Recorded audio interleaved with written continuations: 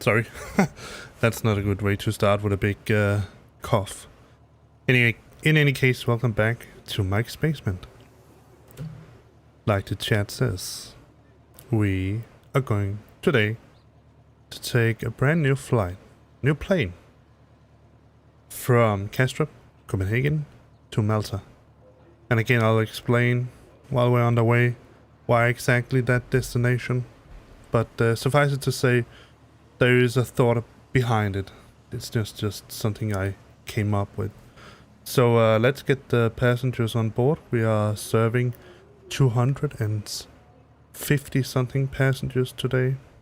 Actually it's 274, but that's because FlightFactor has a very strange way of putting up these numbers I'm going to show you. In my opinion, it's very annoying, but let's talk about that later.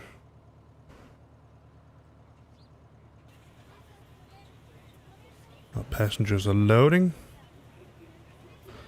Let's go into the flight deck and start up the plane. Let me see if yeah, they are. So as you can see, again, one of the things that I really like about Airbuses compared with Boeings is that I will say I don't know about this with newer Boeings. I'm only talking about older Boeings like the 737 and likewise. But to sort of put it short, I think what Airbus has done here with the way the top panel is laid out, it's very straightforward, it's very logical. You have lights and anti-ice here. Also the APU is down here because you need quick access to it while flying. You have air, you have electricity, you have fuel. When I flew around in the 737, the Seabow mod, which by the way is an excellent plane, I noticed fairly quickly that it was, I mean, to me the buttons were sort of all over the place. You need to engage battery one place, you need to set security stuff in another place. I don't find it to be very straightforward and very logical, and also that's really the biggest gripe I have with the Boeings, is that they are not as automatic as an Airbus is. But that's just the way people that fly Boeing probably enjoy that exact very thing. Let's get started up. I haven't flown it too much, so just like with the Boeing, it might be a little sort of hands-on, but let's do it. The difference between, first of all, the difference between the A3... No, still not. I'm sorry, you blah blah, whatever your name is, and bigfellows.com, you are going to be blocked. I don't want to have that here. Alright, let's see. We have battery, but I cannot remove your chat, unfortunately. So we have two batteries, actually 4 batteries, but 2 sets of batteries. We have battery 1, emergency 1, emergency 2, and battery 2. They are turned on from left to right, and they're turned off from right to left. So let's start by turning these on. Now you might notice here that there are some issues with the way the sound is in the FlightFactor model. I hope that they will change that, but listen to this.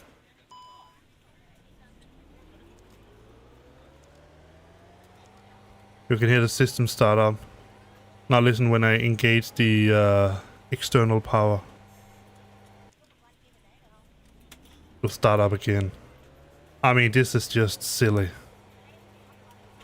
Let's go over some of the buttons now that we're here. First, before we engage the APU, let's do a test. We have it there, we have it down here, and we get an ECAM message. Perfect. Let's turn the loudspeaker down to thereabout.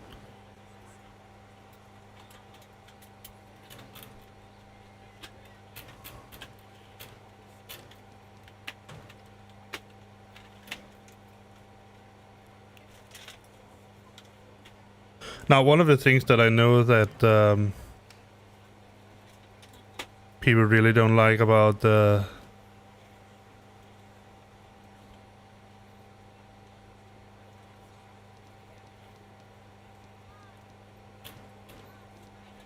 this particular model of Airbus, not the model in itself actually, but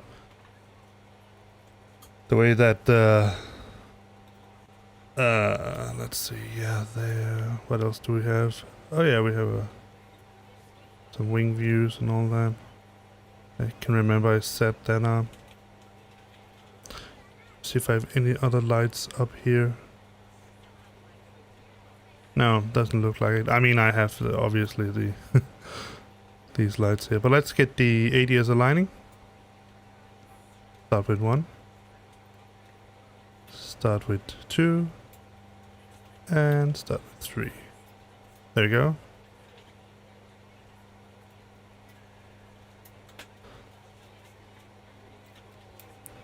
So let me show you. No, 6. Yeah. So one of the things is that FlightFactor, they have done several things with this model here, and it's very how do I put it?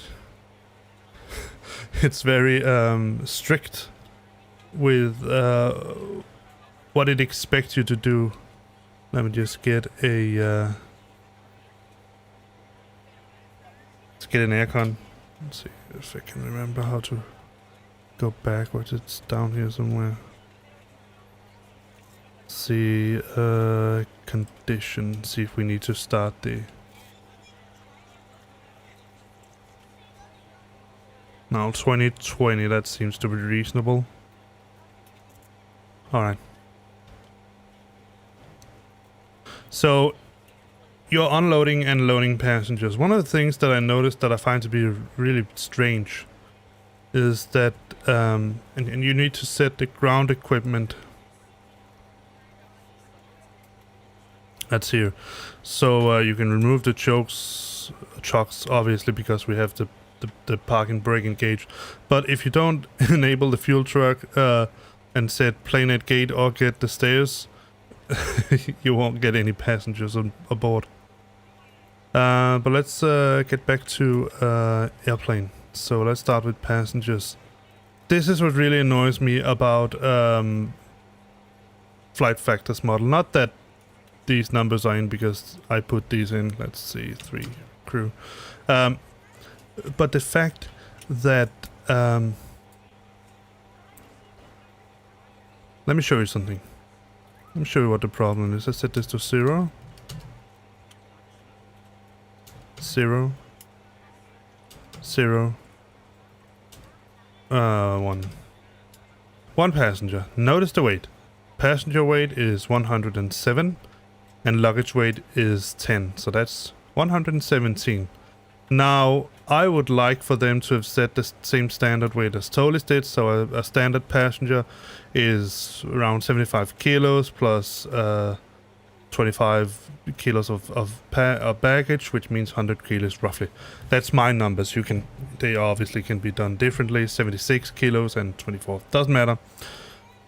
But I would like for them to have given us a standard number all the way around. But let me show you. Let's say this is economy. Let's go for business class. Business class, you have a passenger weight of 72 kilograms. Why? Why are business class people always more fit, or what is going on?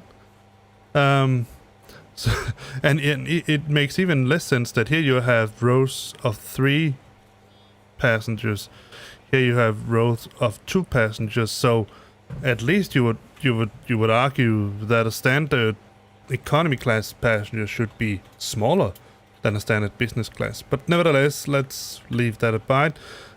That annoys me because now we are at, that should be 100 kilo, right? That's 80, no, that's 90 kilo.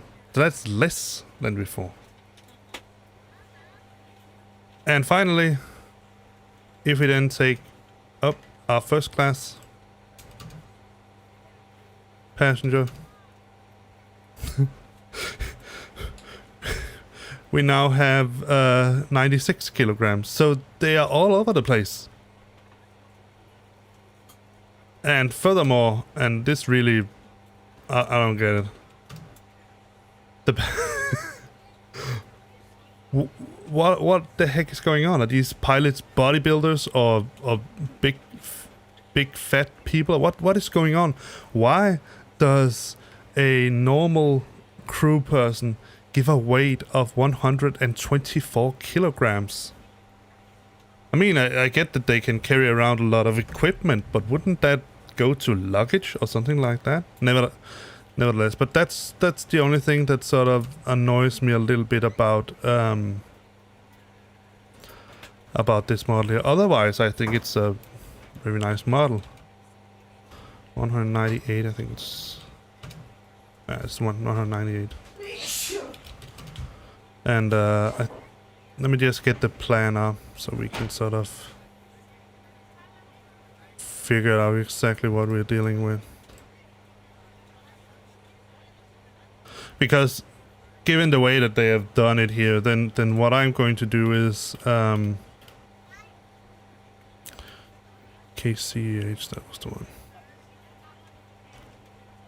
Instead, I'm going to assume, just put in passengers according to the numbers that I have given. That was 274, I think it was our number. And then I'm going to shift the weights around depending on using cargo and all that. I believe I put 5,000 kilograms of cargo inside, so in the plan. This is our route. One thing I will say, though... Oh, wait a second. Is this for the Boeing? Yeah, it's for the Boeing.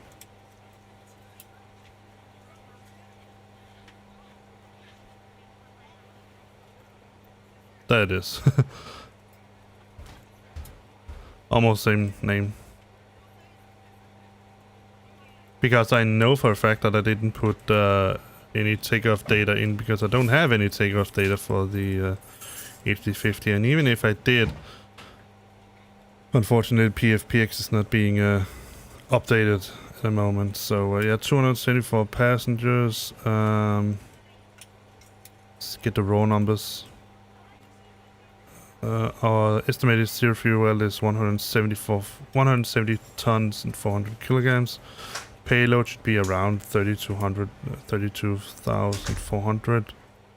And our cargo is 6,000. So let's see if we can mingle this around. So you land at a total payload weight should be around 32,400. Then we're going to check the zero fuel weight. So we're almost already there. Let's see if we put in 10 business class. Let's put in, I think it's 36 business class people. And it's 20. Then we land at 170,300. And we have 4 crew person, but we have a horrible zero fuel weight gravity. So this is where the annoying part of this, the planning for this. Let's we should set them to 0. It becomes even worse. Let's say 36.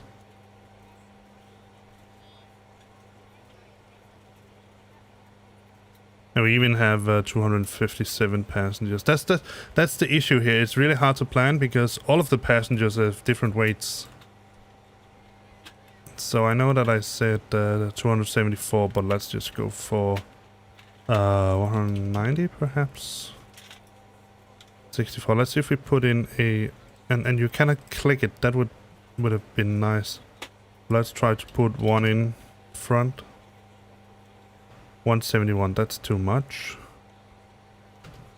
It really doesn't do much. Let's see if we put 5 in here.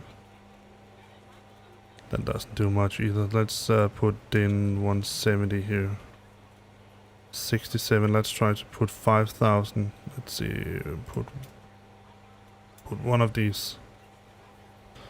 how much do they weigh? 2,400. Let's put in 2. That's too much. 1. Let's put one of these.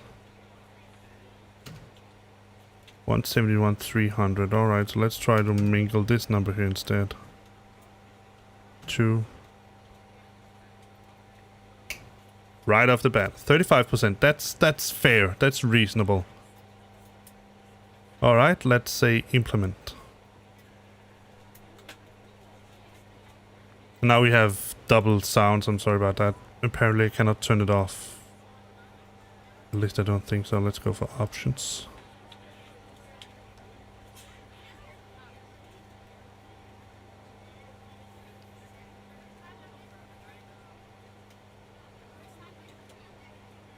No, apparently you can't. So that I've thought there was some way you could turn it off, but you can't. Alright, let's go back to airplane. See, this is the weird thing, right? It's now it says 206 seconds. That's really a fast loading time. That's a couple of minutes. Are they sort of shooting the passengers inside with sort of an air cannon or something like that? Poof, poof, poof, into the seats. Perhaps more like poof, poof, poof, poof, poof, poof, poof, in order to get them all inside. Poor passengers. Alright, let's get the fuel on board.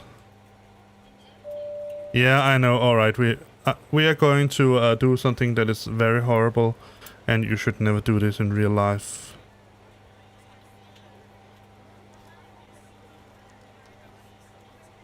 Oh, I haven't turned him on. Let me just...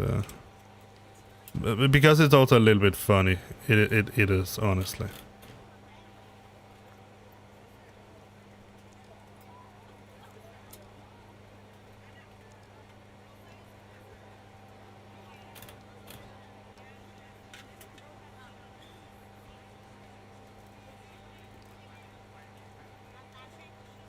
There should be some way you can turn these on.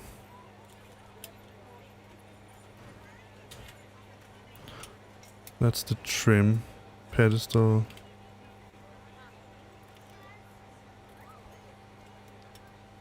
Where is it?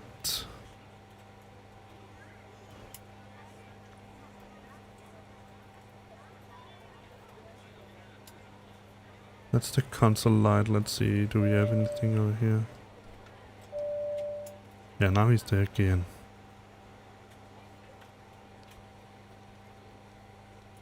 No, we cannot fiddle with this.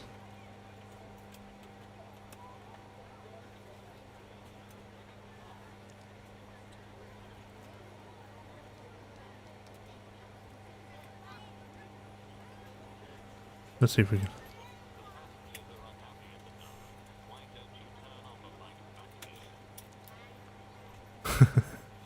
Our passengers are unhappy, blah blah blah blah blah.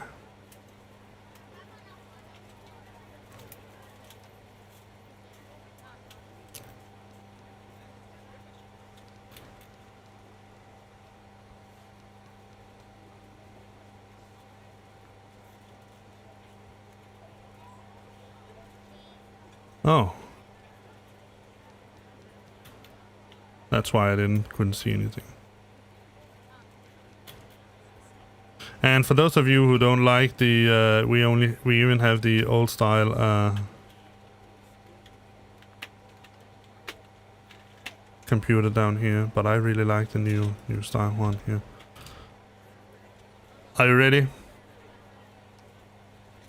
Let's commit something very horrible. Let me just see. Let me just turn a little bit up for him. Yeah, he's there again now.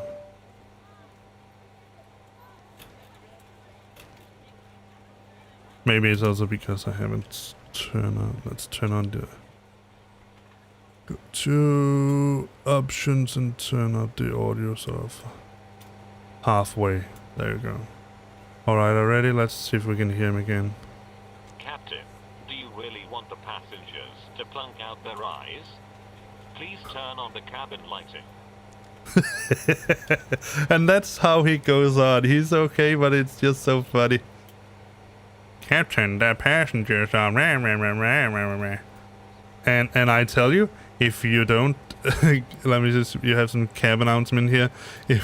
If you don't give him this, where is his safety demonstration, he's going to punk you about it for the rest of the flight. But let me see, where was it that I wanted to go? Yeah, I think it's airplane, cabin. Just turn the lights up. This is one other thing that I would have liked for FlightFactor to do, just like we have in Cibomods.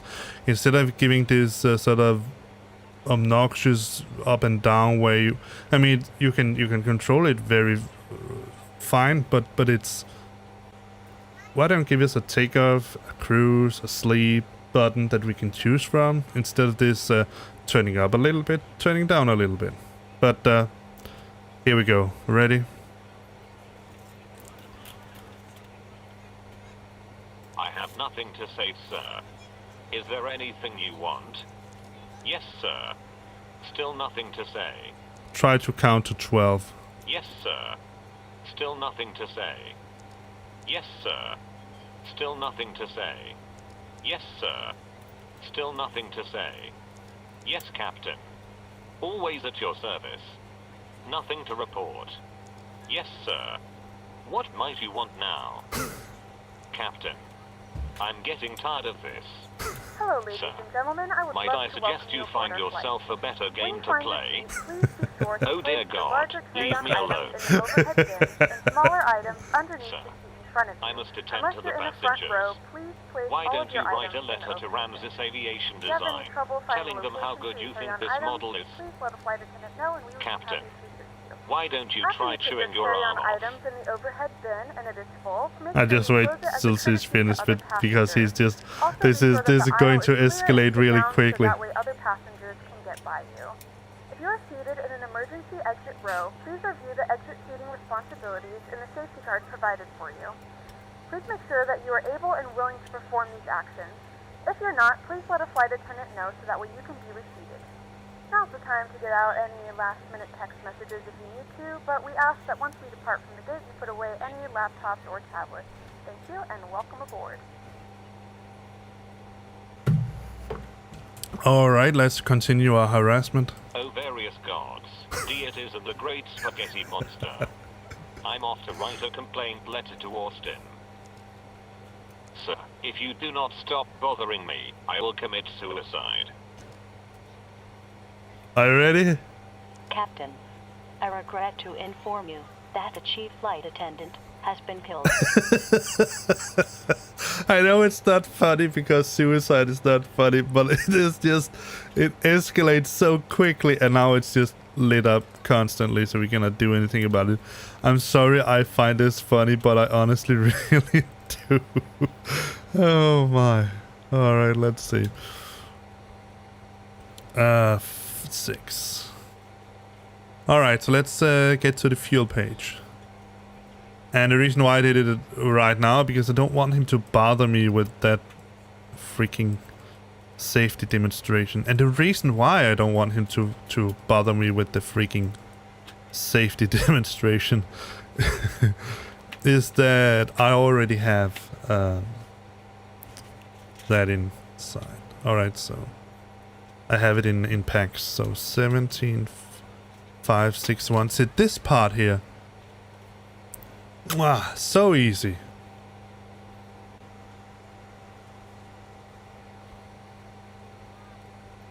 What I would like for FlightFactor to do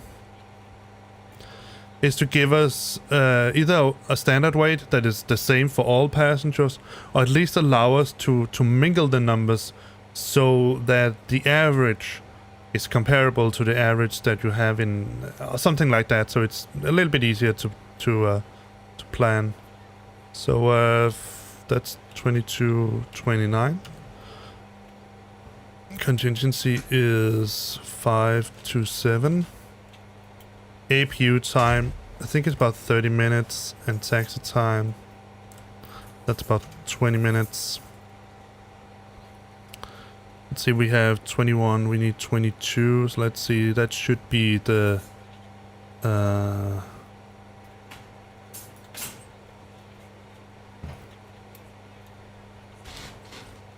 22:29 gives us 22. Let's try to say 10 minutes APU. Try to say 10 minutes taxi. 23,098. Still too much. Oh, I also put this in 2 times.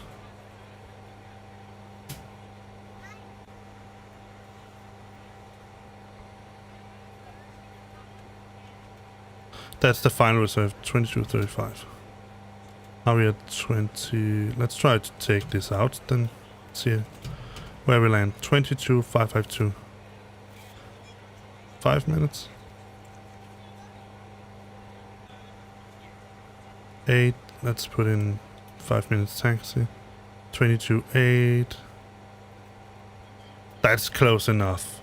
Let's put in 6 minutes then.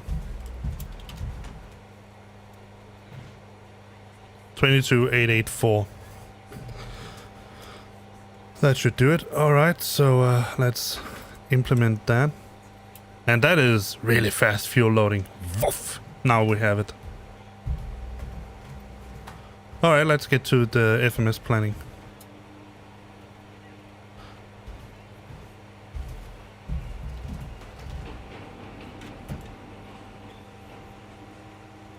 Now, in order to make it a little bit easier for myself, I'm just going to do it like this.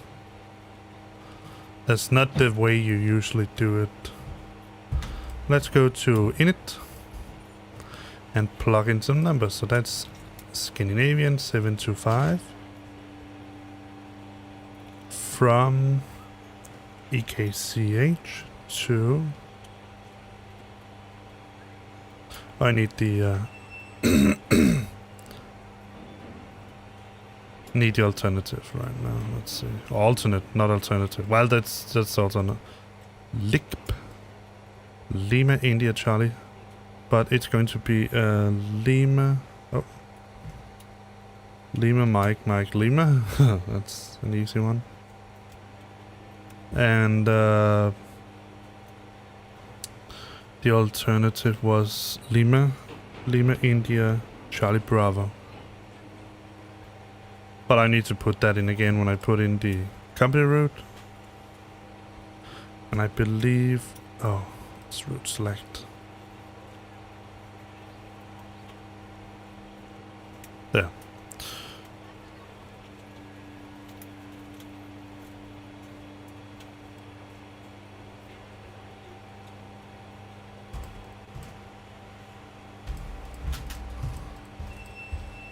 Oh my, we have 2. One of them is a PDF and one of them, let's try the top one. Apply.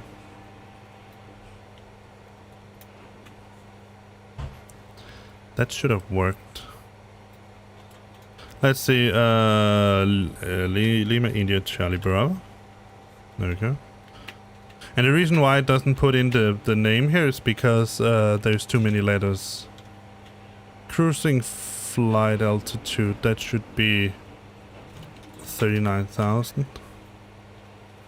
Cost index. Now, there's no cost index built into the model that I have, or the performance data that I have for this airplane. So we're just going to select something, and I'm going to select 150. It's pretty hefty, but I know. Let's see, insert history wins. Probably already did that.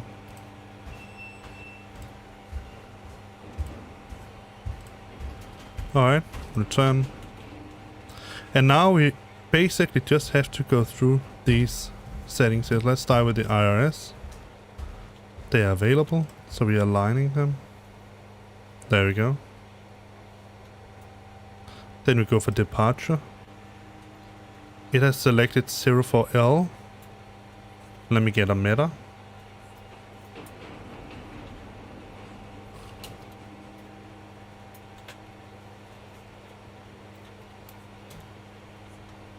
$190.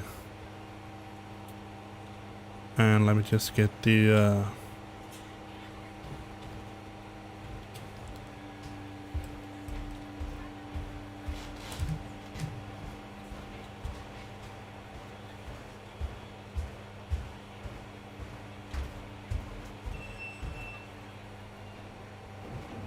I would argue that 22 right is closer.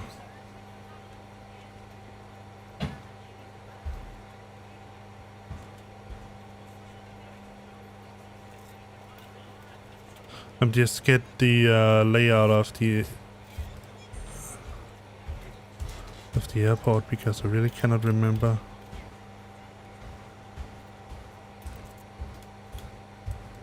That's 22 right.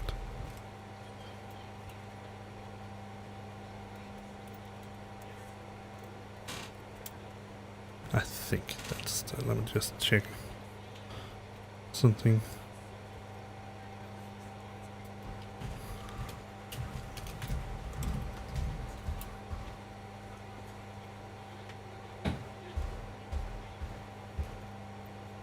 So we had 190.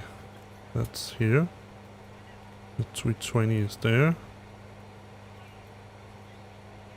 And 40 is...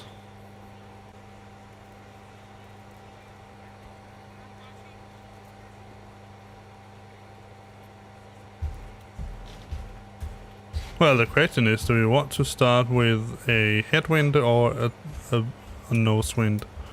We want to take off into the wind, so I would say that runway 22 is the right way to go. Sit. We need to look at a plan for that. It's going to be Baylox or Baylor 1E. This case is going to be Baylor 4C.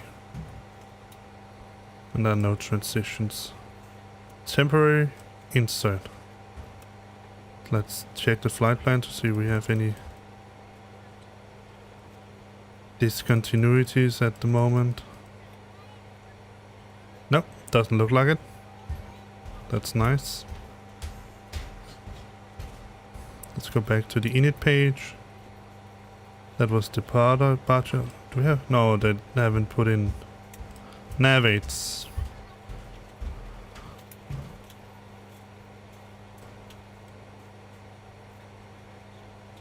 It should do this by itself, so return. Why can't it do that? Oh well. In it then. Fuel and load. So for that we need to sort of... Let me see, where... 4, 6, 5 here. So to go to the passengers, 17.4 and 36.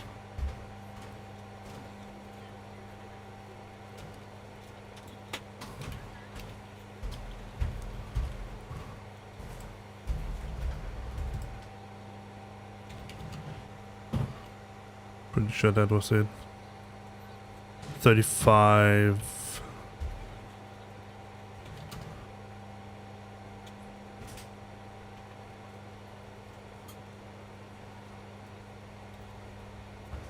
Now block fuel is 22,884.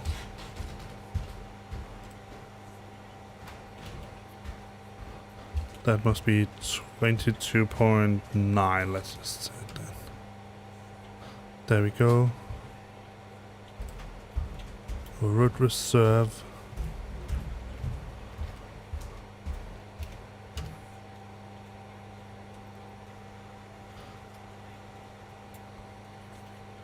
That was down here.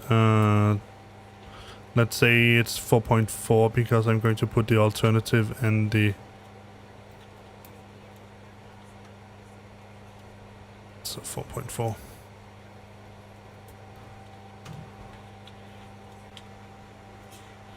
Now we don't get these numbers up here. They should do that, but they don't. And I don't think we play around with this number here. 274, all of that. Yes. And it doesn't even tell us the estimated fuel aboard. I don't know. Then there's only takeoff performance left. And we can do this here. So we're going for flaps 1 plus F. runway slope, we could calculate that, so let's do it. Let's get the chart up.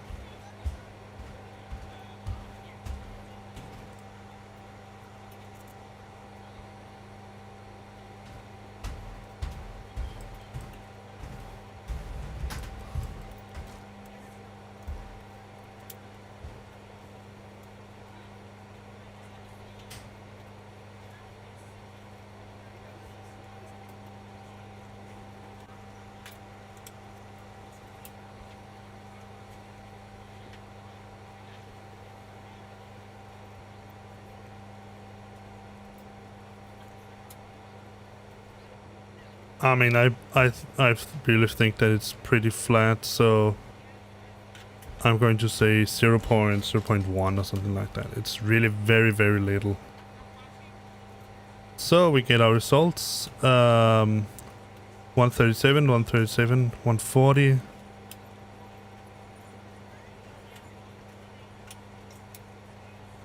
And flex temp is 46.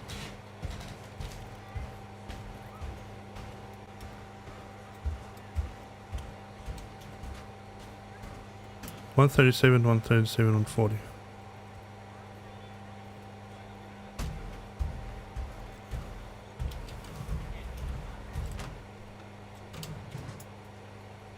Flaps is 1. TH for 39. Takeoff shift, nothing.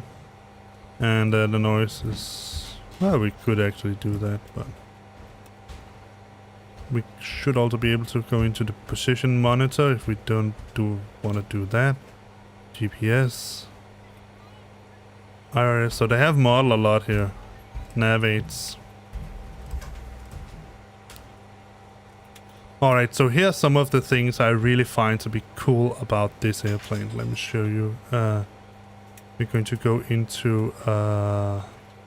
that's our flight plan. Let's keep it there. So we have... The data? No, it's actually up here. Up here we have something called surveillance. So in controls, we're going to set all of this to auto.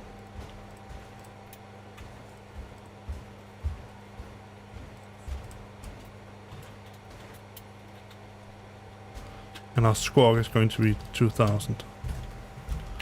Now here we have some status switches. Now notice this. I'm going to turn on sys1, transponder 1. Let me go down here to the center console and show you here.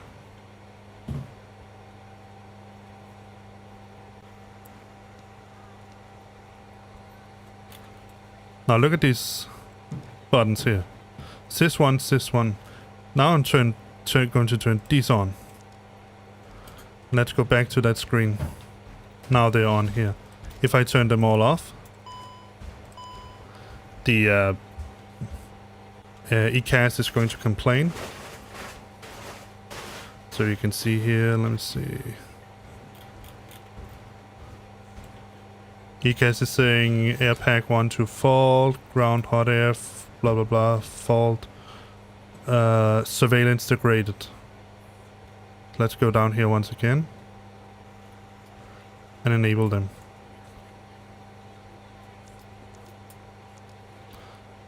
I'm going to select above. Alright. That's one of the really cool things I like about this. You can control everything from here. So there's a FCU backup, auto flight.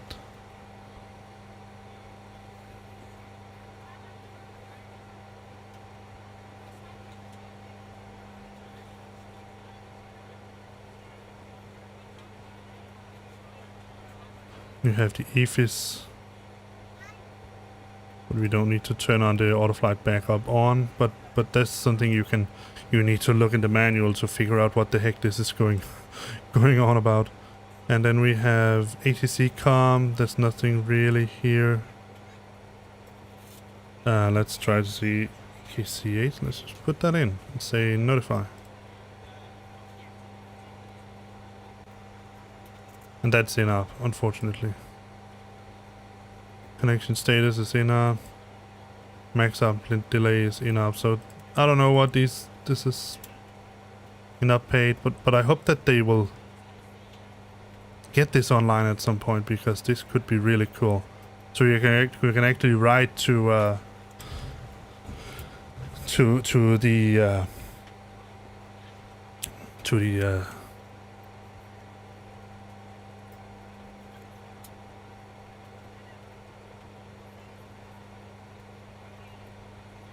the ATC instead of calling it.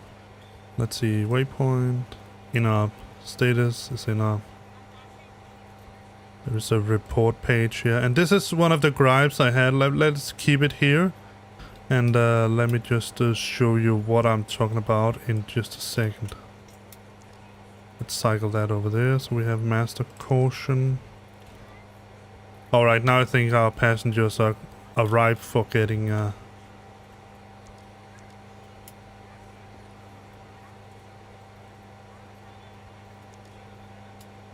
some nice cool air. And we have fuel, so we can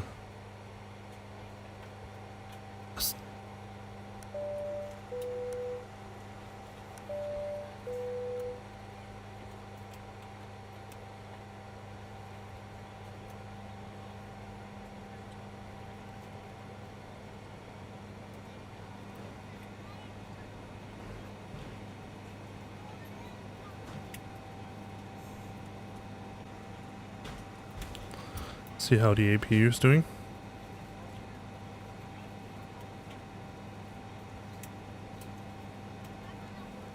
We had the 1021. That's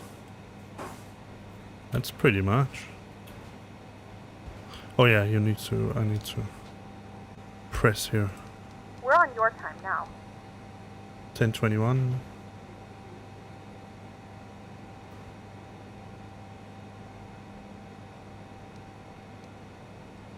Let's check out Good afternoon, ladies and plan. gentlemen, and welcome aboard Flight 725. Our flight time will be roughly 2 hours and 44 minutes.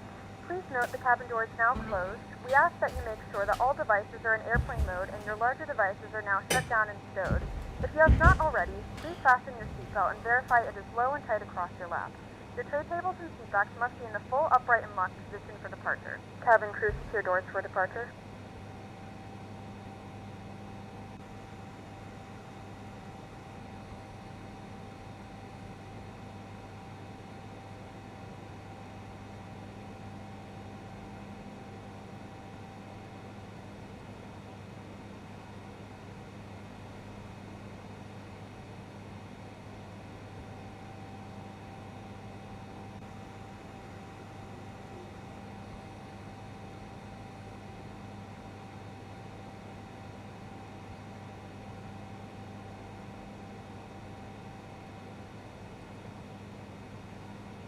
Alright, there doesn't seem to be any weird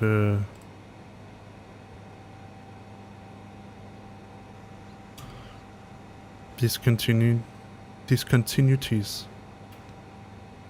Let's put constraints on, and airports for now. We're going to turn the landing thingy off also. That should also do it over here. No, it doesn't, but let's do that. Everything else seems to be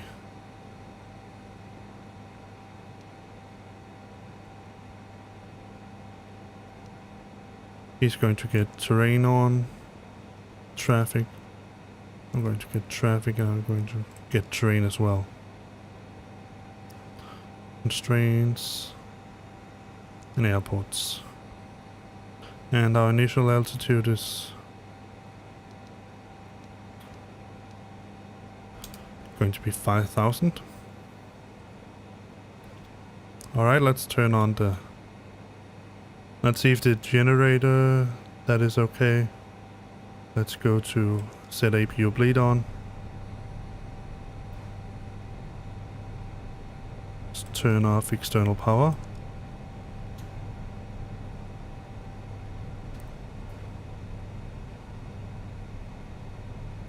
Move all the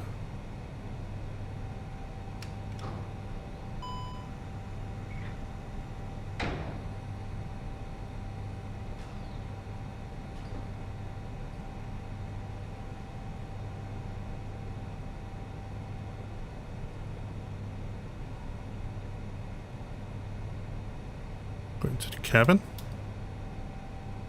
Alright. Let's see. Where are we now? We need to... what's that master caution?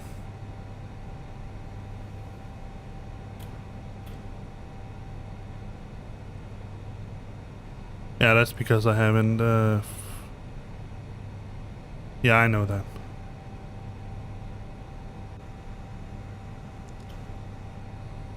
Don't worry about it, man. Let's see. Better push back. Start push back. Ground to cockpit. Please show me where you want to go. Usually you would be facing north, but I just want to face like this. Ground to cockpit. Tow is driving up. Alright, let's take a look here at the top, see if there's anything we need to deal with. Yeah, we need to turn on all the pumps on.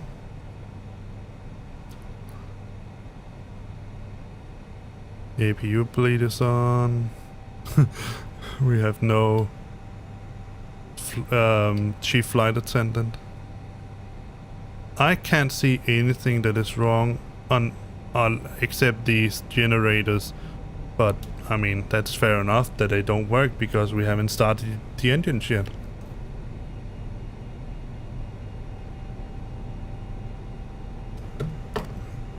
Alright, let me just, is it 6? No, 5, 3, yeah. Okay, all doors and hatches are closed, ready to connect. What? Why did my...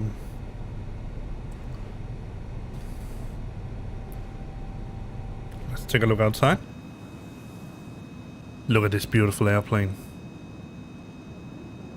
I mean, this is a big airplane.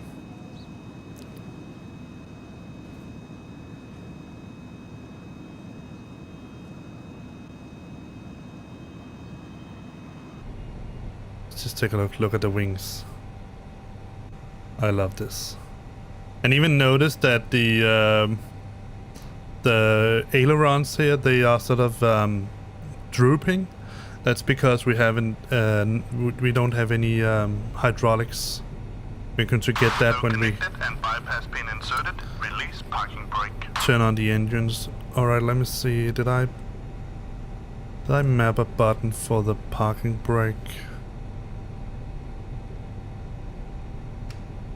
No. And this is the engine reverse. Alright, let me just do that quickly if I can find it.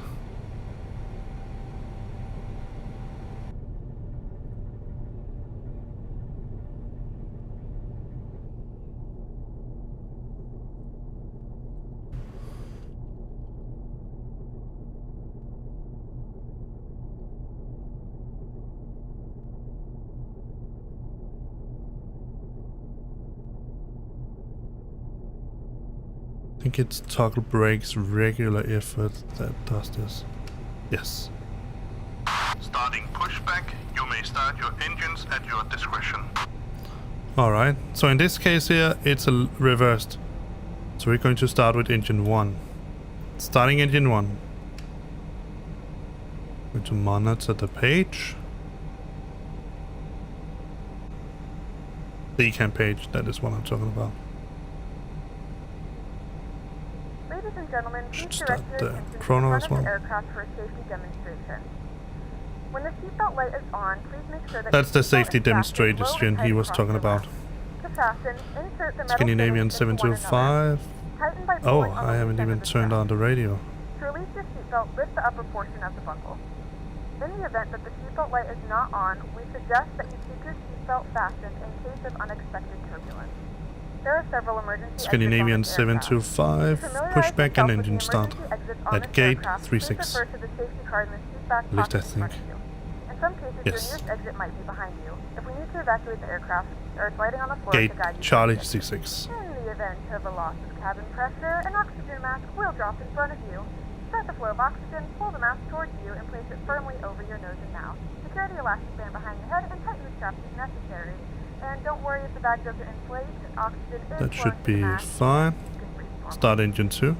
If you're traveling with children, now's the time to pick your favorite one. But secure your mask and then assist others. Keep your mask on until a member of the crew advises you it's safe to remove it. In the unlikely event of a water landing, a life vest is located in a pouch under your seat or between the armrests. When instructed to do so, open the plastic pouch and remove the vest. Flip it over your head. Wrap the straps around your waist and buckle at the front. Pull the strap to tighten. To inflate the vest, pull firmly on the red cord only when exiting the aircraft. If your life vest does not inflate automatically, blow into the mouthpieces for manual inflation. Each vest is equipped with a whistle and light. If necessary, your seat cushion can be used as a secondary flotation device. Pull the cushion from the seat, put your arms into the Oh, I strap, think I and was a plug little the bit too cushion. quick. Please securely stow all personal items. Make sure your seatbelts are fastened and seat backs and tray tables are all in their full upright position.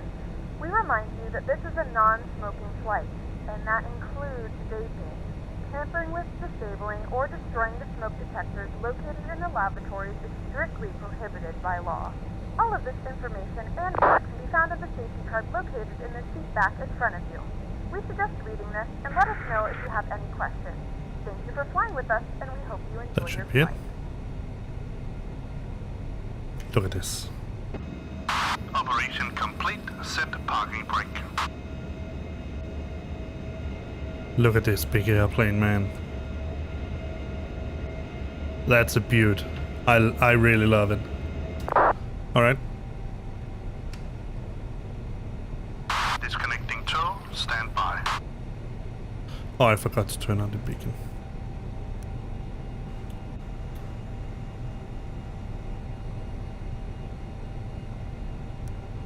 Turn nav on as well.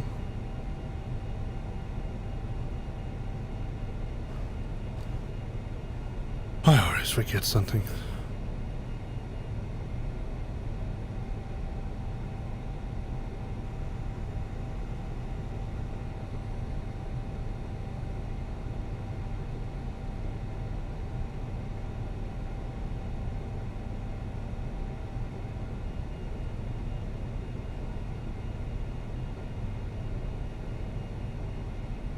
See, I think he might be going out here. Tow is disconnected and bypass pin has been removed. Hand signals on the left. Have a safe journey. Bye bye. Let's lean over a little bit so we can see him.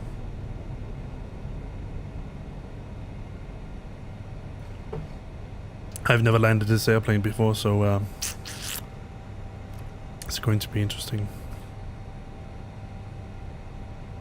Oh, sorry, I'm looking to the... There he is. Yeah, hand signals. He's showing us the pin. So, let's get some lights on.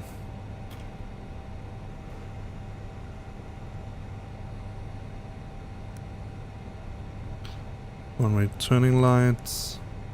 Strobe is on auto. Beacon. Logos on auto.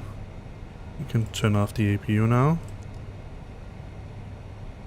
Everything else seems to be fine. Let me see. Yes. All right. Let's just go back to the wing view and listen to how they sound.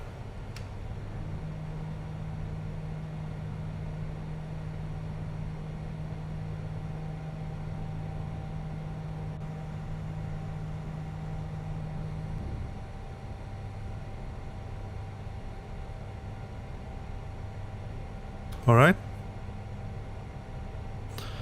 Let me get the taxi.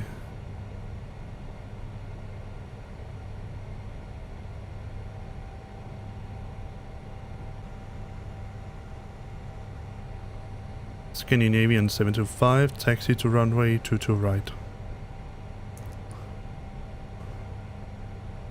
Don't think there's anything else we need to do. The seatbelt is on.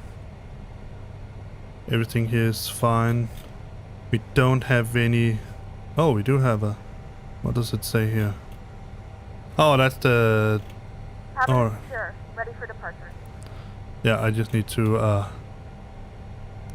secure my door. Take-on case, signs, ready, spoilers. Let's do that. Should be down here somewhere. We ready? We need to up. Turn the rejected takeoff on and arm the spoilers. They should be armed now. Yes, they are. Alright.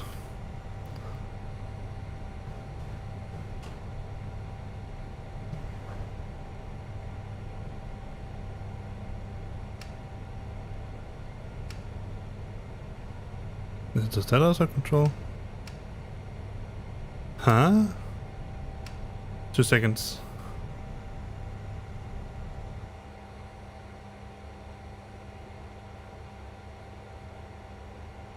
Oh, that's because I have I set them to do nothing.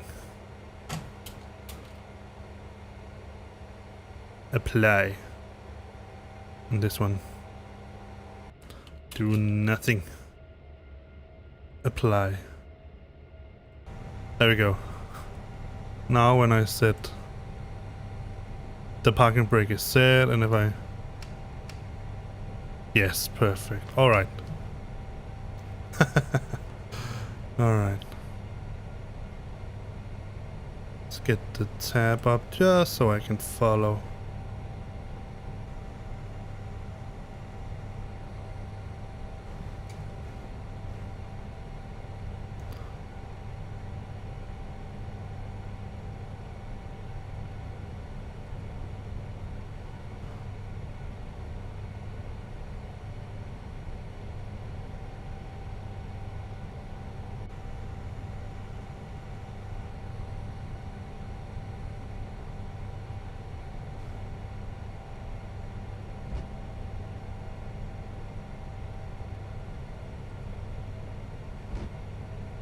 Let's go by Foxtrot. Scandinavian 725, taxi via taxiway Foxtrot.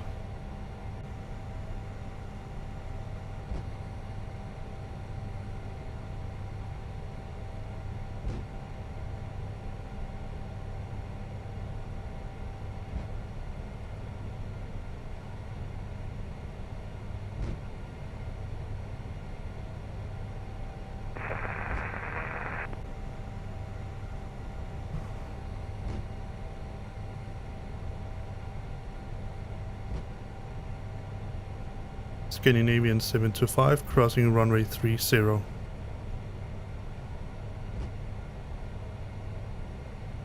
Let's turn on the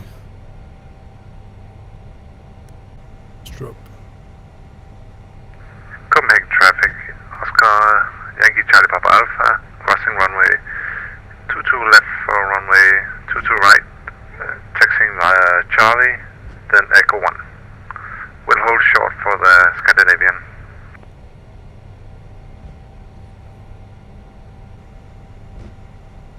Copenhagen traffic, ever flight for Alpha on 11 miles final runway 22 left.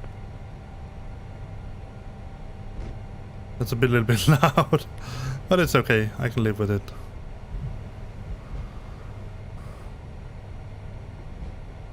Scandinavian 725, taxi via taxiway Alpha, then Alpha 1, holding short runway 22 right.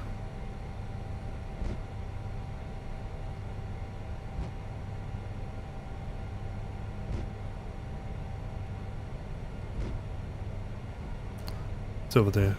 So cool.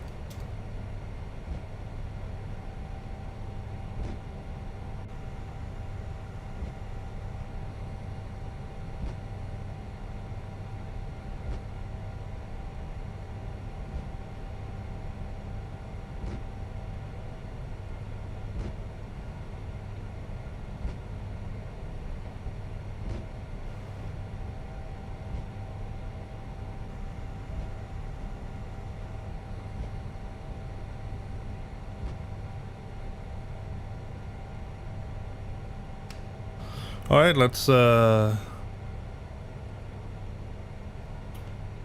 check all our lights. Wing lights, don't need that. Do need landing light, we do need... We have put all of that on.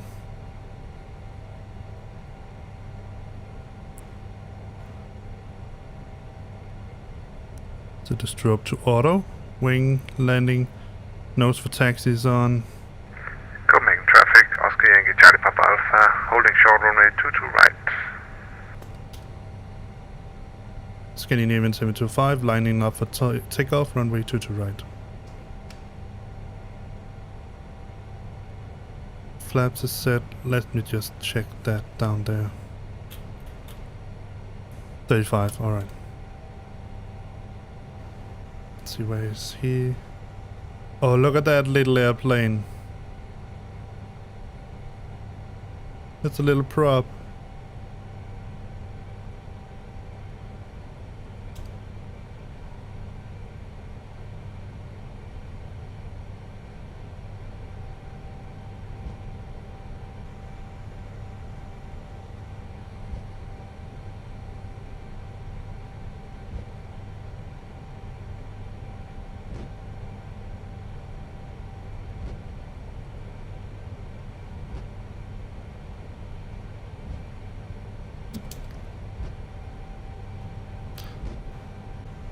Alright, let's increase to 50%. Stabilize. Then all the way up to flex.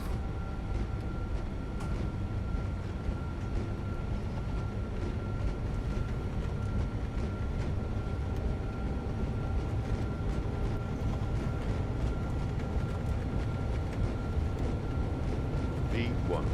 Flight 5 has short final runway 22 left. Positive climb. Gear up.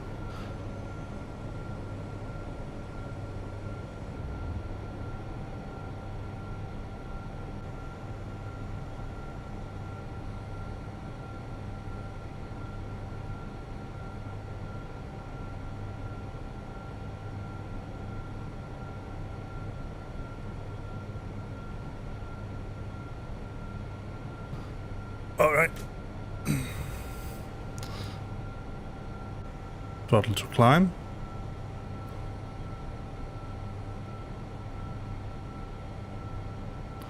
Let's pop out this one here. Get rid of that.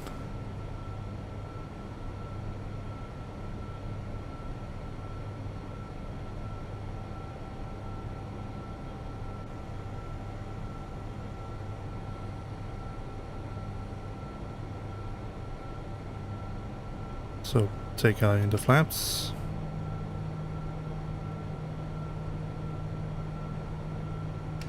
Disarm the spoiler. Let me get the lowest range I can in case there should be traffic issues. I cannot see him, so we hope there's none.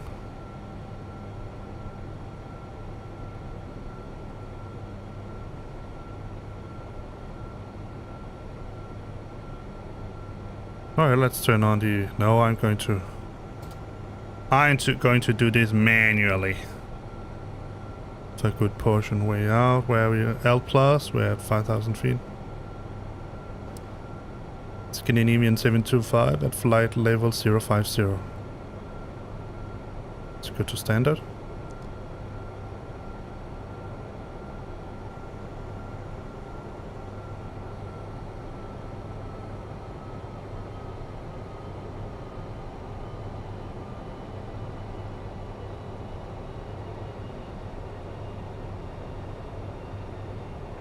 Flight 5 have vacated runway 22 left, taxiing via Bravo, Victor and Tango to the hotel stands.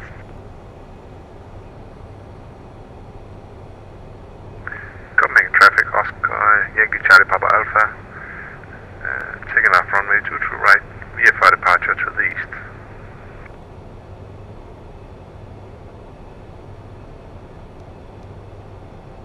Let's turn it down a little bit. Let me get the Bed Spy up and running.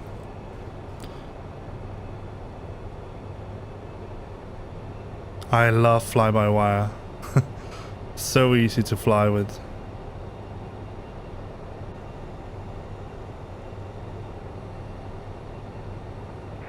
Flight 5 crossing runway 30.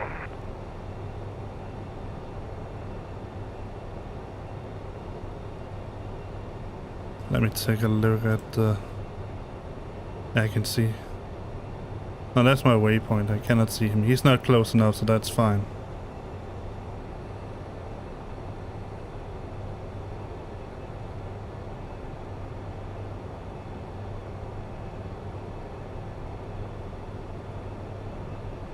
Let's go to autopilot.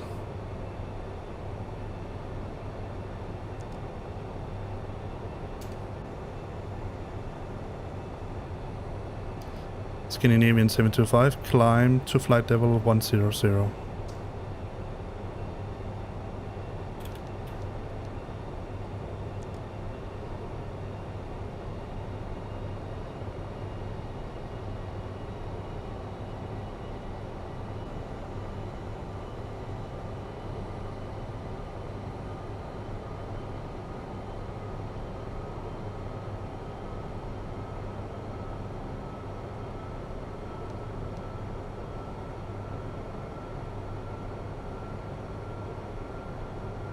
You can even see a little part of Denmark. That's so pretty cool.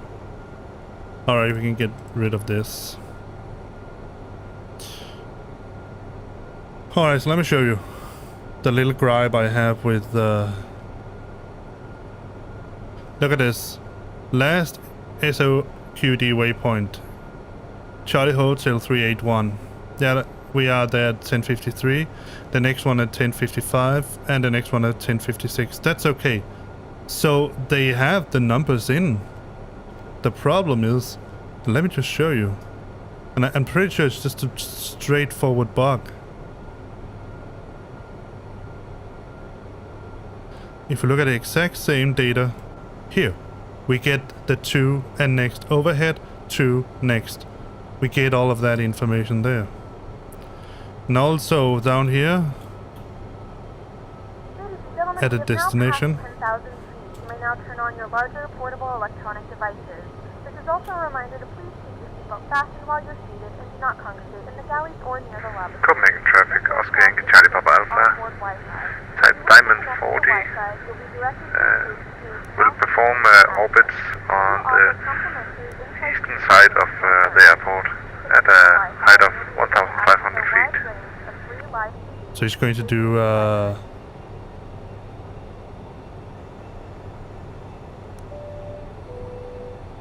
probably standard flights. All right. Yeah, it didn't. Let me just show you. The flight crew has turned off the fasten seatbelt sign. You can now get up and move around the cabin. However, we ask that you keep your seatbelt fastened when seated in case of unexpected turbulence. See, we get a lot of nice information here. There's no next crew profile change, add destination, distance, but we don't get a fuel on board. And let me just show you. That's weird because, again, if we look at the old style FMS, 7.3 at LMML.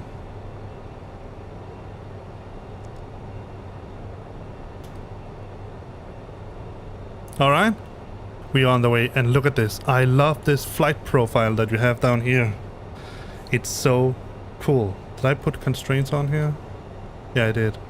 Let's go to weather radar instead.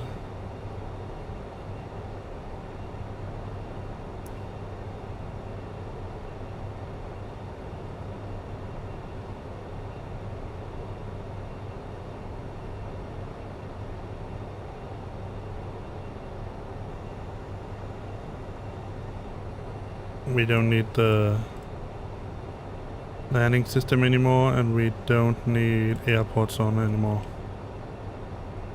Same for where is it? Is it 2? No. 7, 8, 9, 5. There was the co-pilot seat.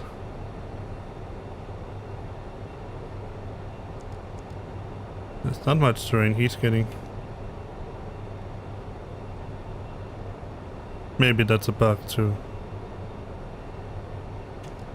Turn it off for his. Alright, let's take a look from the outside. Up. I wanted a flyby.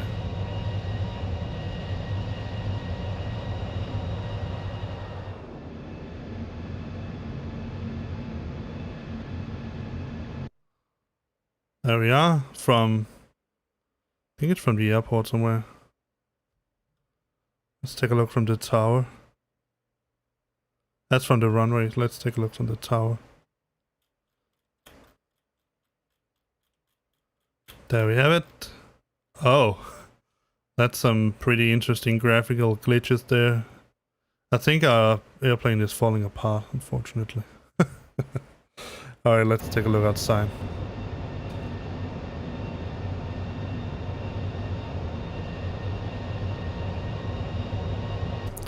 Alright, let's dim the light in the cabin a little bit. That's going to be 4. Turn around there. Let's take a look inside. 7. No, it's 9. There. Yeah, that's pretty okay.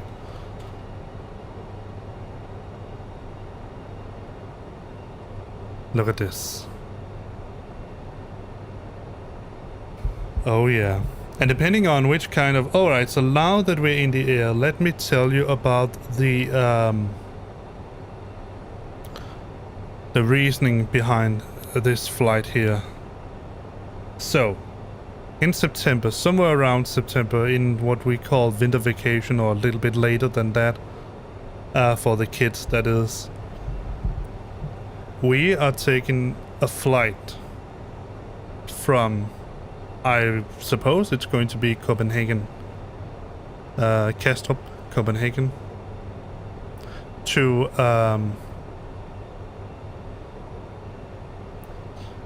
Malta.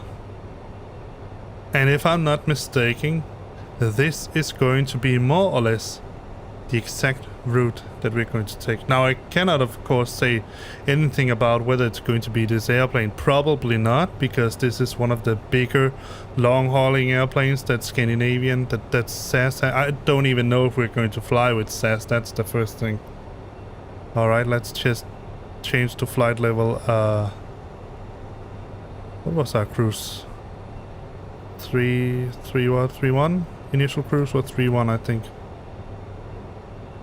Scandinavian 725, climbing to flight level 310.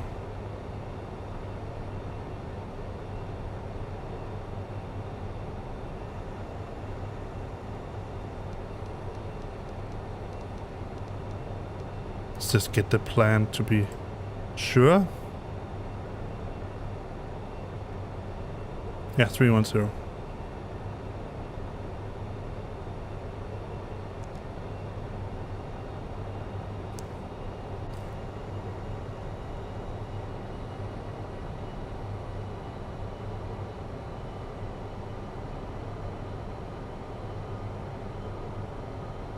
Should be able to set some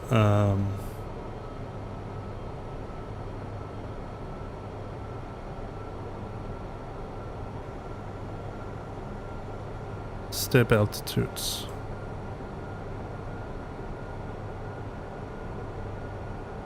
Yeah, we do. Let's see if I have any sort of written out specifically in the...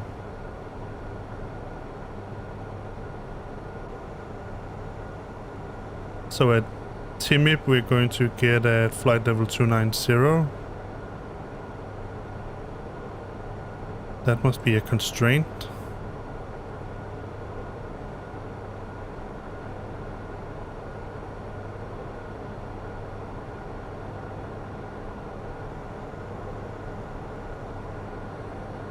Altitude constraint. And up below 29. There we go. And then at in-dock.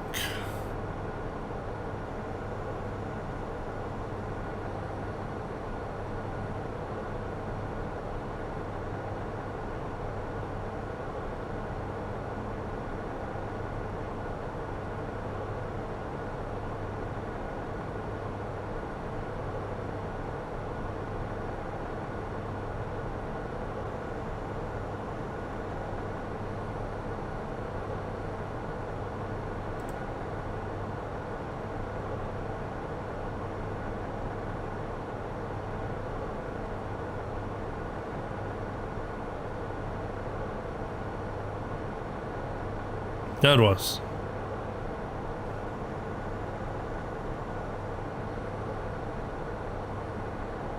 Let me see if I can find an actual.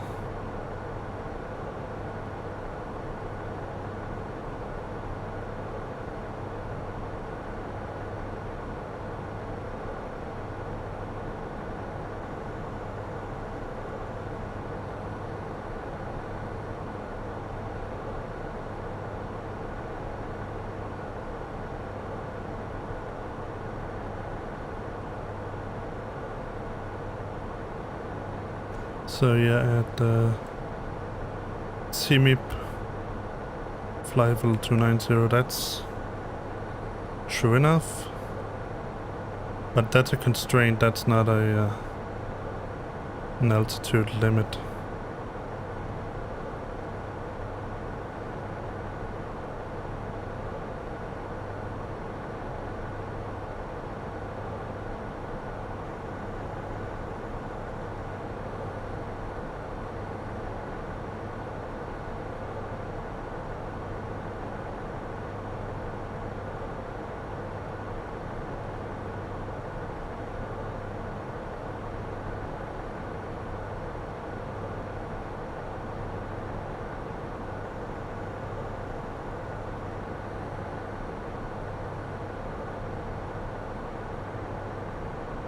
The weather.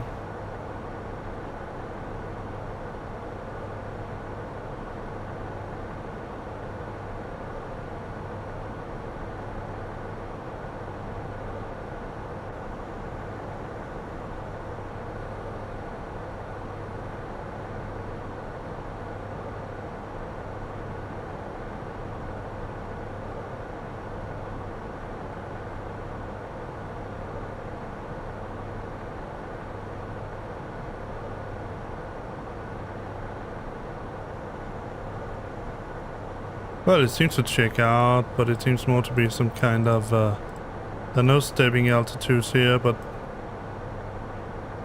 there are some constraints.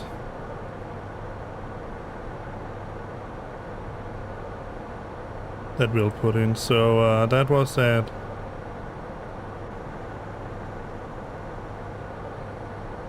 in-dock level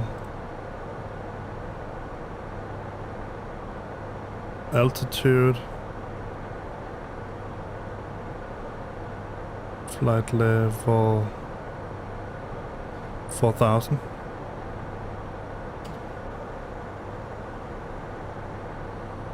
Let's just set it at.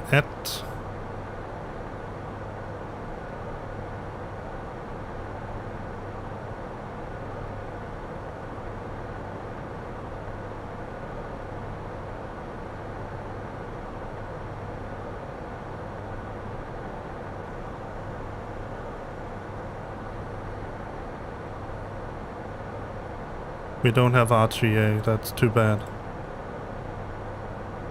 But we do have stepping altitudes if we want to do that.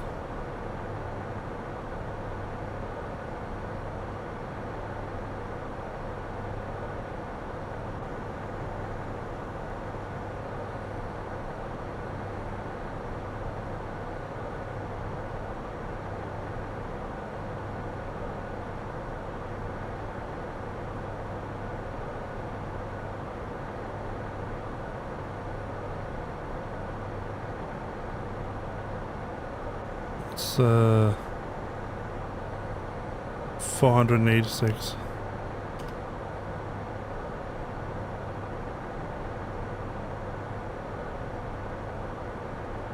Alright, let's find Suvut. There. Constraints.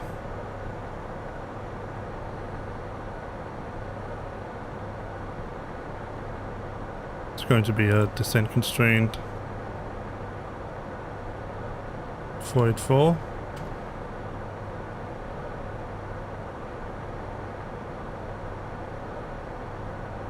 Altitude at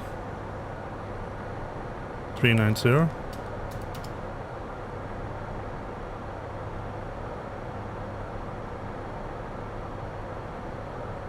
The next is backhaul.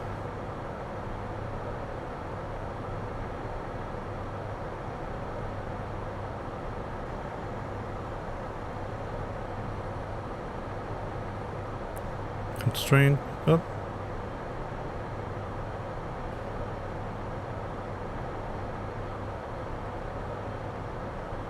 Uh, 290. And any speed limit.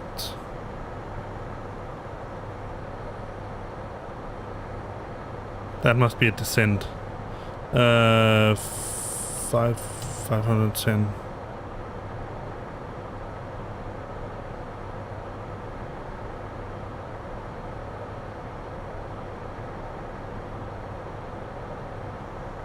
Alright, that should be in.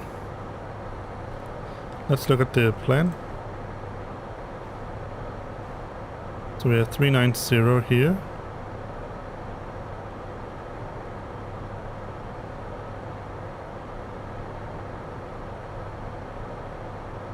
Then we go, yeah, alright.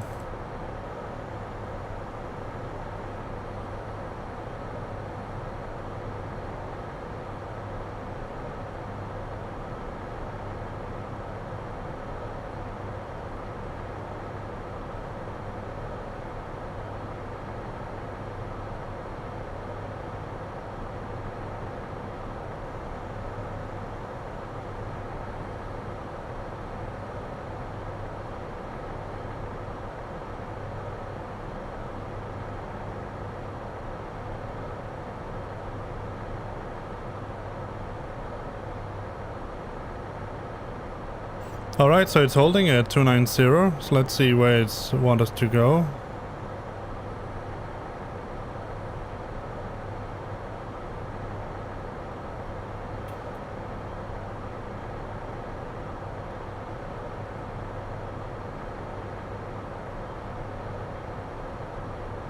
We're at Timip.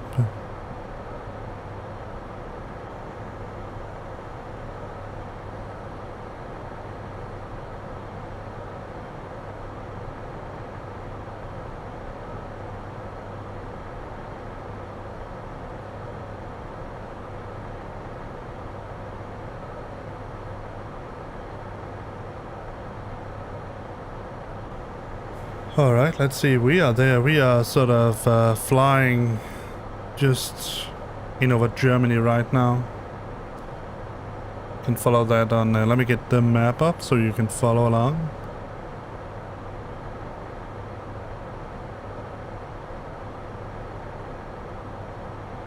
Let's use the X-plane textures. So here, that's where we are right now.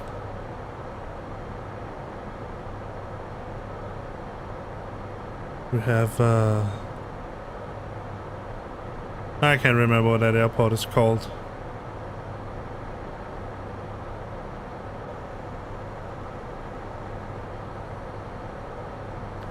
That has ILS.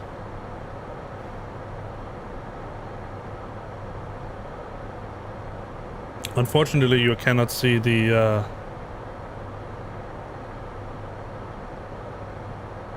yeah, I did turn rejected takeoff off.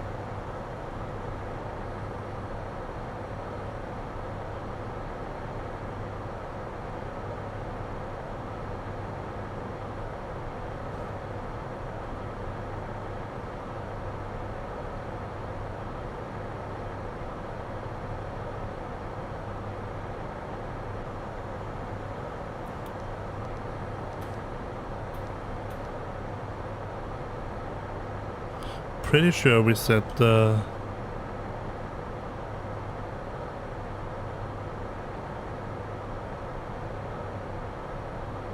yeah 390 cruise flight level.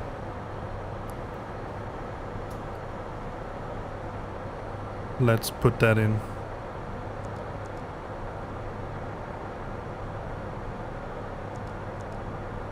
All right.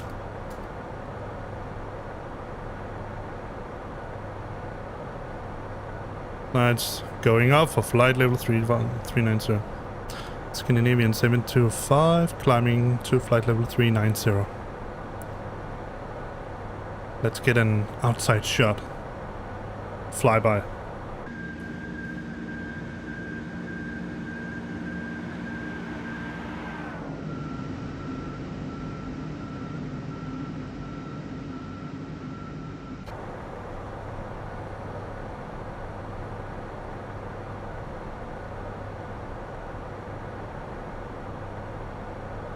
Well, the sounds are not exactly the best. Alright, let's get a current meta for... Oh, that was not it. Let's see how passengers are doing. Nicely satisfied.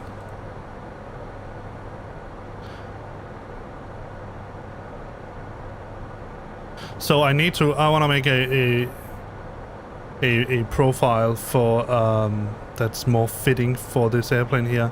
And one of the really cool things about this is that I can use the exact profile that we have in game right here. So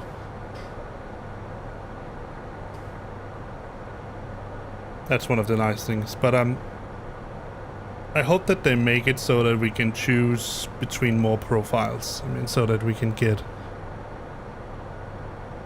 maximum number of passengers on board.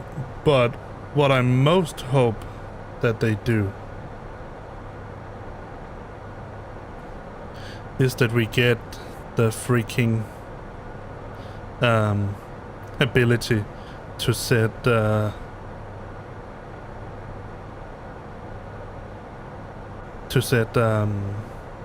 passenger weight. That's what I really want.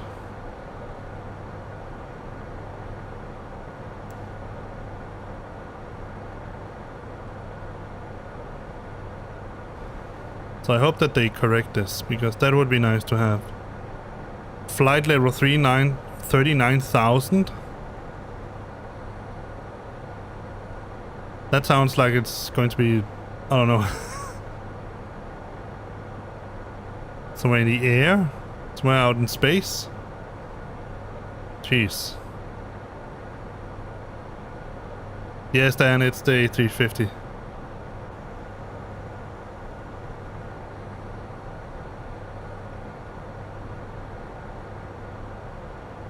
The FlightFactor one. It's a decent airplane. It's okay. I have some gripes with it. There are some bugs that I don't like. I don't know if you saw it, but let me show you here. Let me get back into the games. Check a look at this. So our last waypoint that we flew over was Timid. That's okay. Next waypoint is, but we're going to be there at 11:18 UTC at flight level in space, I think. And our next waypoint is also, well, and we are getting there at 11:18 as well, at flight level out in space. And also our estimated fuel aboard when at destination, we're going to be it says that we are estimated to be there at 13:35. I can believe that. Our destination, our distance is a little over 1,000. I hope so, because I set it to 39. Flight level 390, as you can see. Yeah, I know what they're meaning. But take a look here. The last waypoint was Timid, and that was at flight level 290. That's accurate. The next waypoint is going to be at flight level 39,000. That's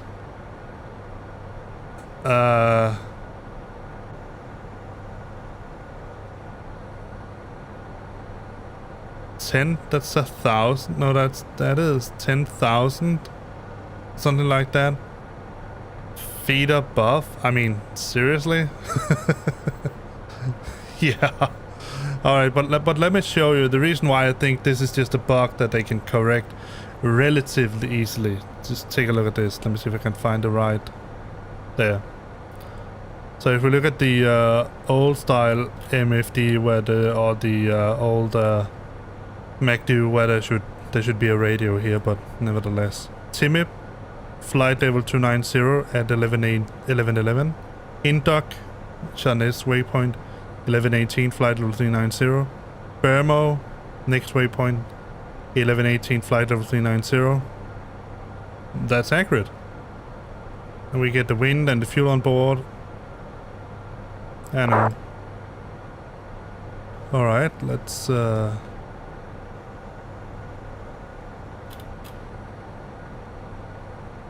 where is it? It's up here somewhere. There, below. Yeah, and full scan of all system pages, yeah. And again, the destination, 1336, 1071, that's estimated fuel on board.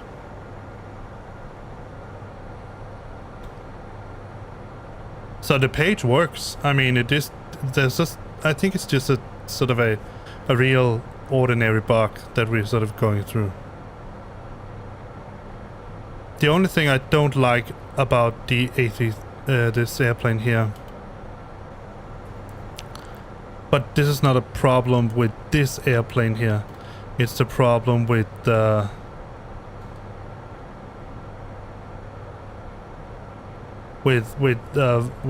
flying it in a simulator.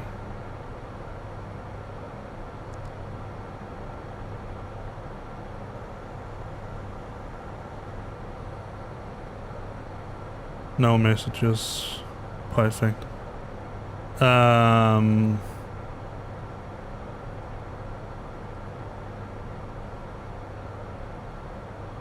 Is that in order to scan all the pages, you need to press the all button, which is fine, it's down here.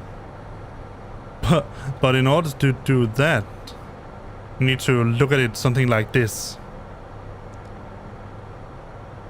This should be engines.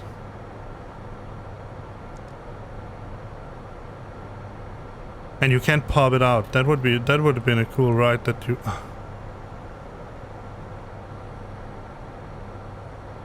I think my mouse doesn't like me, so cabin looks fine, engines looks fine, and also the taxi cam. That would be then pretty cool if we could have that.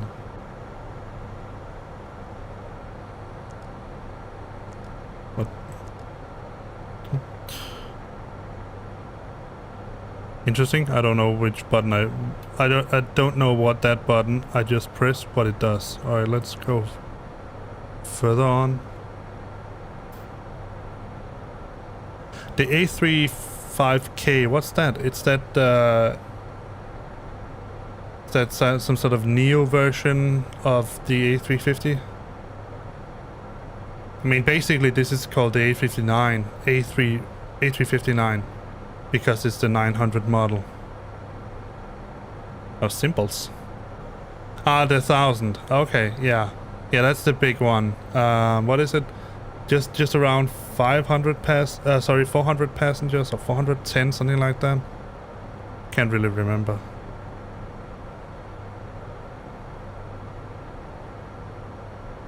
So, brakes, wheels, all looks in the green.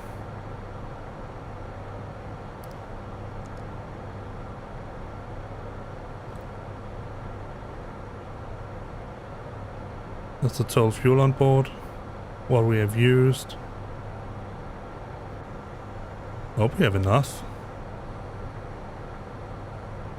What it planned, and gave me the right airplane. Let's see, all engine fuel. Yeah, it should be, because it gave me a about 7,000. The next one. Ah, that's the camera. Yeah, that's pretty funny. Little gimmick. It's okay. It's a fine little gimmick.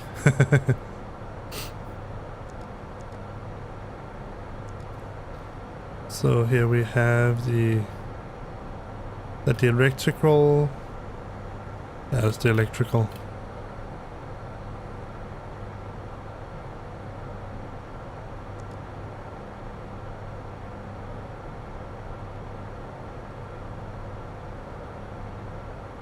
turn the lights down in the cabin a little bit more.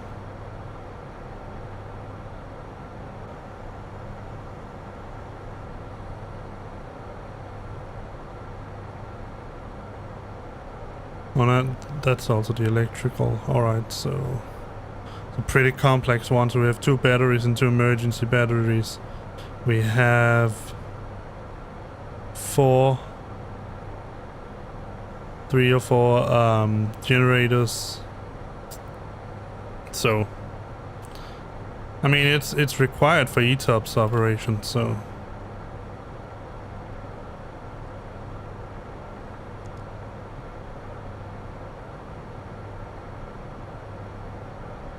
see.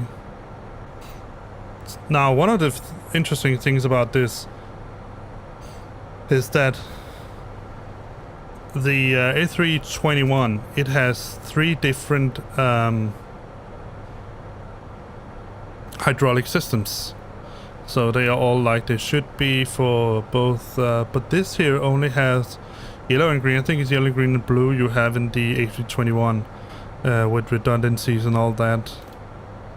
But here you only have 2, obviously again with redundancies, but still a little bit interesting. Alright, let's go to the next page. So that is the flight control system. So you can see which has what. This has yellow and green. This is green and oh, there's 3 actually. There's an electrical and yellow and green. I get it. So they all have 2 times redundancies, which they're supposed to have. Alright.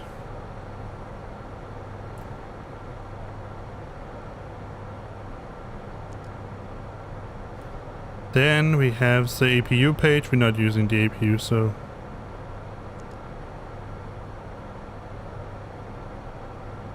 the bleed page. In a few moments, our lovely flight attendants will be starting our in-flight service.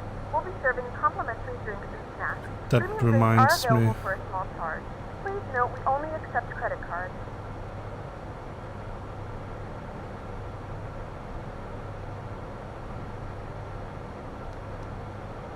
No, it doesn't have that opportunity.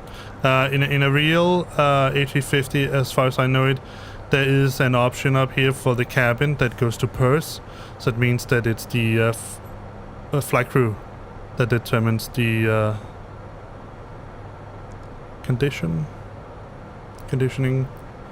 That's also quite a bit more advanced. So cargo is 10, 24, 24 and 24. That's reasonable.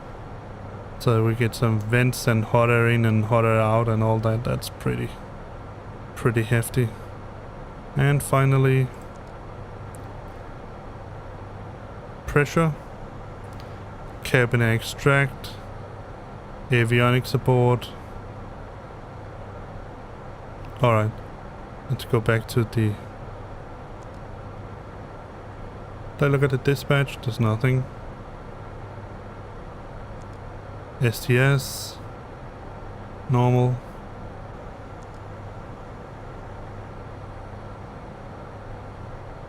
Different, nothing, deferred. And a cruise page.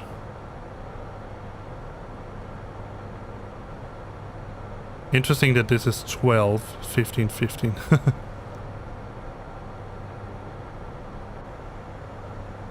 Alright.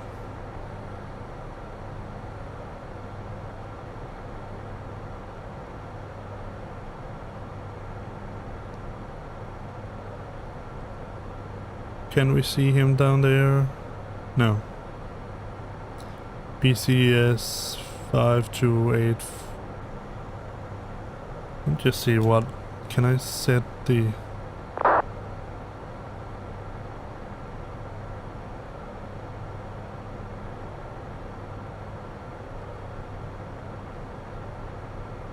Yeah, it is set to below.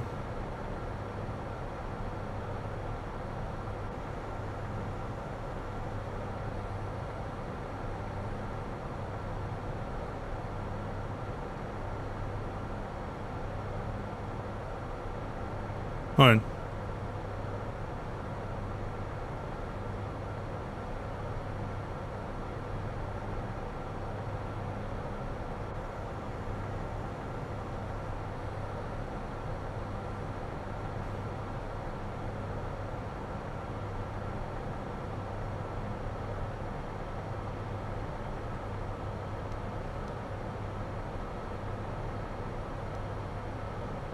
No, I cannot see him.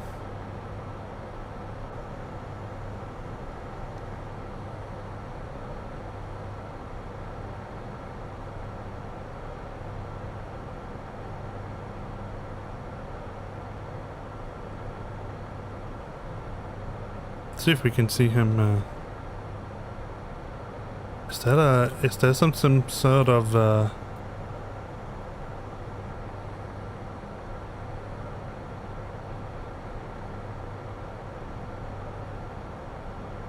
he is really far down. Oh, this is going to be becoming pretty hard to follow.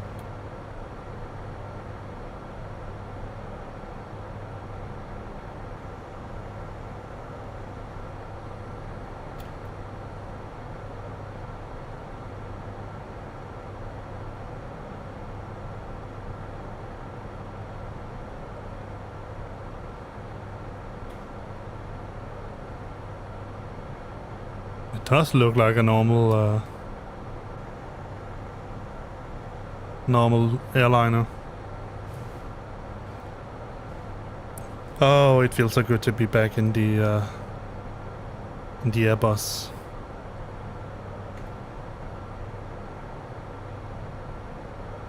Look at that engine.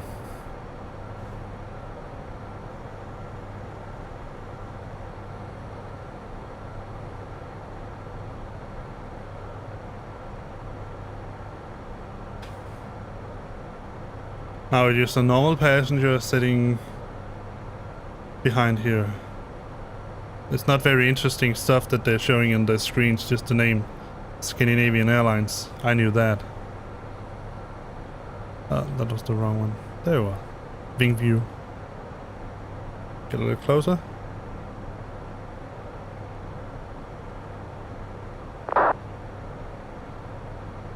Oh, that's because he's landing.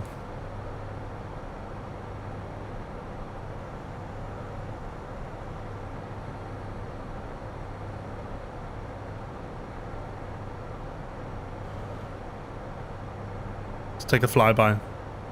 Oh, let's look at that turn.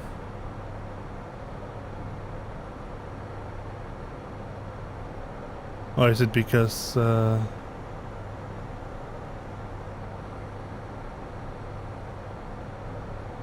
it is a real turn. It's not just because of turbulence.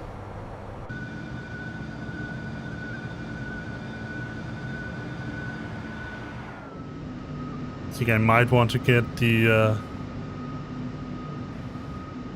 sound pack that you can get. What else do we have? We have this.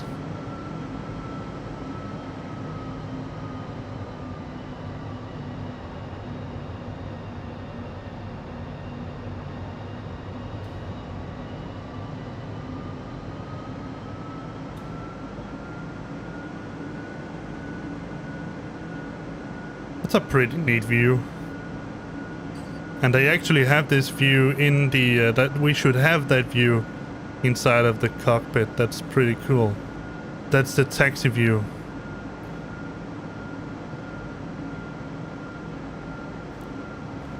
Please, FlightFactor, give us this. That would be so cool.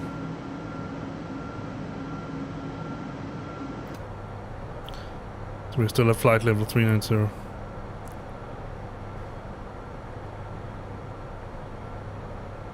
Yeah, super. Oh, yeah, yeah.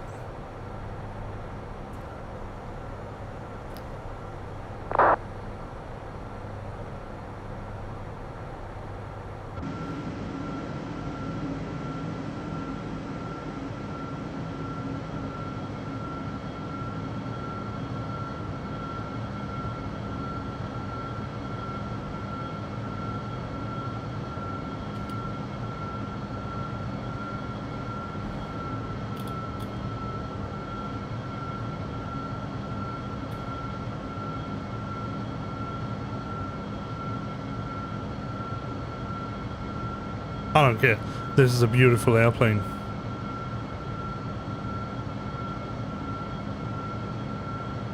And I love the new front.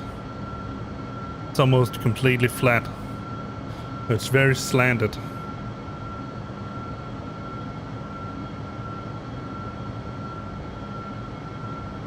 But I cannot wait to get the A340 from Tolis to compare it with the A350. I mean, this is the direct replacement of the A340, so it's pretty cool. This airplane is so freaking fast. Ground speed 505 knots.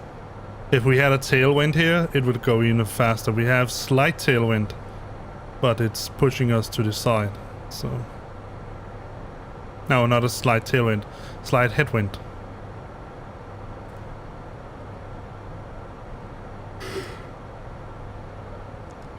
Oh.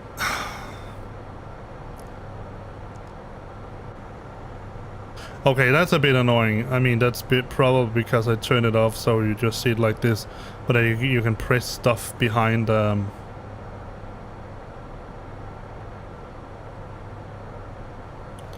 need to see the VORs as well. I don't know if this is automatically tracking any nearby VORs. It doesn't seem like it. That's one of the neat things that they have done in the A320. Tolis.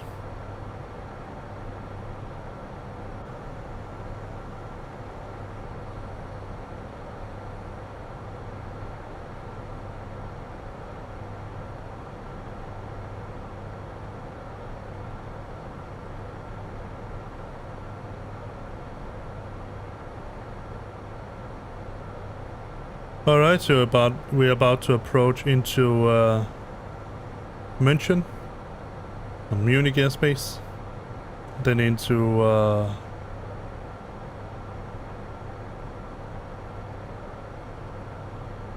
that's also Munich airspace.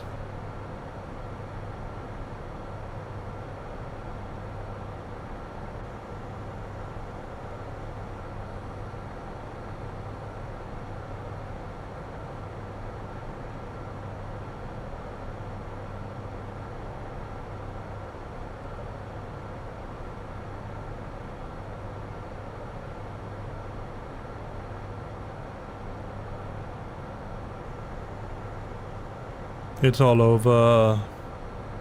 Well, so we're not changing actually, we're just going from Echo Delta Mike Mike dash Golf to Echo Delta Mike Mike, and then we're going further down there from to Echo Delta Mike Mike dash R. I think there's also a Zulu.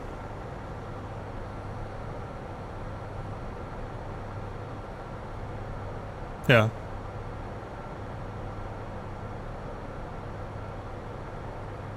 And from there we're going into Austrian airspace, Vienna. And from Vienna we are going to go to into Padova, Italian airspace.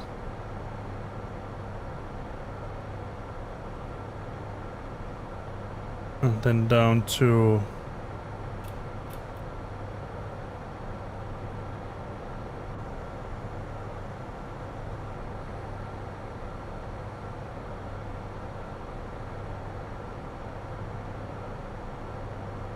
that's interesting.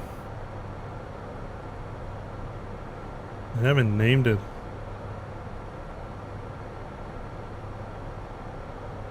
Oh, it's here. Roman airspace. So one is Padova and the other is Roman.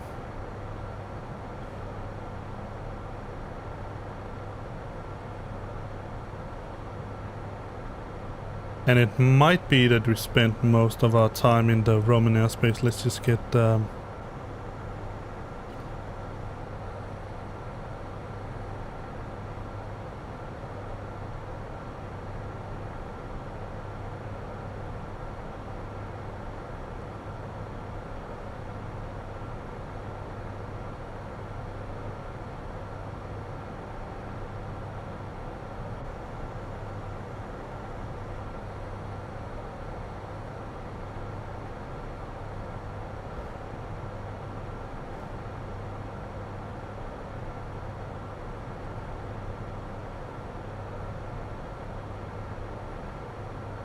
Yeah, all of this is Roman airspace, so we're going to spend a great deal of time in there. And then from there on off, we're going to go into Malta airspace. Alright.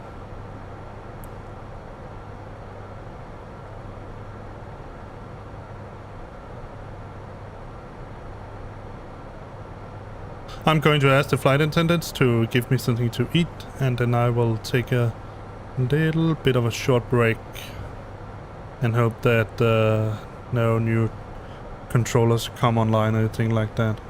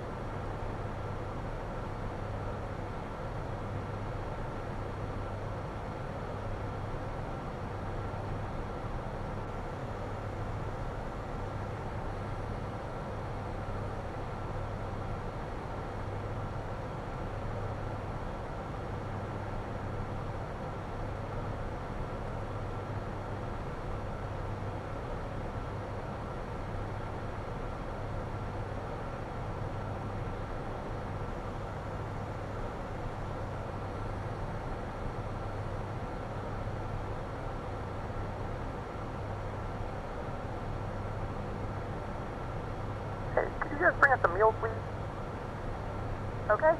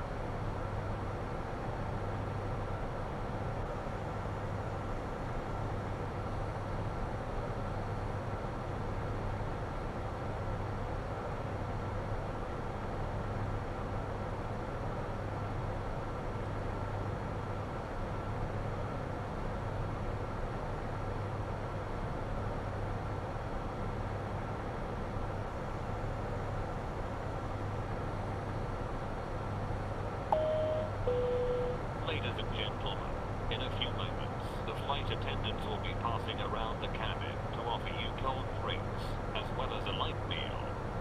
Please make sure your seats are in an upright position, and prepare your folding trays.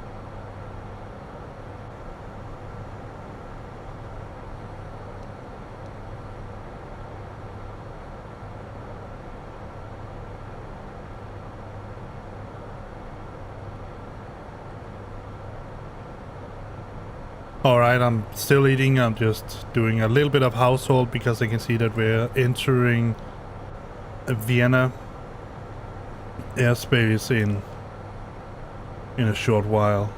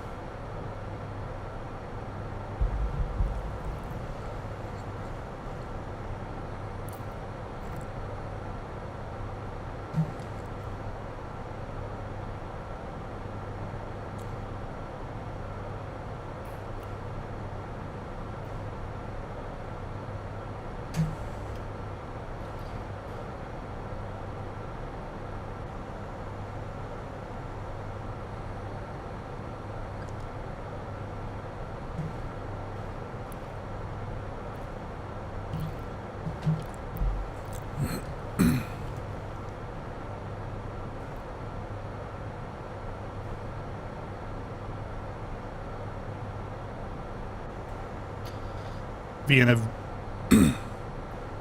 Vienna radar, Scandinavian 725, good morning. Approaching Manal at flight level 390.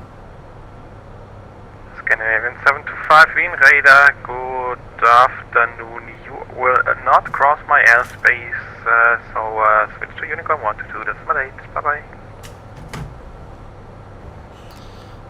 122 decimal 8 for Scandinavian 725, thank you and good evening. Alright, I thought I would change him, switch in into his airspace.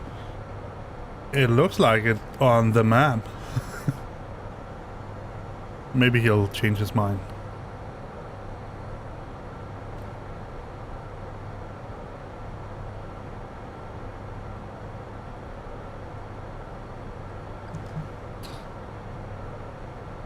Let's see if he changes his mind somewhere down the road.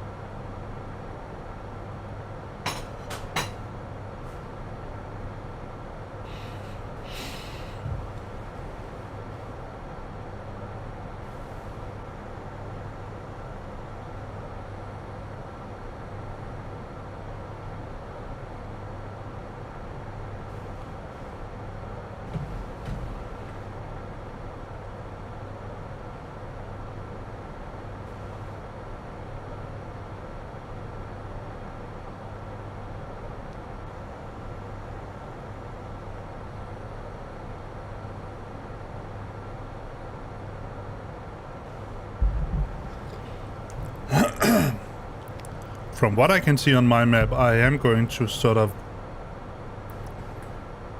just slowly and just exactly creep into his airspace. Not much, but as far as I can see it, I will. It is there. I'll just remove the microphone a little bit. But he'll get back to me if I do or don't. And listen to this. The chief flight attendant is back from the dead. Alright, let's see. Let's play this one. Ladies and gentlemen, we will now start our onboard entertainment program. For your comfort, we will lower the cabin lighting. In the side arms of your chairs you will find your personal headphones. If you would like to continue reading, please use your personal reading gland.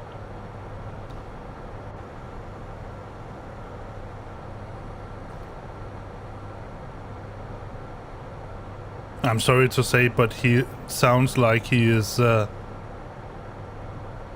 sounds like he's having the charisma of a dead sock. Yeah, I know I was disconnected.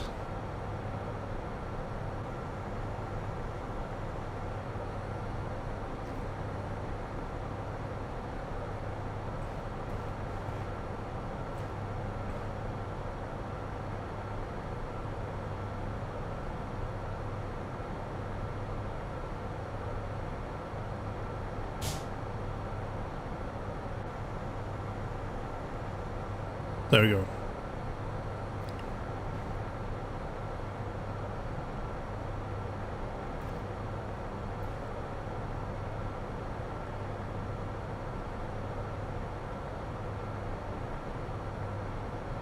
It does jump around a little bit more when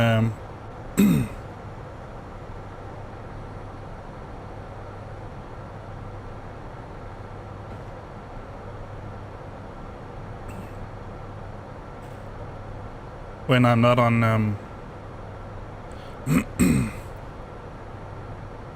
on what's it called?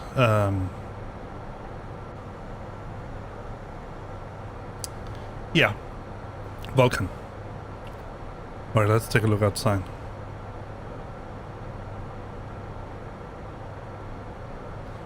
Flying in over the Alps.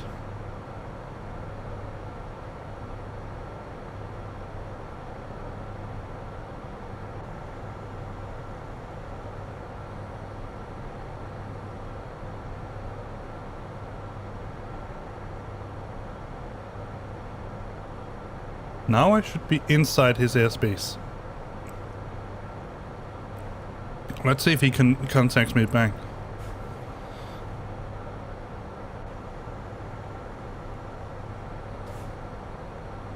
Let me just write to him.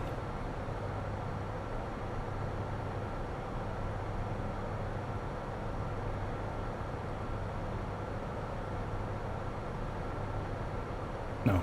He said I'm not inside, then I guess I'm not inside.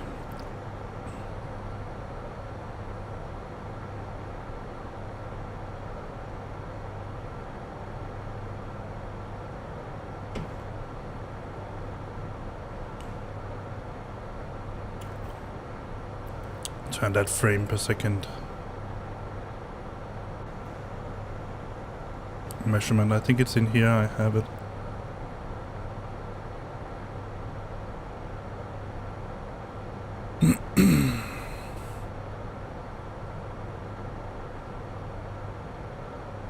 Try natural. Oh!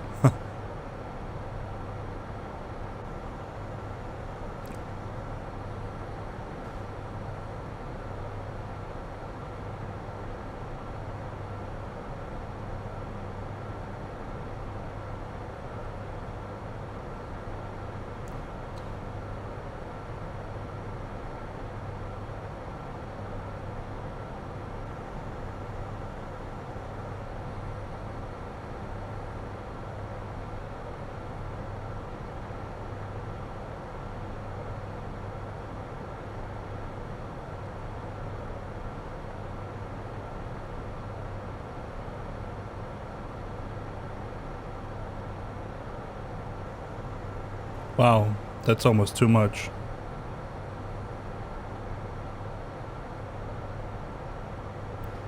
But it looks nice. Let's see, is it the other one? Let me see. Asher. Yeah, that is it.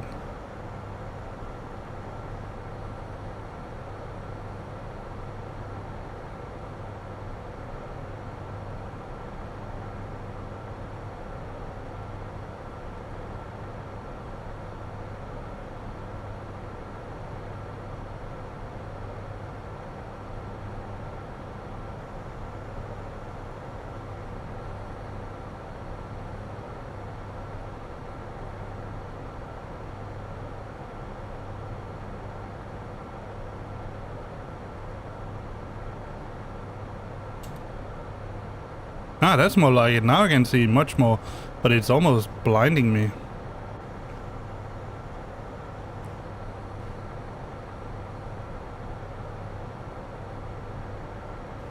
We can also get it here.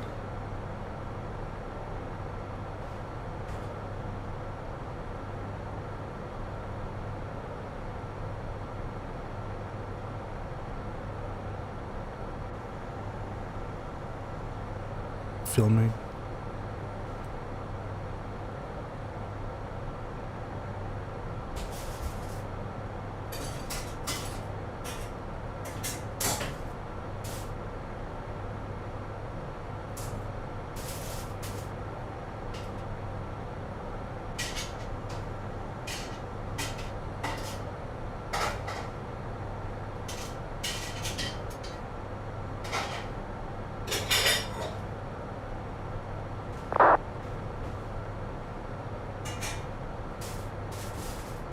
Alright, someone is with me.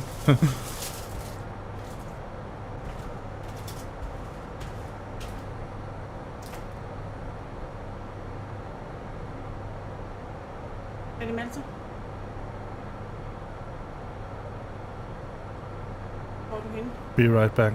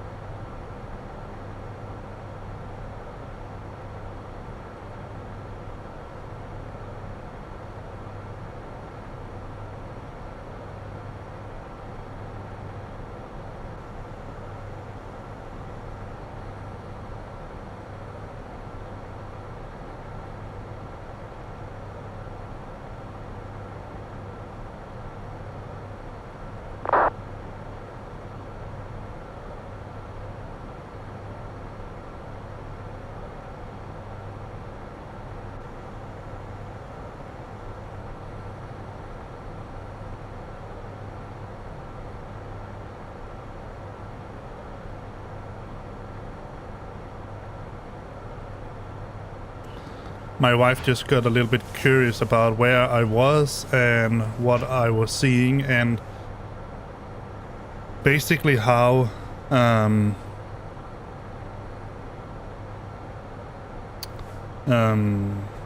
VATSIM is working. Look at these clouds. I mean, so freaking cool.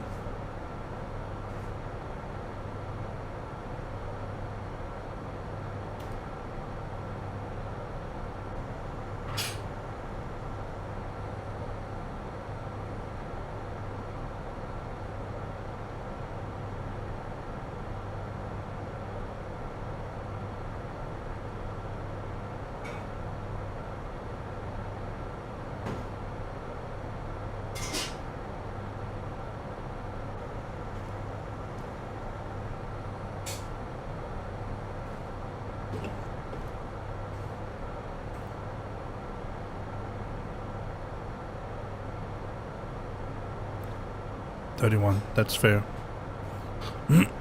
So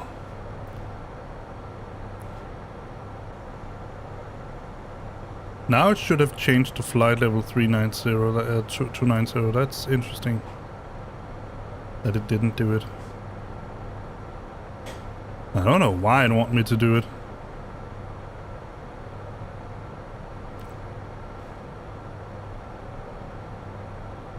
Let's do it.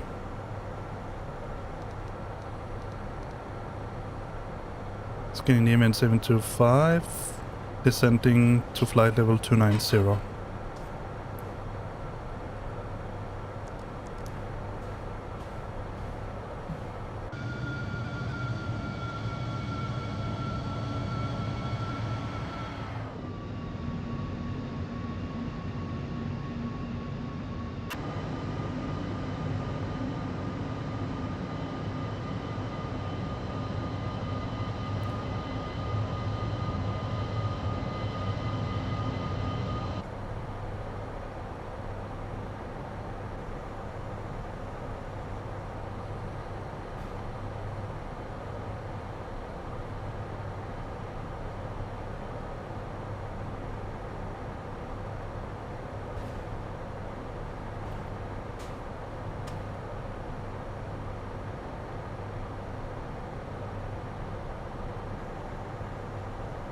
There we go.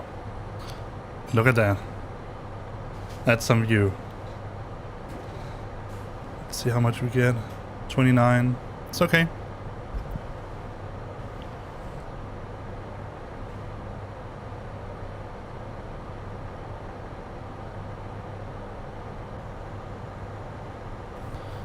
Let me see what happens if I turn this off.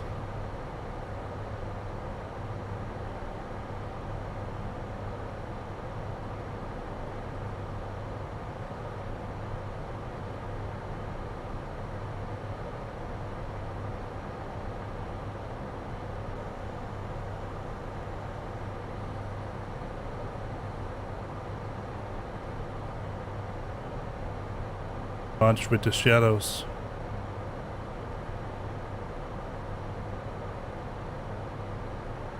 Now over here.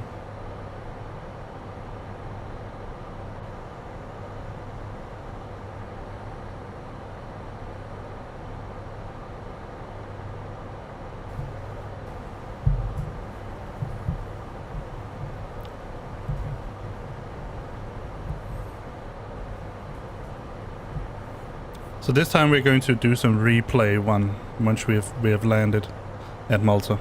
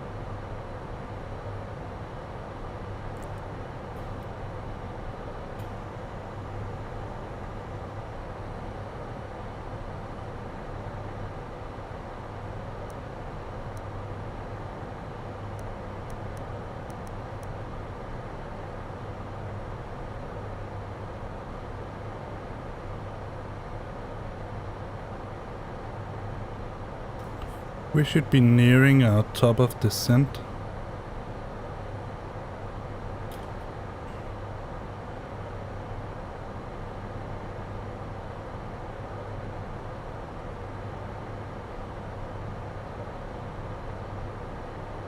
Ah, now we have an airplane inside.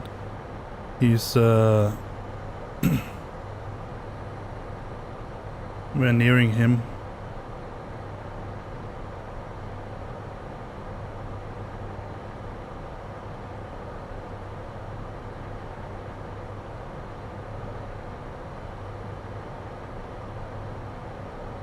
So maybe it is only going to show airplanes once they get close enough.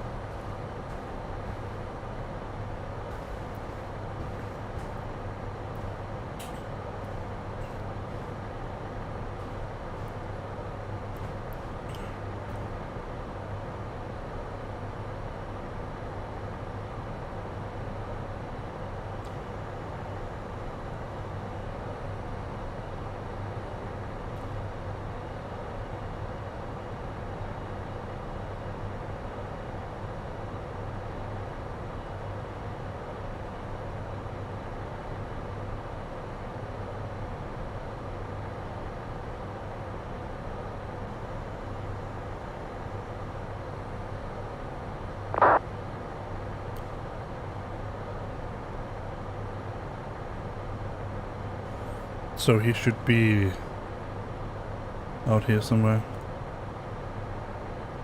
There he is.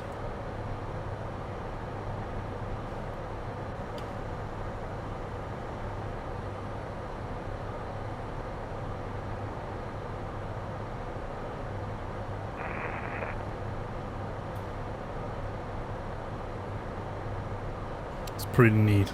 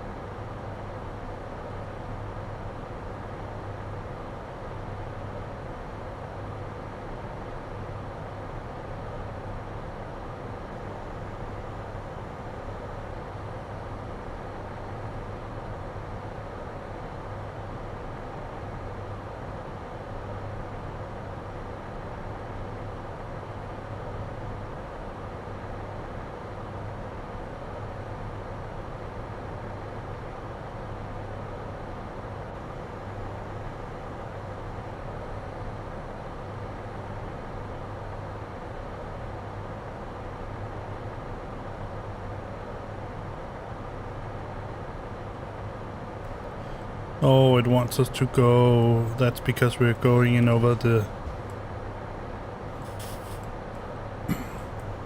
Alps, I guess. That's why we went up here.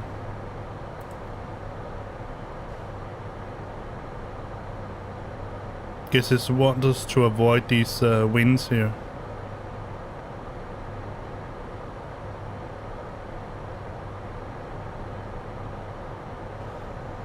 Here it wants us to give us the benefit of the headwind, I suppose. I'm not sure. I think this looks a little bit weird. But we're going to take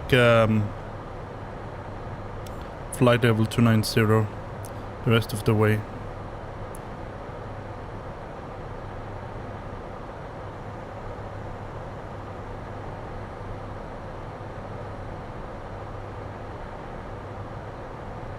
Wow. I mean, I know this is not real, but still, wow.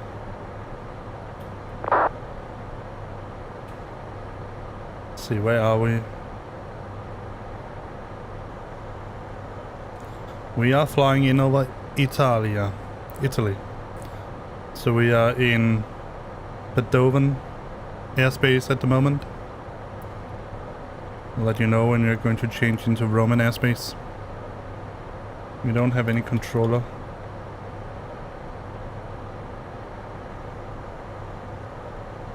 Not yet, at least. We might do. We might get.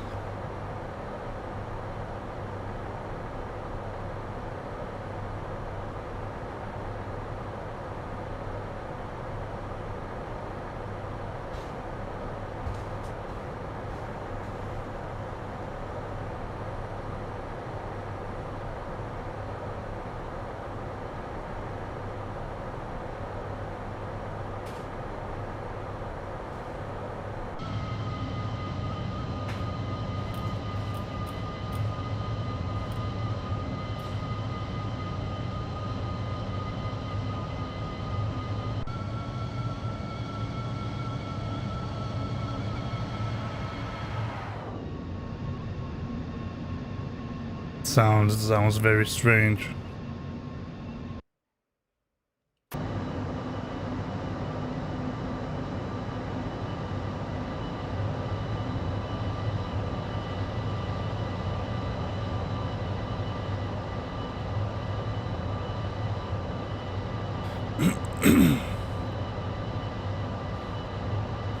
And yes, these are the old liveries for the engines. I am contemplating on trying to change them to the new ones.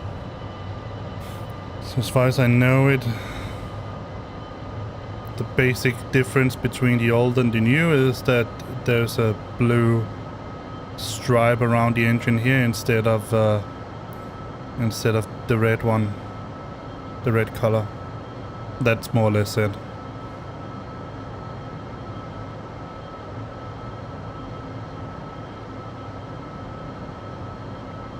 Dang, this is a fast airplane, man.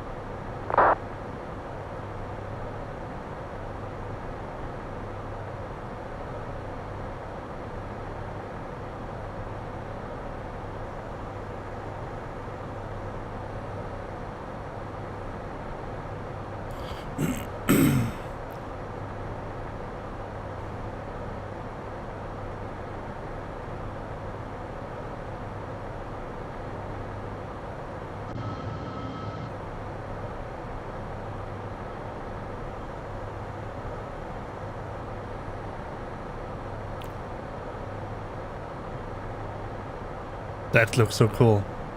The way the wing shakes.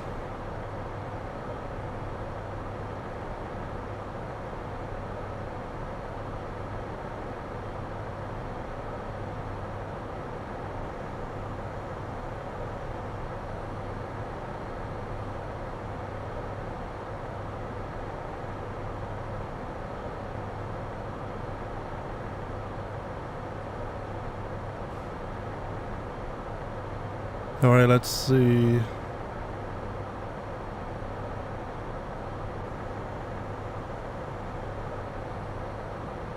We should be getting a slight tailwind.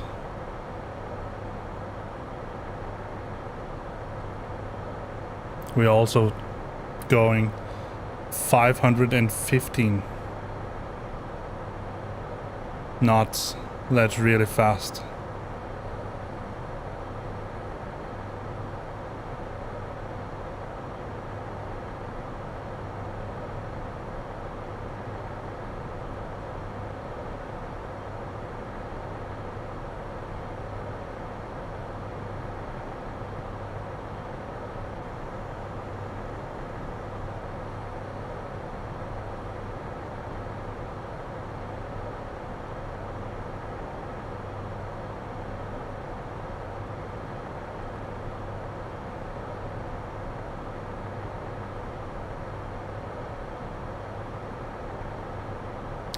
We have another player there.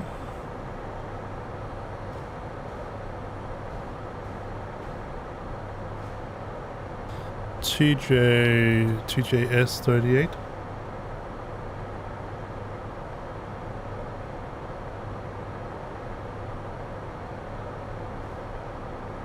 Interesting that I don't see him on Mad Spy.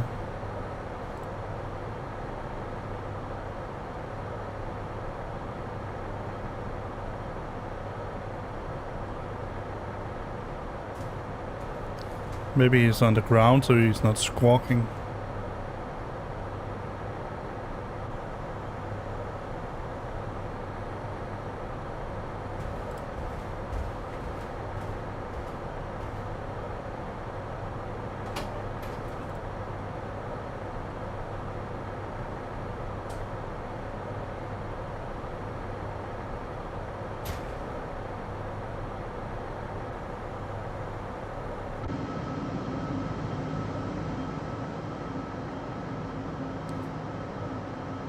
Look at that.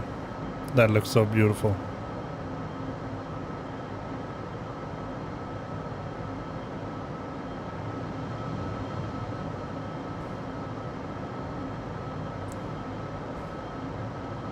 I love that you can actually see that there's a little bit of haze down from the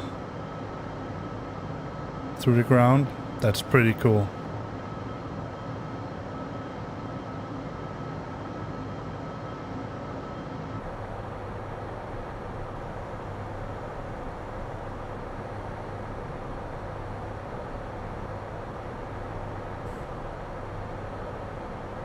Interesting that one wing is bobbing up and down a little bit.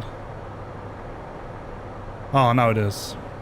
It'd be pretty weird that one wing is bobbing up and down and the other one is just completely steady.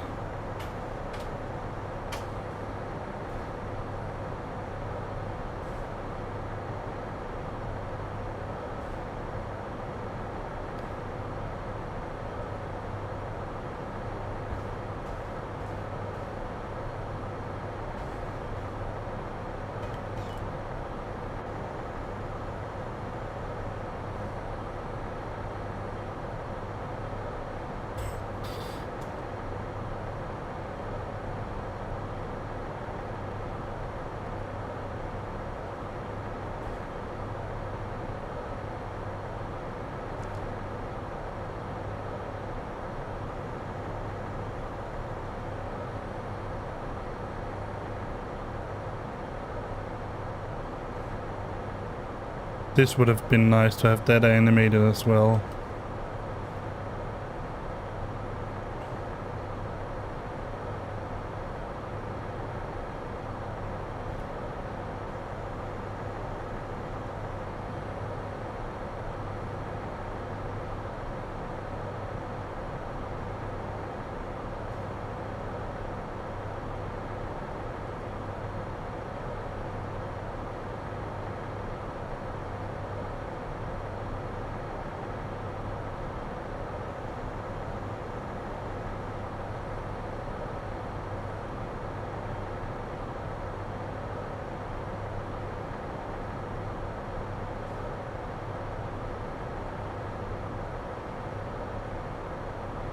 Let's see, where are Round Pell?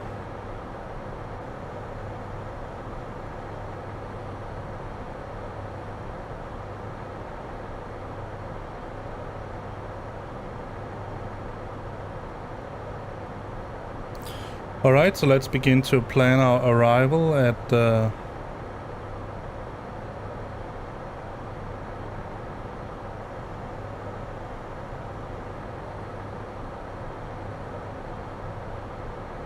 $35 degrees. Kavak. Always Kavak apparently there. Let's see, 120.10.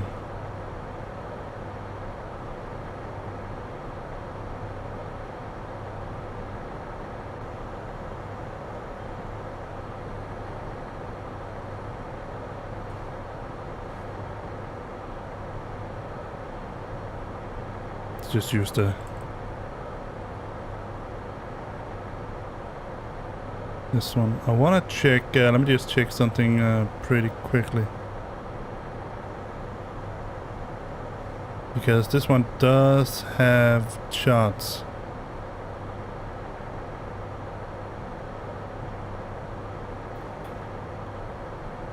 But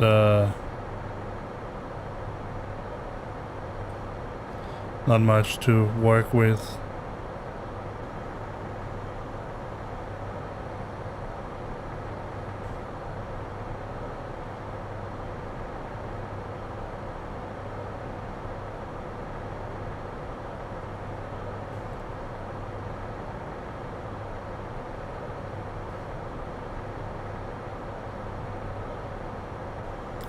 So 13 and 31 are the ILS runway, so we're obviously going to use those.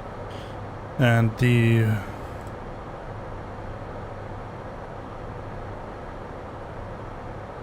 what's a 120? So 113 is definitely going to be the candidate. There's no arrivals, so we are going to vector ourselves in. Approach, ILS 13. There's Nola, Umber, and Gooder. Such names.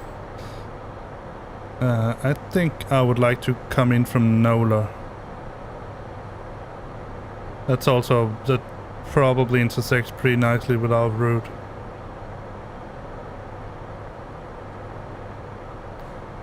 Let's try to set this up.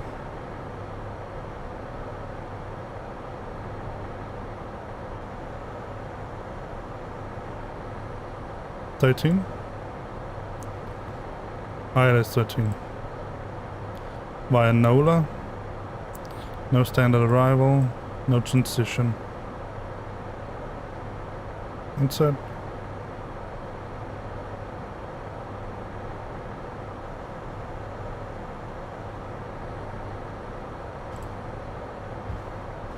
Yeah, perfect.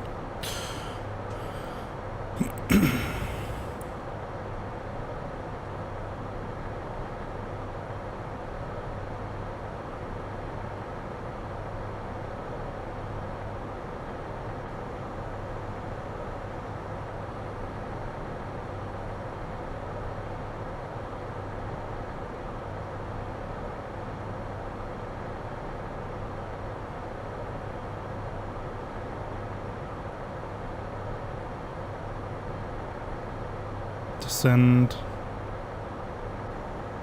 It's all managed perfectly.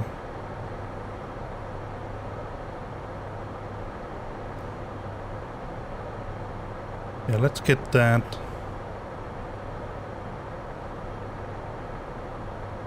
Seven, and transition altitude is 5,000.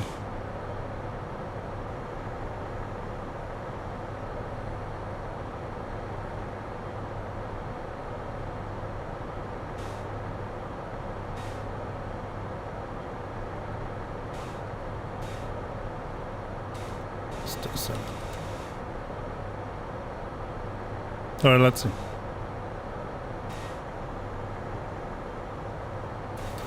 So winds are 120.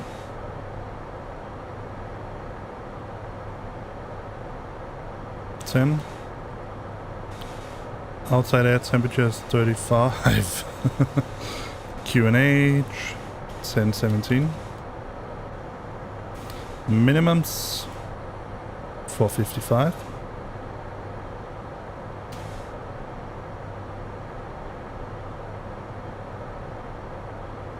We could definitely go in for a full config. So flaps, slants, and VREF and V approach is 135. Perfect. We have to go around, climb on track to 3000.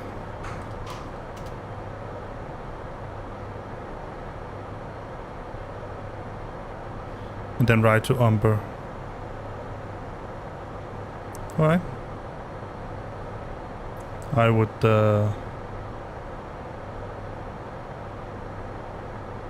smice that we're set. See, this is where I think let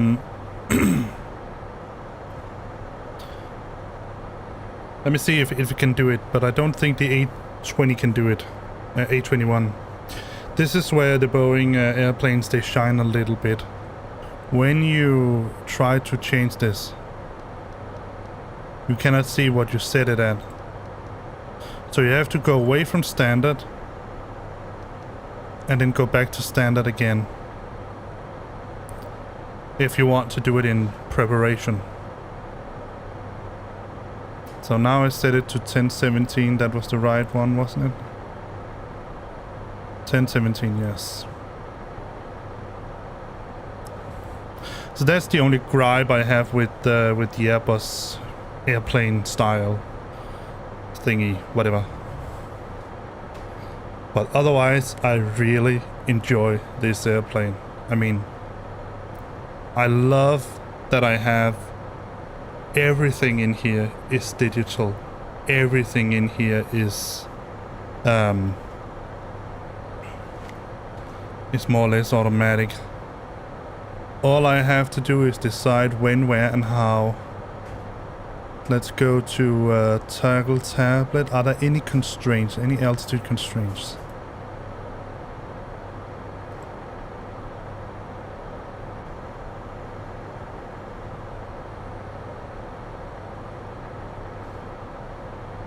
Doesn't look like it.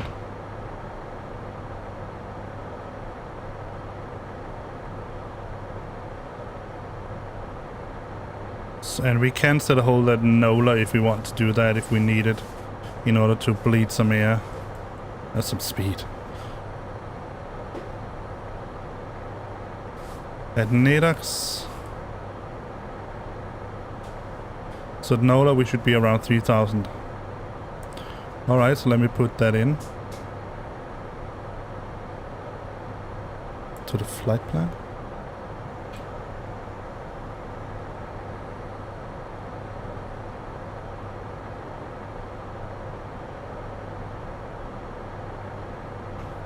Constraints. Altitude. At or above, it's already in the 3,000. Perfect.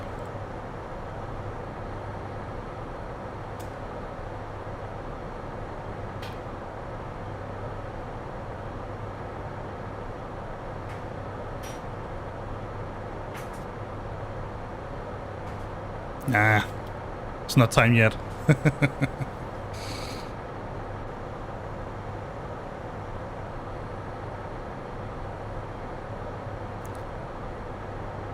Let's get another wing shot. And engine.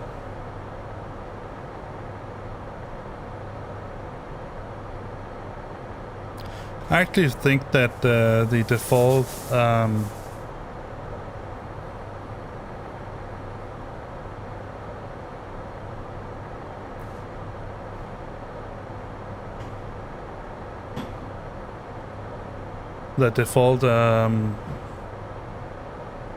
scenery from X-Plane is pretty okay. It's pretty nice. You can see all the major cities.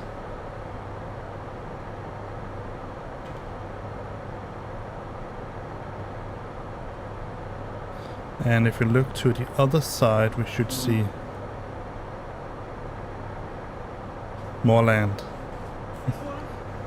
But we're about to fly over this, out over the sea.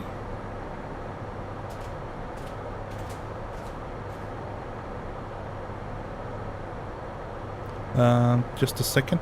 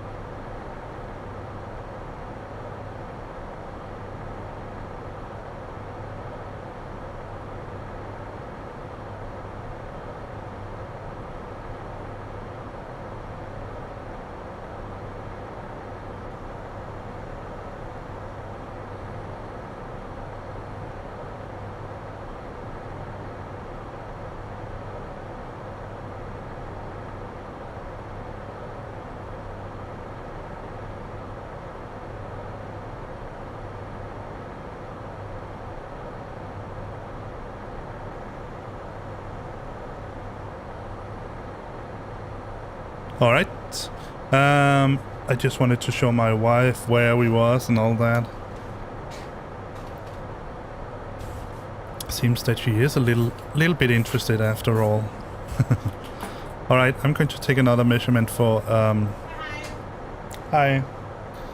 For PFPX, so we're going to add one. So we our gross weight now is, I'm going to put that in at last, but let's just say 180,000.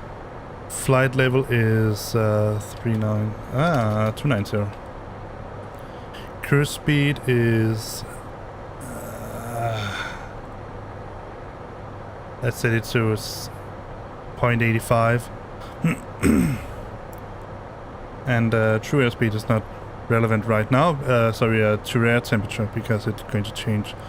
True airspeed 506. 506. Definitely having a 521. Fuel per minute is 33, something like that. 33.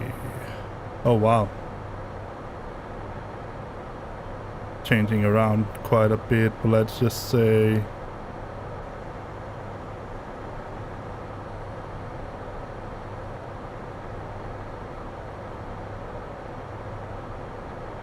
would like to have an not an estimate, what's it called, an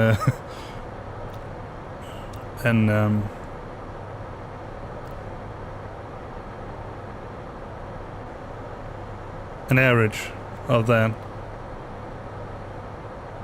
Don't know if I can get that on the fuel page. Let's take a look.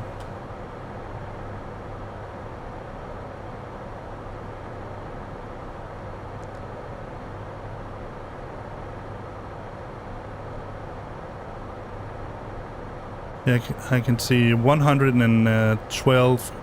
So that's 112 times 60. 6,720.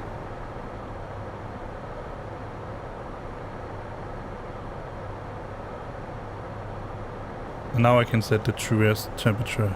It's -4.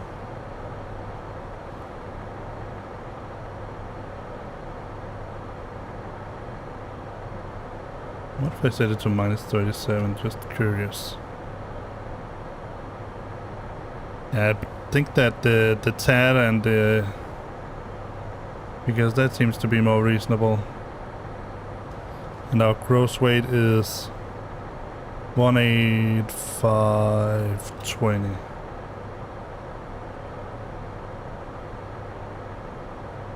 -4 also seems to be a little bit low. No, wait a second, it says +20. Why did I say +20 here? And the trend, yeah, no, -4. And it gives a easy deviation of +4. That gives the fuel bias of -5.3. I think that seems reasonable.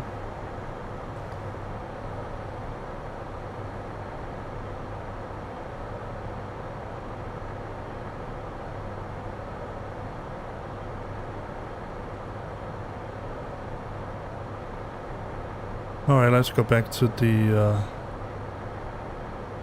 cruise page.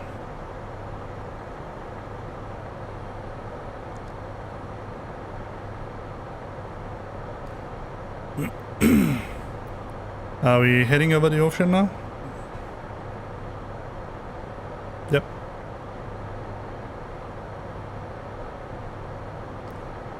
Ciao, Italy.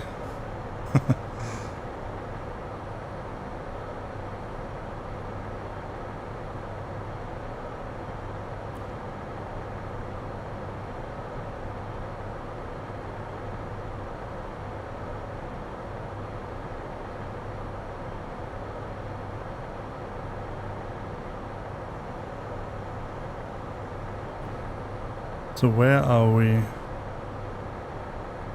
We are at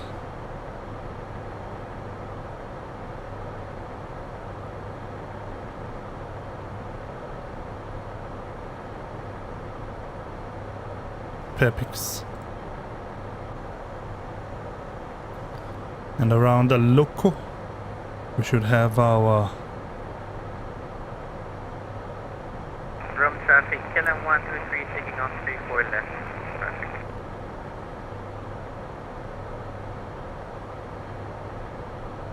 Should have a top of descent.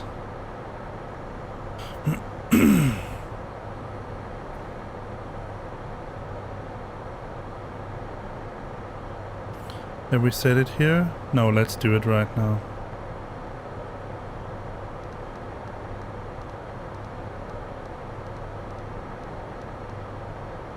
To 3,000. Oh, I just love flying the Airbus. I mean, it's so easy. I mean, it's obviously it's not easy in that context, but it's, I mean, it's easy in the context that everything is so well laid out for you. Like I said, the panel here, the top panel, it's just so easy to understand. It's easy to look at. Yeah. All right, let's see if I'm pretty sure we're going to fly in over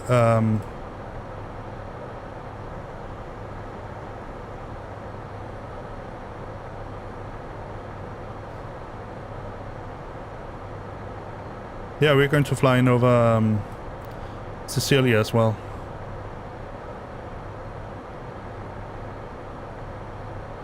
So Malta is a little island just south of Sicilia. Sicily, sorry. That was just my Danglish. So we're at Pepix, so we are somewhere around here. We're going to go to Giano, then Pal, Aloco, Nicola, Gozo, or GSO, whatever it's called. And then we're at Malta.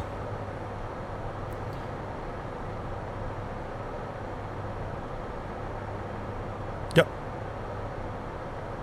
Let's get the... So we're going to enter here. If we want to, we can set a right hand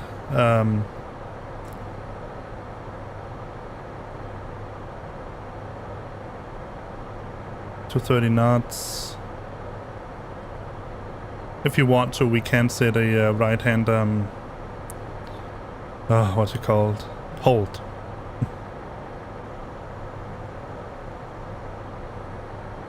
See, the ILS is 19.7.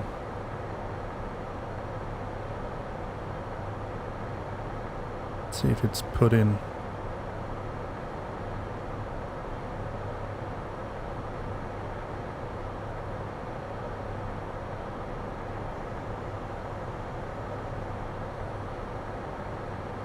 We can put that in.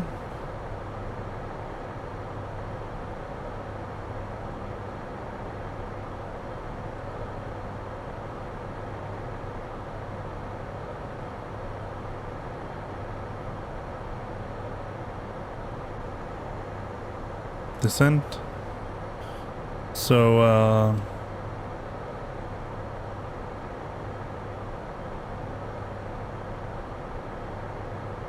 so it's 316. Oh, we cannot put anything in.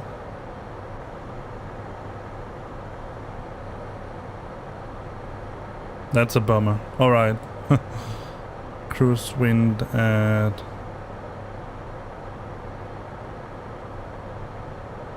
Sergiano.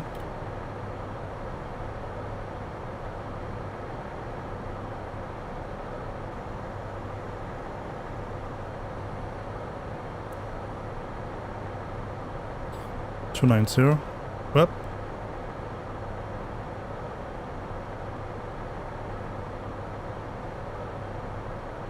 Oh, we cannot put anything in here as well. What's going on? Why doesn't it capture the... Oh, it's... Alright. I guess it will auto-populate it.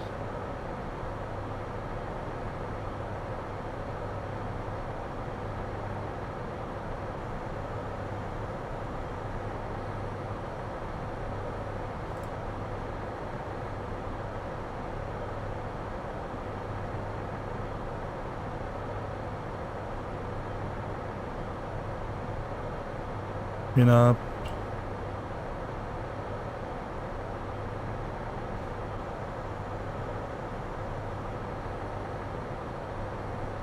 Hello again, Dan. So we're just about to land. I'm trying to figure out whether I can see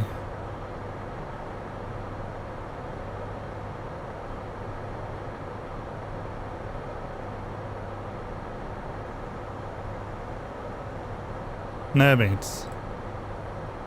So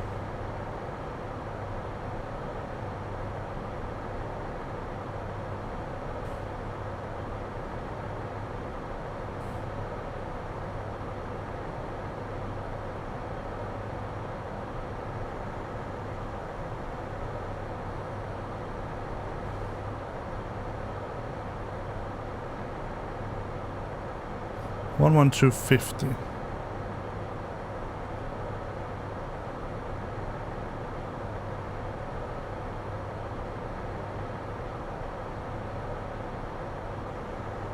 Try that.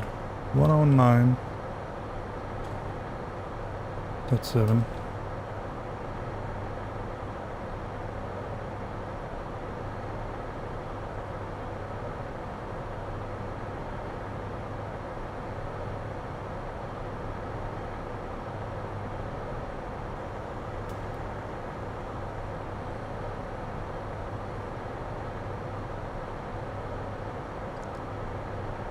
So we have tail, squawk.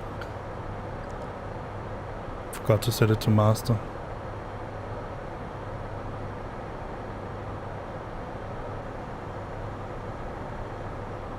HF, tail, nav, ILS. Yeah. Course 120.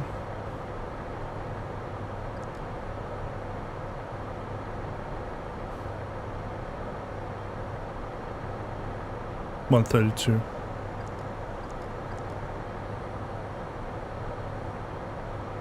But the frequency is fine.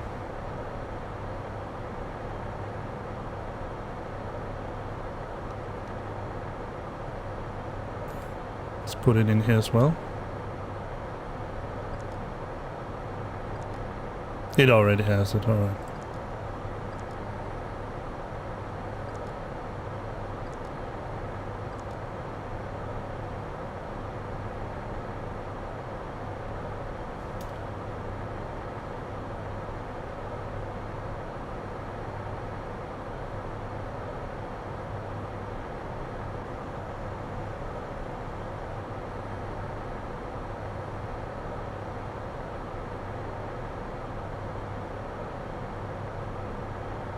Alright, let's see when we get close enough.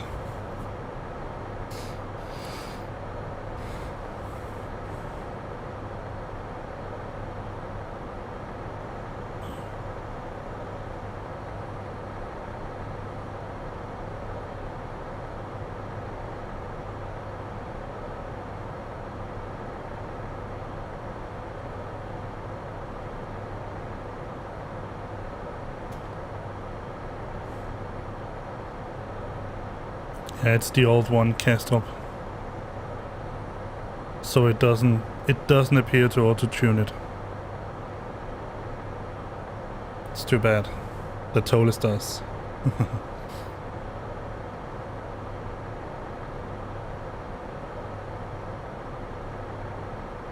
Hopefully that's something that FlightFactor will change someday down the road. Now we're at Giano.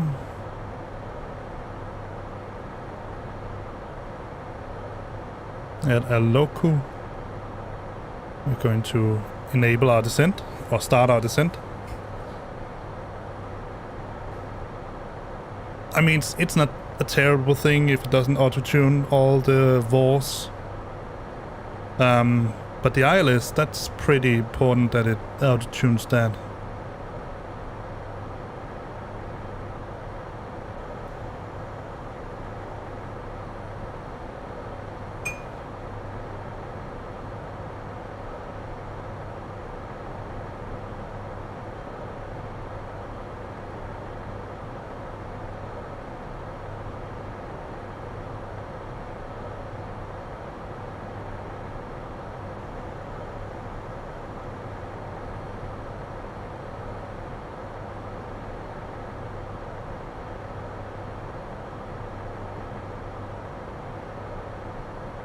Alright, so I installed the control pad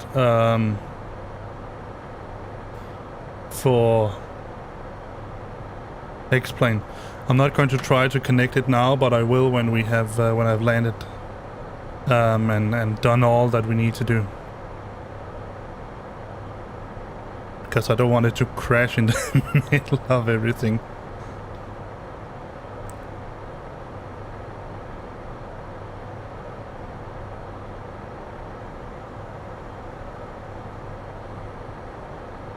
Alright. Time for another measurement.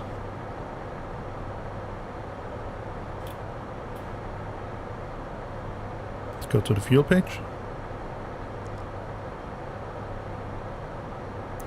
And let me get PF picks up, and altitude is 290. Oh, that's too tall. 290. Cruise.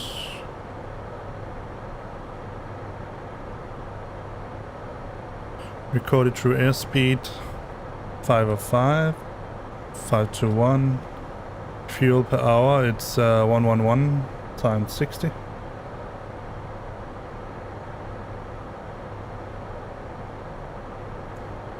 Well, that's 110. 110 times 110 times 60. 6600.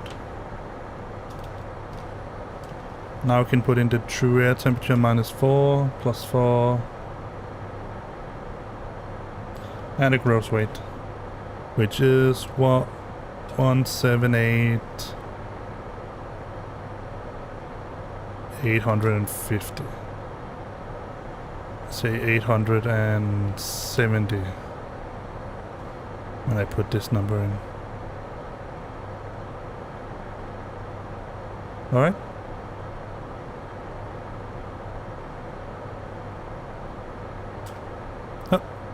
I'm just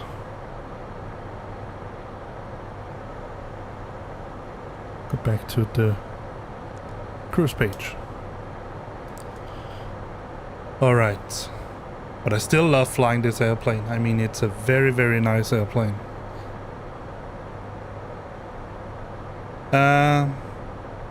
That is something that I hope that Laminar Recharge will fix pretty soon, that little thing down here.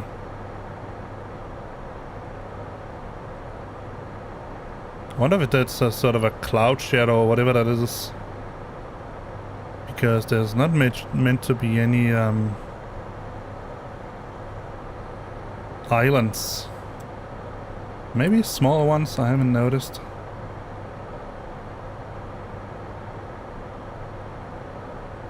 But now we are nearing Sicily.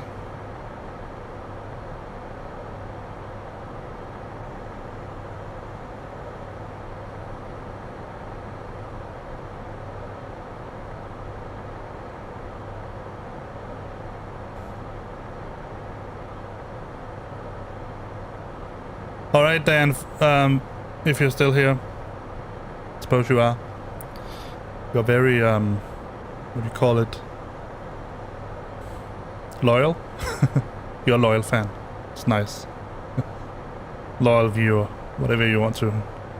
I tried out yesterday after we talked on, or wrote together on Discord, to download the new version of what's it called, Altitude, the beta 4, or .4 beta, and from what I recall,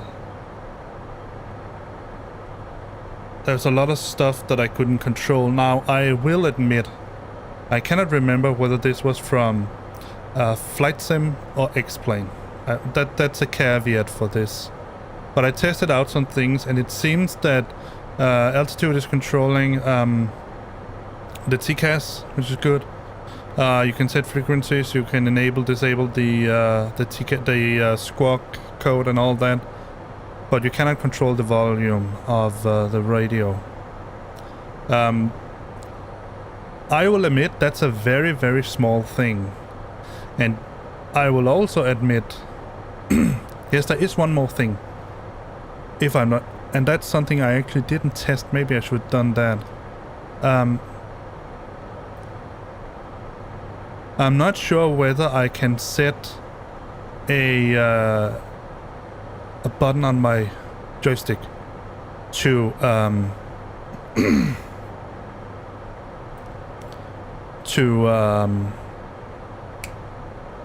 oh, we have a friend here. He's very far down. Minus 4,000. That's something. Twitgiano. 39. What?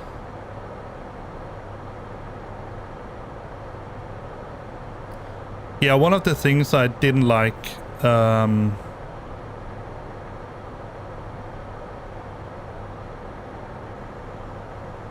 Pal.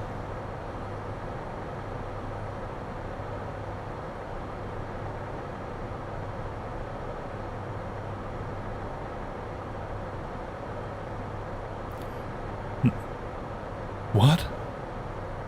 Oh. What?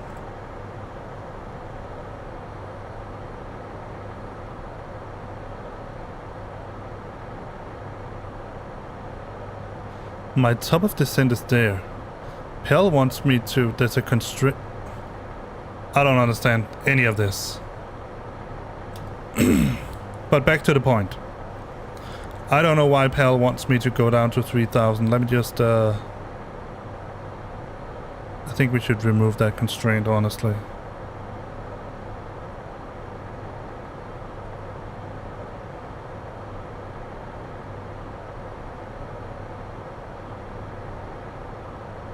Which I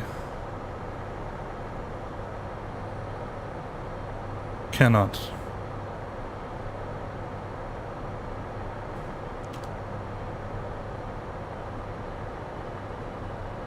Let's just set it at there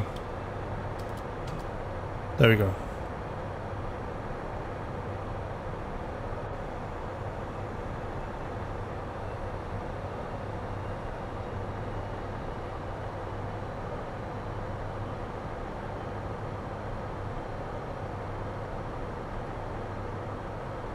Apparently you cannot delete constraints. I don't know why it put that in.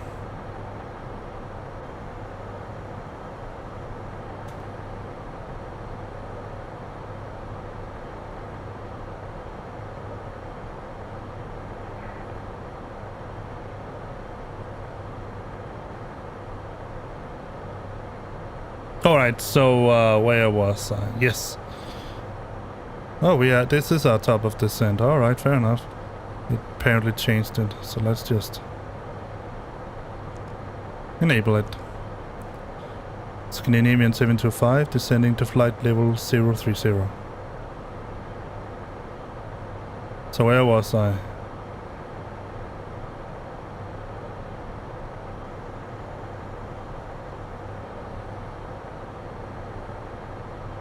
Yeah, because Aluku is also flight level 290.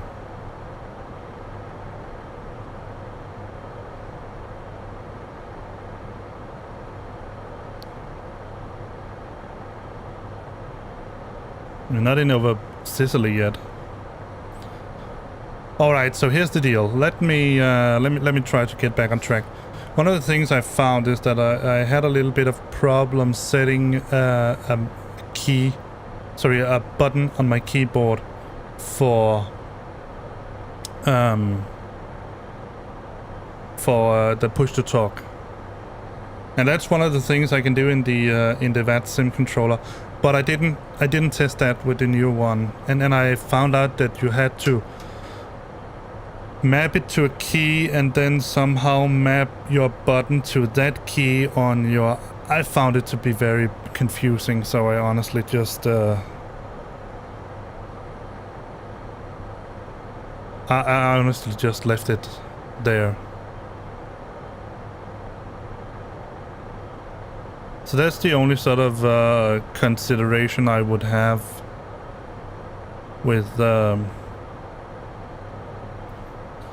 with the altitude app. But like I said, I haven't tested it out. I don't know if that's a new feature that they have put in the new beta. I suppose it's something that they want to put in at some point, so yeah. But like I said yesterday, and I want to say it again, I do like the way that EVAO is performing, is giving access to certain things much better than I like the way VATSIM do it. I get why the idea with VATSIM is that every controller that we meet are educated, that they receive training in some ways. I have to admit, I don't really understand it on the pilot side. I mean, I do understand there's some things you need to know, and I do also understand why when you're going up to sort of higher stuff, let's get the bird online because I like it. And I do also understand when you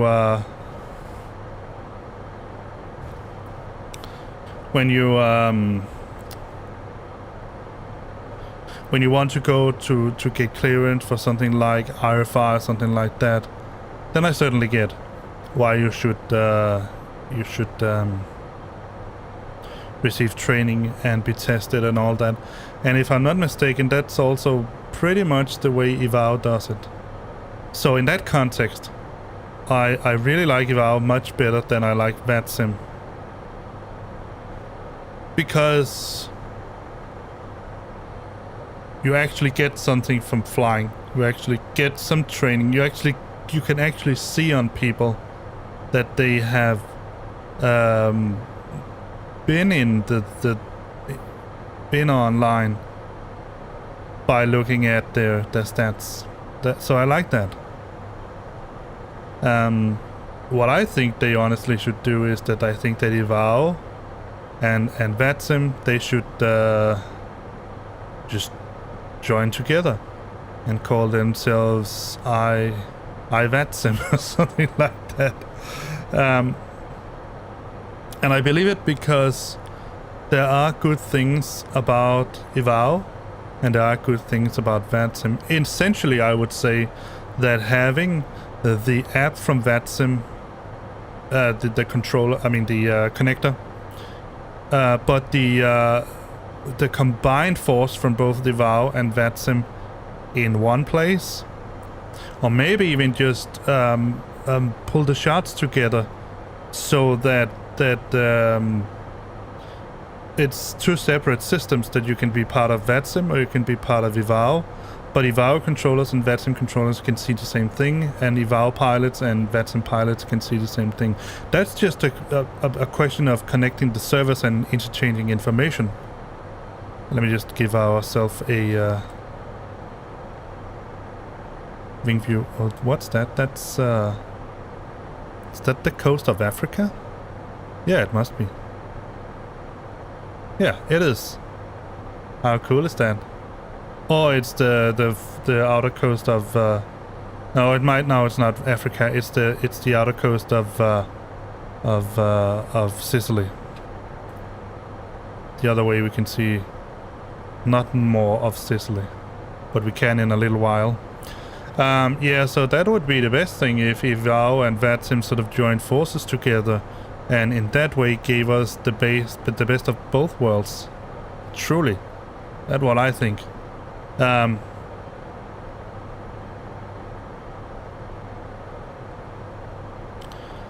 I still think that EVAO does have, VATSIM has, in my perspective, an advantage over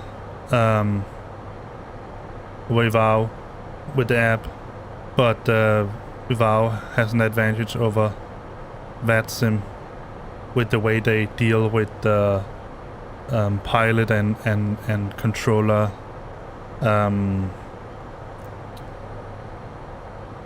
access. So one of the issues I have, for example, with VATSIM I mean, on the pilot side, it's really not a big deal. It's just my personal.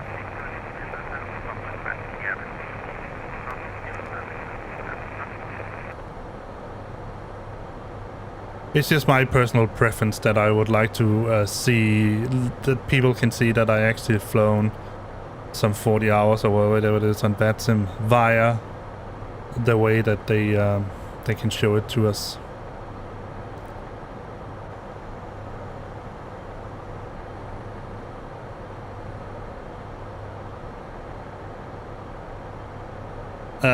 Yeah.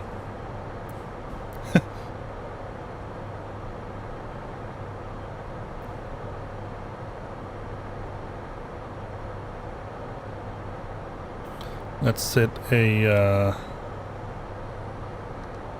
let's just descend to Scandinavian 725, descending to flight level 100. Let's do that instead.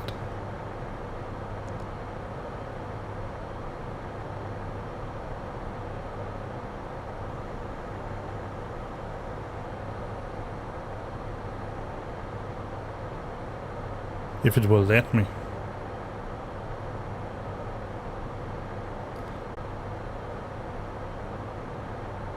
Oh, simply go.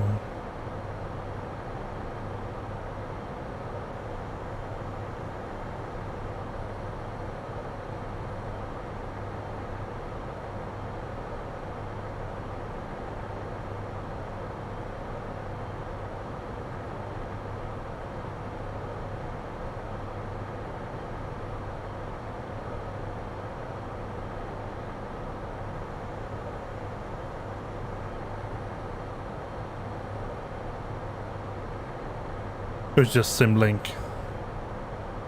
So interestingly enough, I can see that we have a top of descent arrow right there.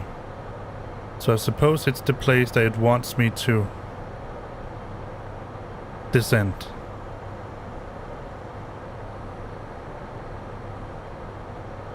Looks like it. So we are flying, we're zipping past Sicily at the moment.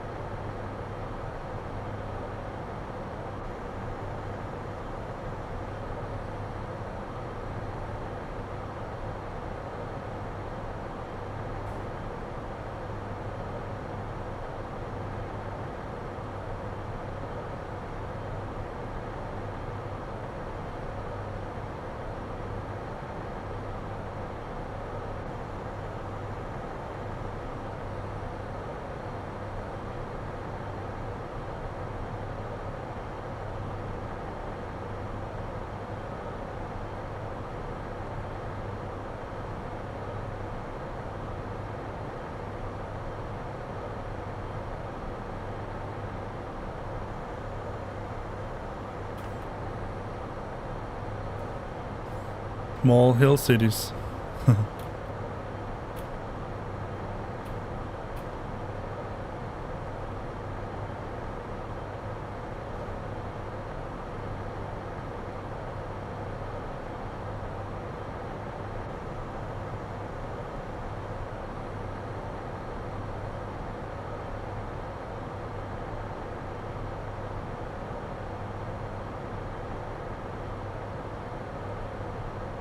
So let's see if it's not going to descend. Yeah, it is. I can see that on the descent profile.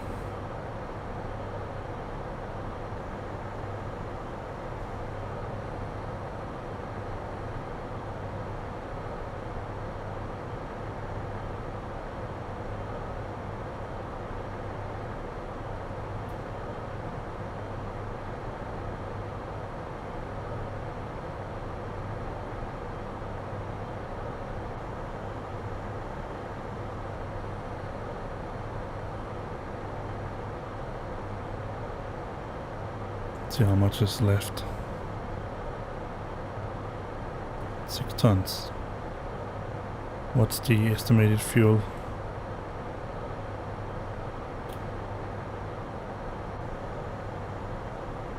Five tons. All right.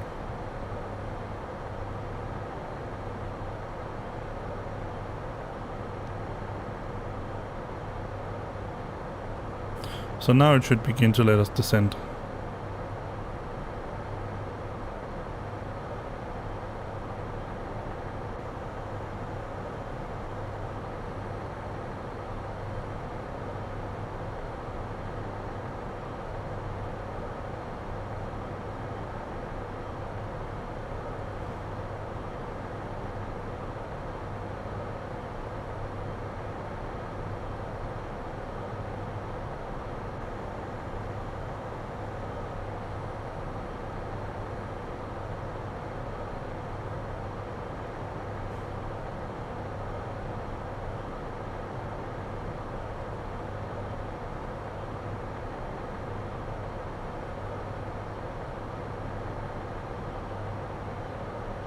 Yes, now we're descending.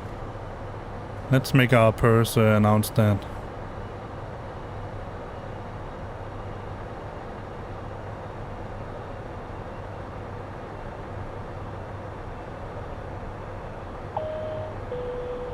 Ladies and gentlemen, we would like to remind you that use of all electronic devices during descent and landing is prohibited as it may interfere with the navigational equipment. Thank you.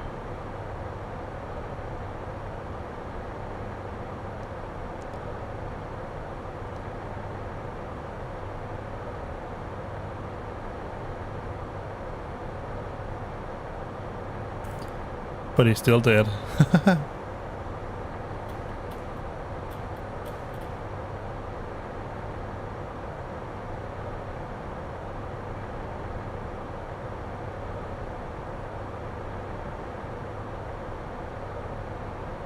This is the standard view. For me it looks like sort of a... oh no.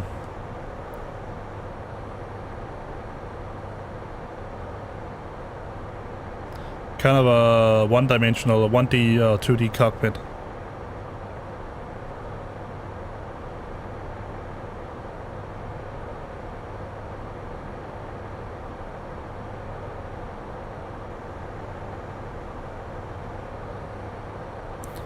So let's take a flyby of the descent.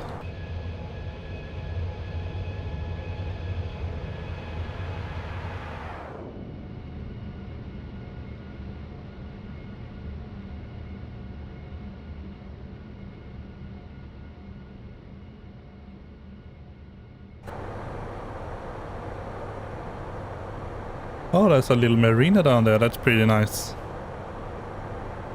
Actually, a pretty big one.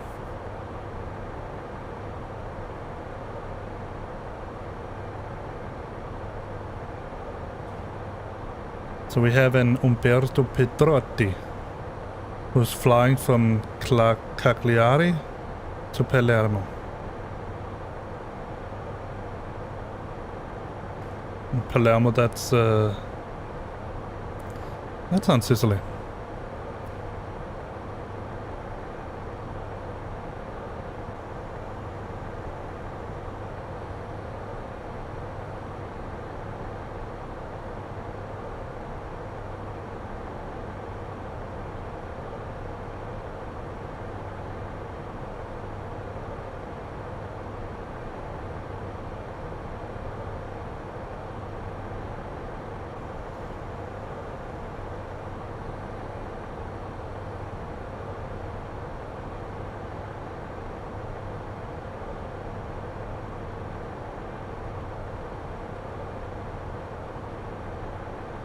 This is also one of those things that I think is a little bit crazy. So we have water here, and here we have emptiness. Nothing.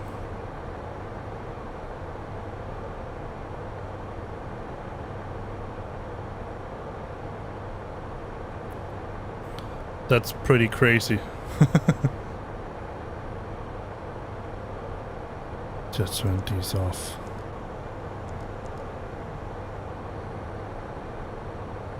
I mean, since they're not auto enabled.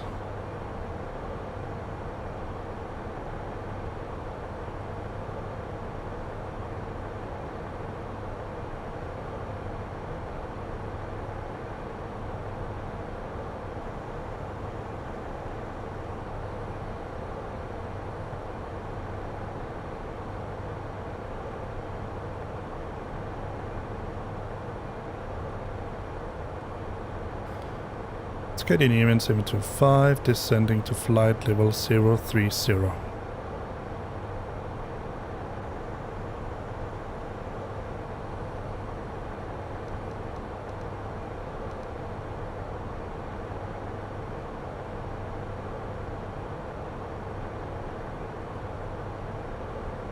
Wow, that's some turning around.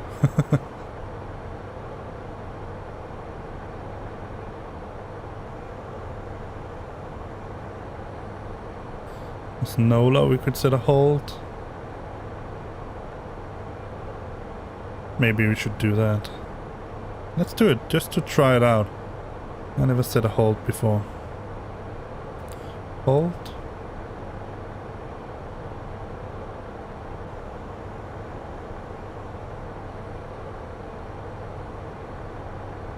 Inbound course is 132.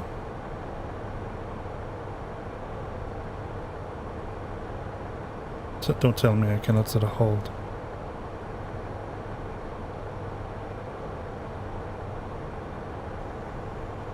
There.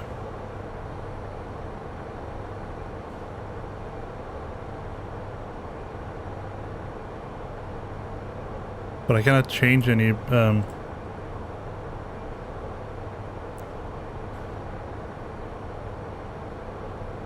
it's right hand.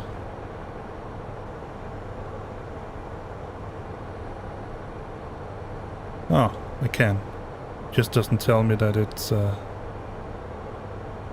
set a 2-minute hold. No, let's just take a 1-minute hold.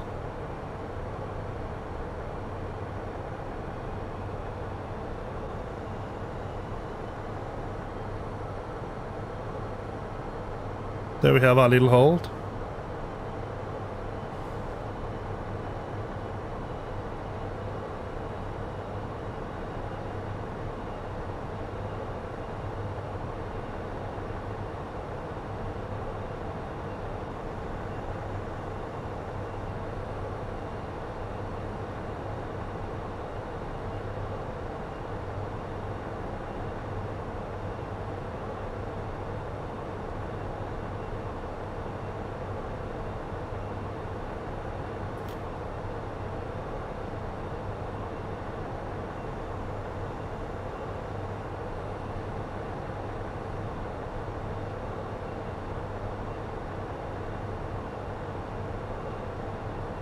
Twelve minutes.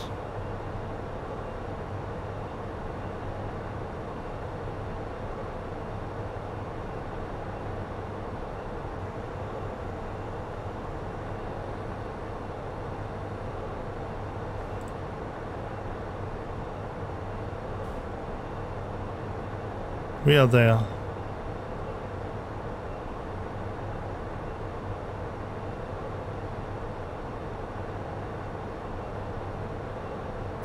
Oh wait.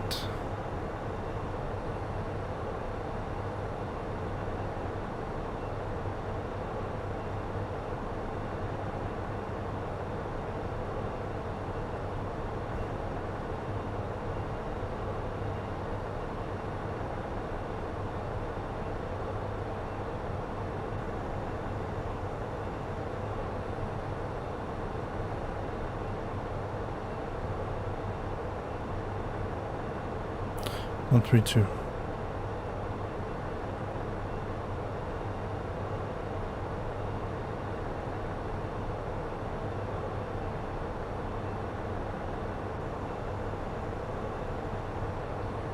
That should look a little bit more reasonable.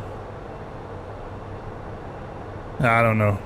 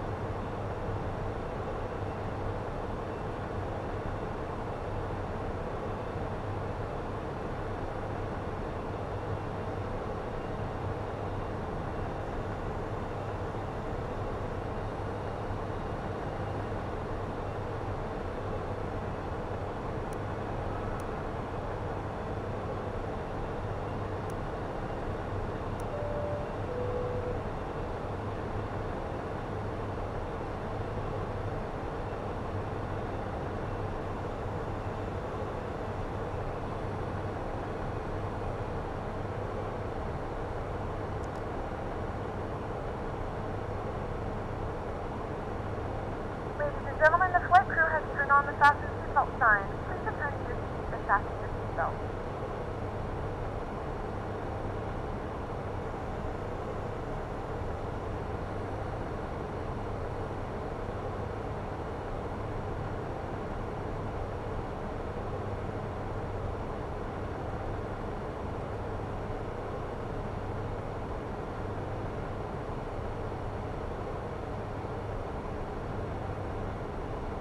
We have begun our final descent into your destination. Flight attendants will be passing through the cabin to collect any trash one final time. Please ensure tray tables are stowed and seats are in the full upright position. Please also store any carry-on items either in the seat back pocket or under the seat in front of you. Please complete all Wi-Fi related tasks and stow any larger electronics.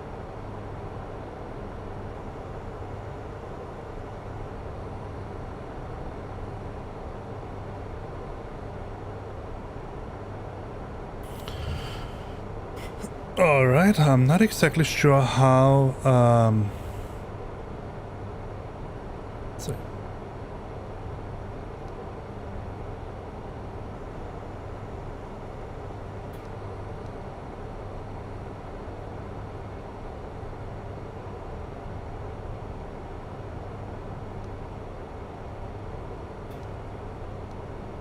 see, how long was it?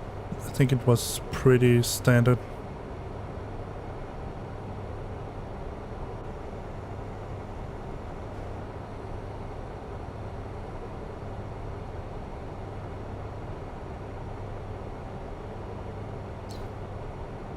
$11,000 feet, so that's pretty decent.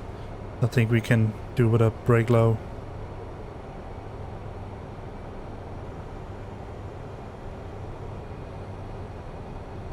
Just arm the speed brakes now that we're at it.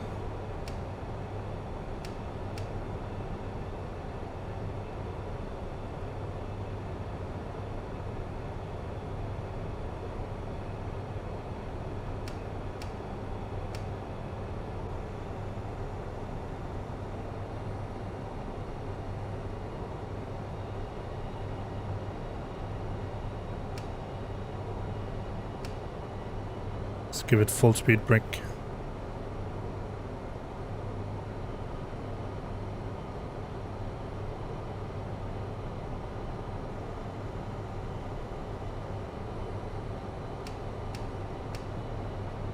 Oh, it just keeps increasing the velocity. Where the heck are we going?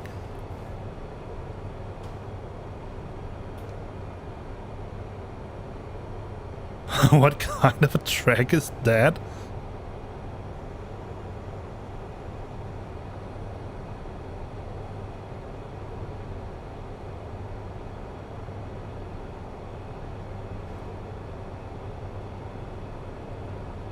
That is going to be a sharp turn.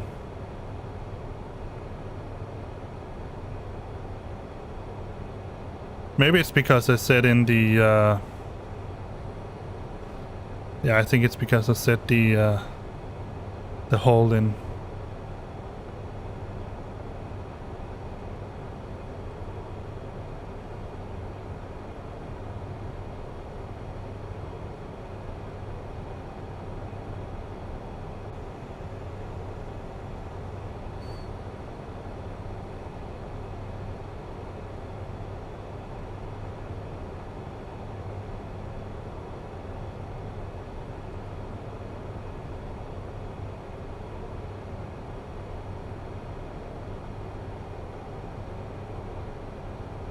Local QNH. Let's just get that.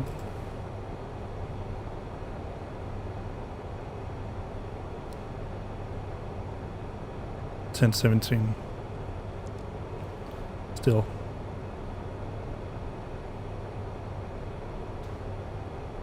Let's put in the final stuff here that we can.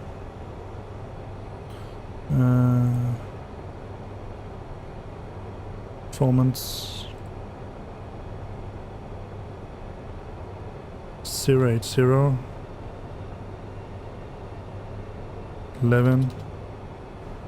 Outside is 33.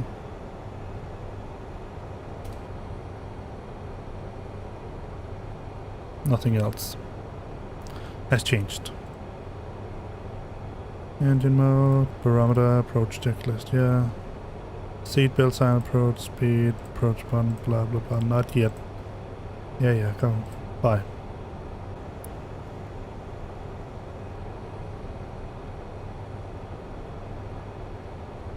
So now we're going to make a sharp turn.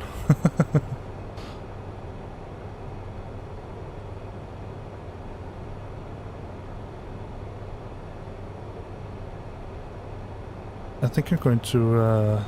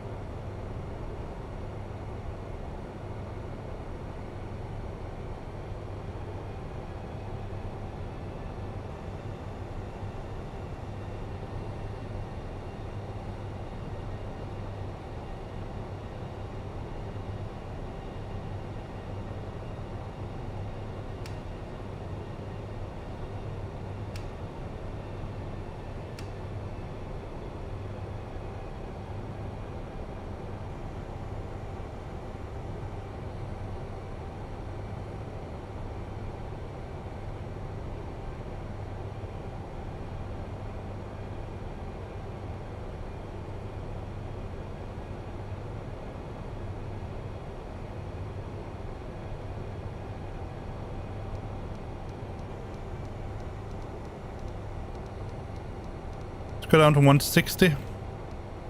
I want to get my flaps and slats and all that out as quickly as possible.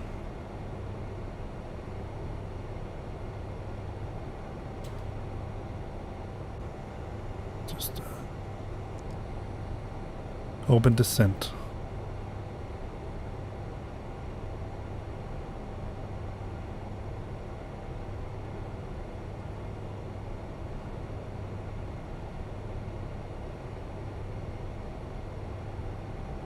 Scandinavian 725, engage and hold at NOLA. Let's put in airport.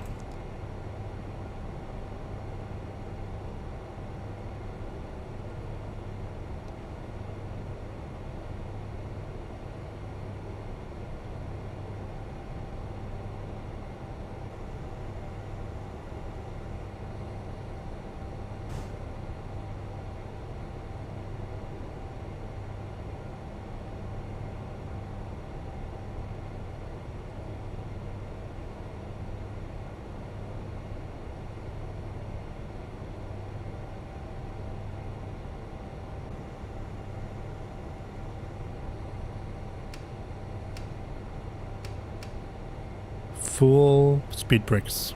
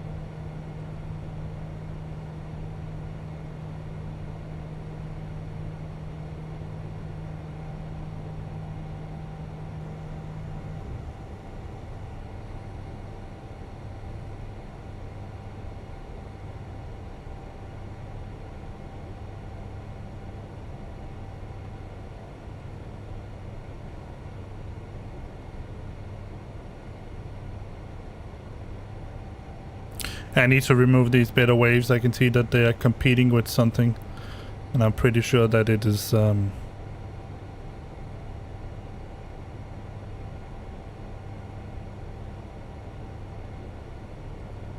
let's just exit immediately.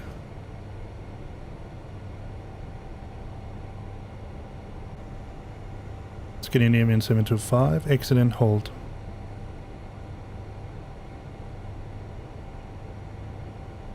Is that in DLH? Is that coming for the same place? Yeah, he's coming in. Same place as us. Turn on the landing. Thing in between. Let's give him the bird as well.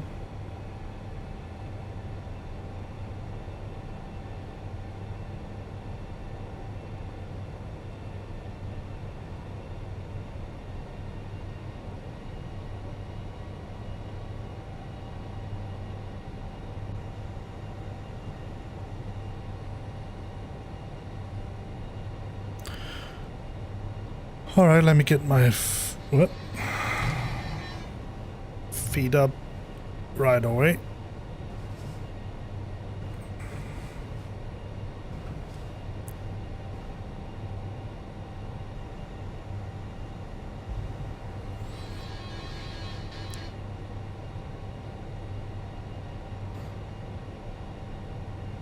Let's go down to 164. And enable the third roller flaps.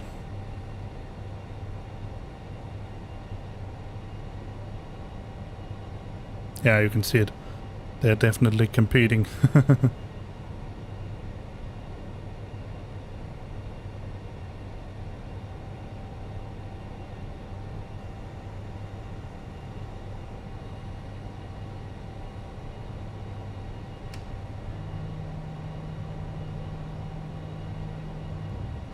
Let's go to managed.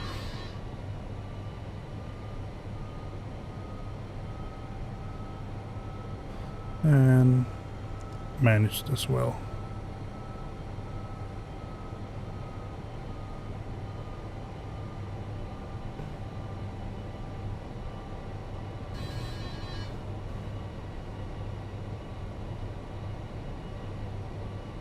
Scandinavian 725 inbound for ILS runway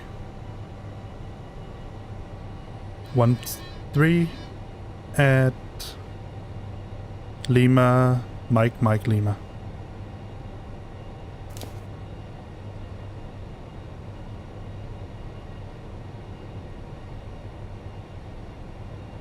Just want to make sure that I heard my son gear down.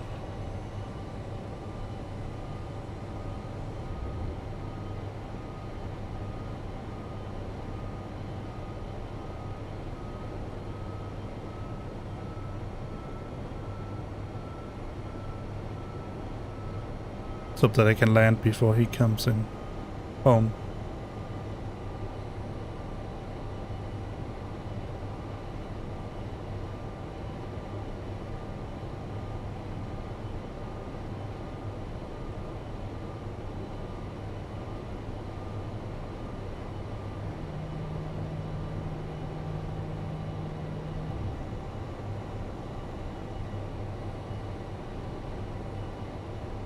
Landing gear is down.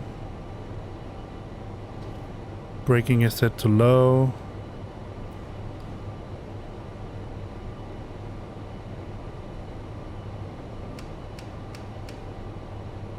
Spoilers are armed.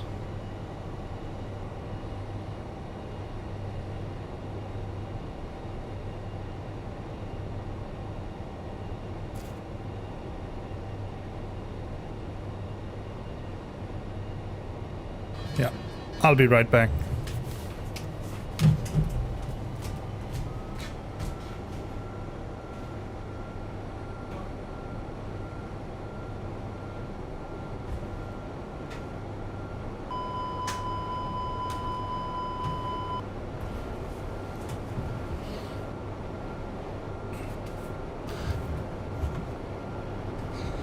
that was him. Oh yeah.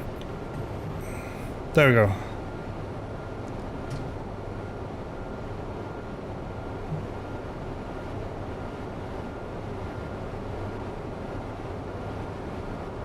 Oh, it's overspeeding.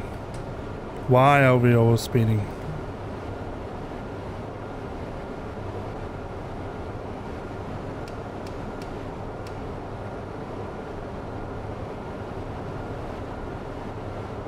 There we are. That's why. I just managed to knock it out.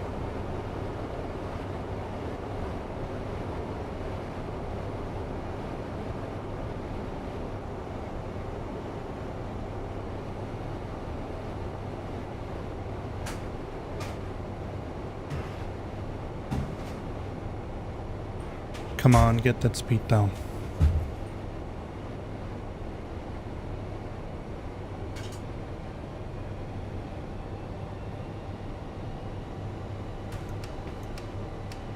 There we are. Back again. Ja. Hey, jeg vil gerne have en Chaos-figur fra Warhammer, ikke? Så jeg tænker, at i dag, så kan vi ringe ned til dem og spørge, om de har en. Og så kan vi hente den i morgen eller sådan noget. Det kan jeg ikke love dig. Og hvis de ikke har den, så kan vi bare bestille en. Det kan jeg ikke love dig, Simon, nu. Kan vi godt prøve det? Måske. På et tidspunkt. I hvert fald i dag. That was... i dag? Nej. Was my son asking about some Warhammer figure? Alright. Let's be ready to toggle the approach button. Are we flaps full? No, not yet. Let's go down to...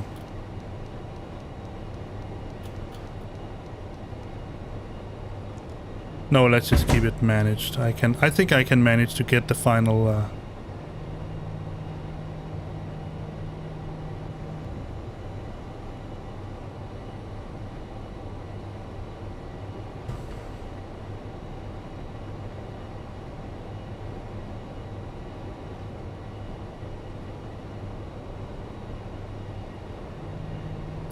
Alright, let's start the approach.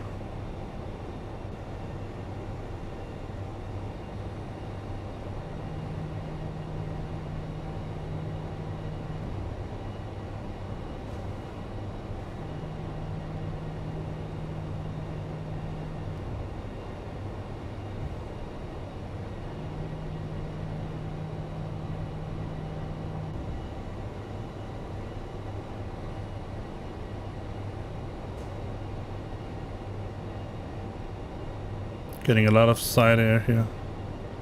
Side wind, you can see that on the bird. Let me get that up.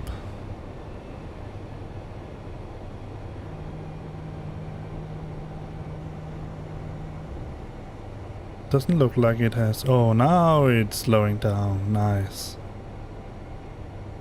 Yeah.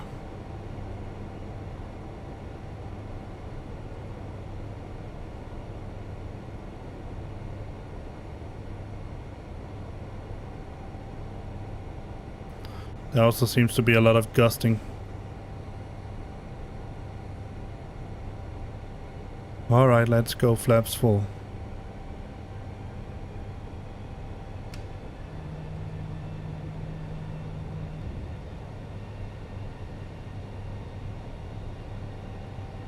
Scandinavian 725, inbound on ILS runway 13.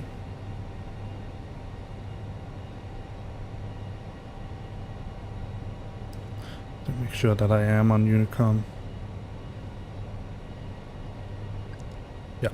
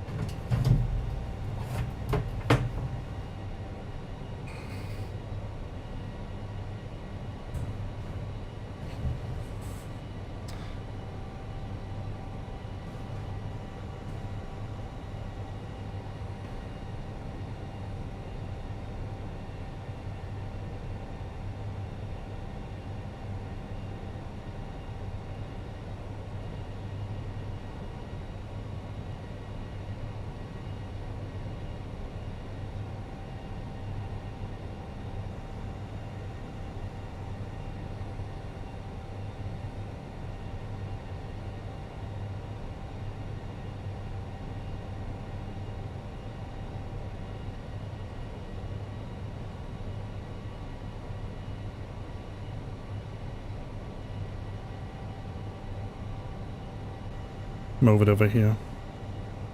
And we can even see the glide slope on the little... That's so cool. Oh, now I have a visual on the runway.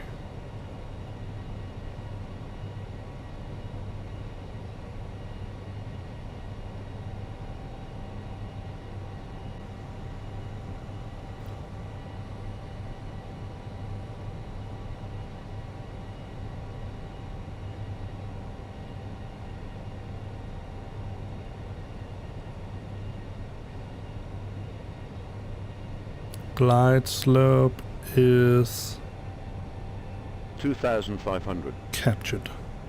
Scandinavian 725 final for runway 13. Glide slope captured.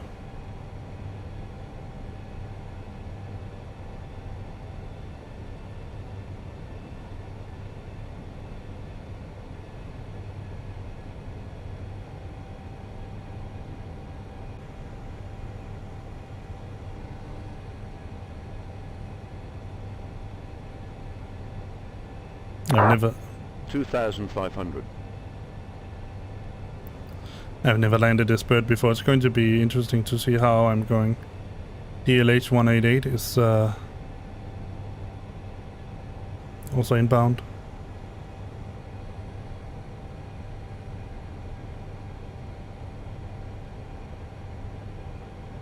Terrain. 2,000.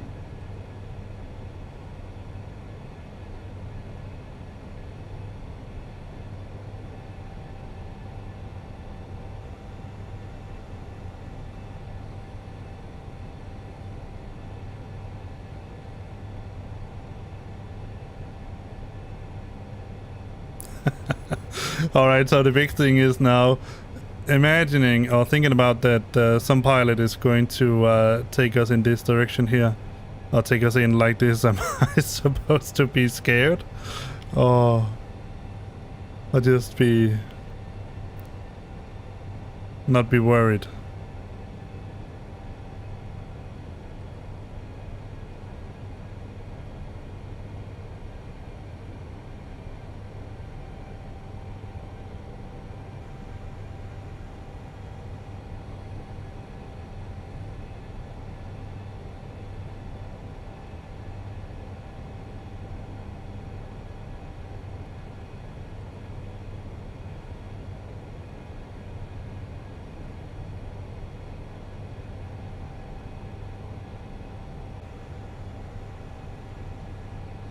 We're not at decision height yet.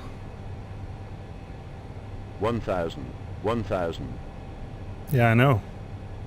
You don't have to say it twice.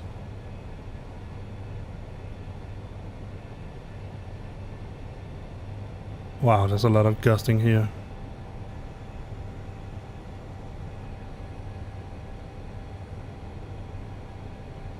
Alright. Here goes nothing.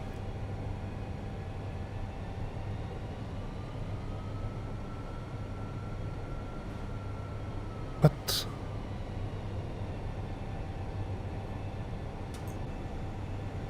What the heck is going on? Above. I wanted to turn off the autopilot, not the 500. auto throttle. 400.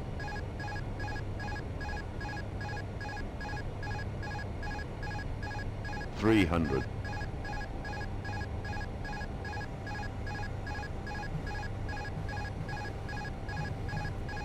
200. This is definitely going to be tricky. Minimum 100, 90, 80, 80, 70, 60, 50, 40, 40, 30, 30, 20, 20, 10.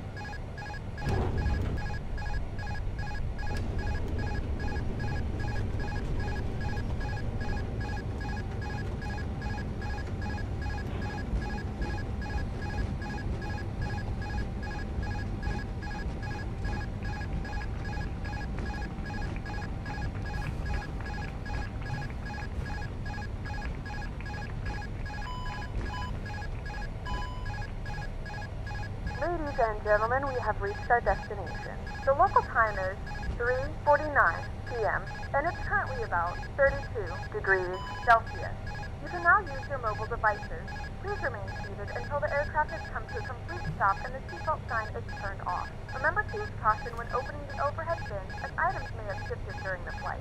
If this is your final destination, we thank you for flying with us. If you're making a connection, we encourage you to check your itinerary to ensure a smooth continuation of your journey. We apologize for the delay. Please coordinate with airline staff as necessary regarding connecting flights or vouchers.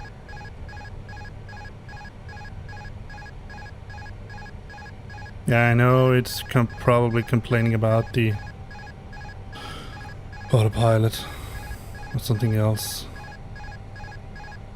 I know I disengaged it the wrong way. Please be quiet.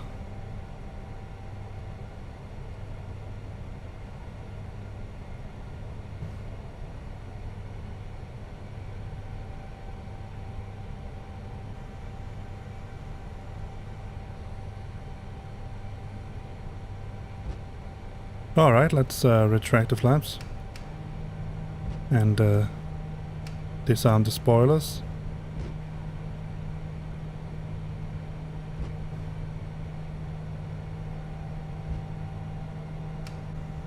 Set the parting brake. Let's see. Let's get the APU online. Turn wing off.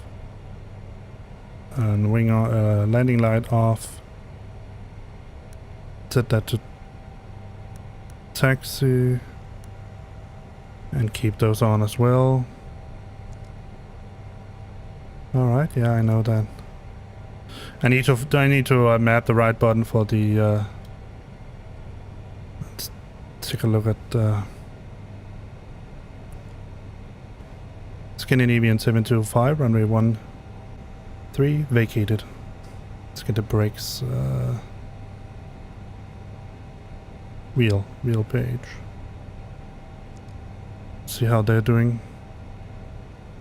Not terrible. Alright, let's get a plan of the airport.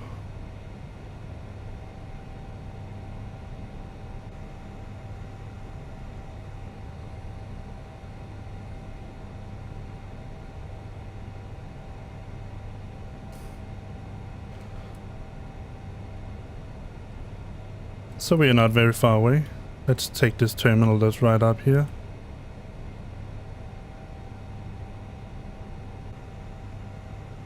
I don't know if I can get a shot of the parking stand, yeah. It's a cargo terminal, hangar, aprons.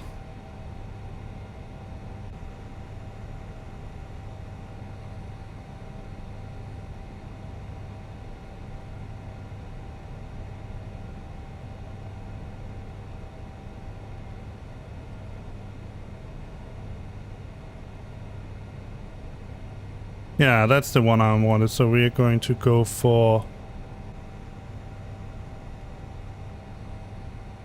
Just take stand 6.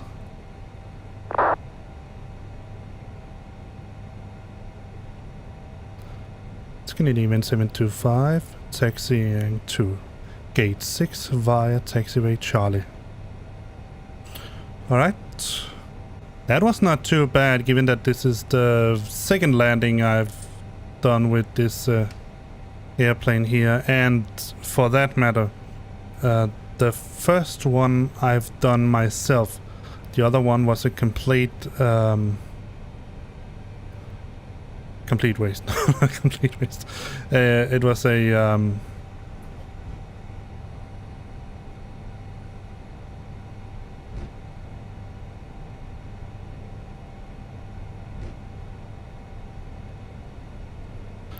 it was a, oh, what is it I'm going to say?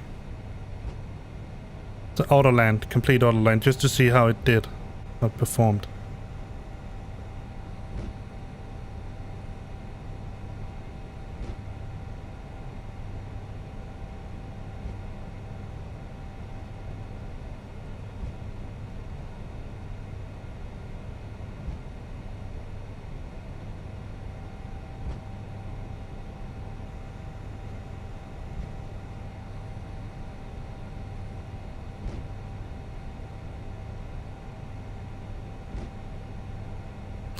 this 6? I cannot see what it says there. Yeah, it looks like a 6.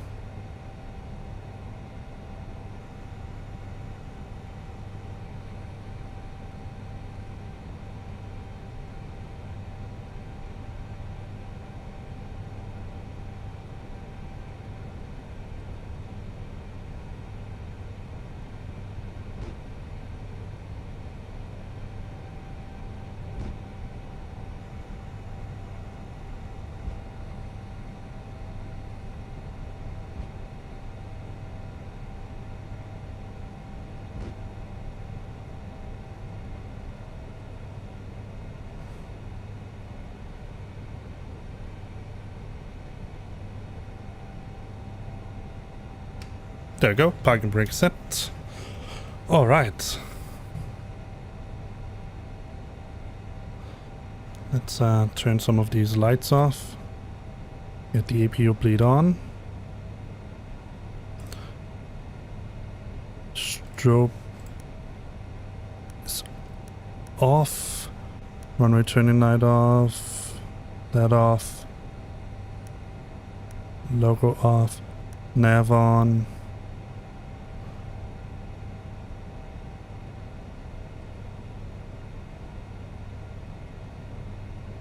Turn the engines off. Shutting down engine 2.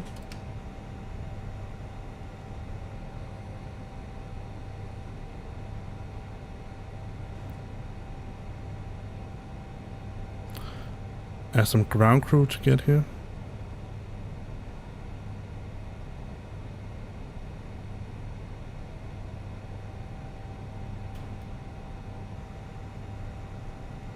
Shutting down engine 1.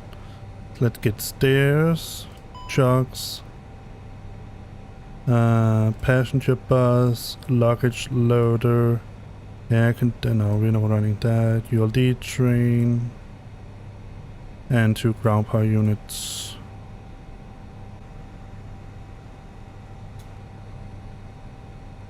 What is it saying? Let's turn on the brake fan. Yeah, that's because I've turned off the engines, man. Alright, let's see. Let's open some doors.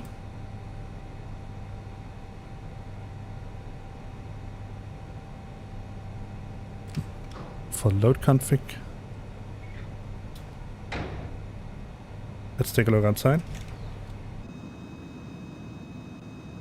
We are ready to let our passengers deboard. They're already doing that even though the seatbelt sign is...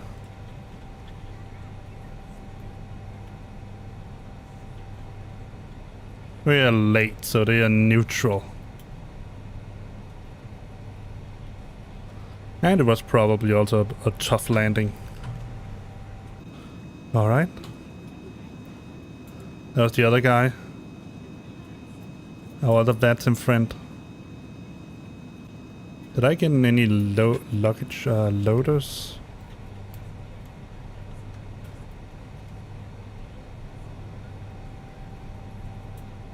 No. That's more like it.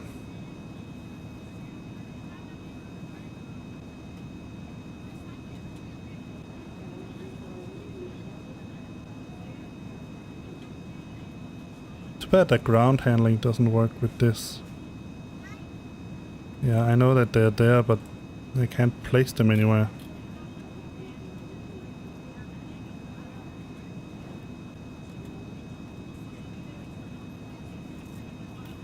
Oh, I forgot the beacon.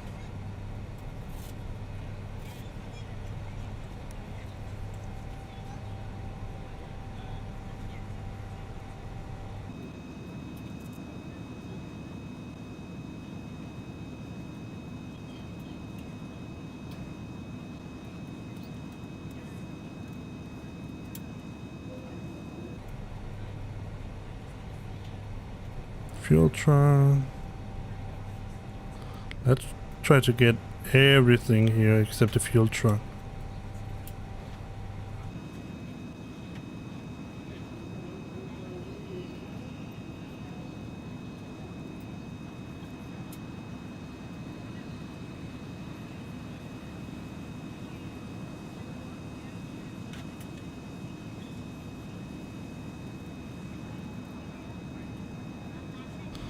Ah, that's an interesting truck. It doesn't have any wheels.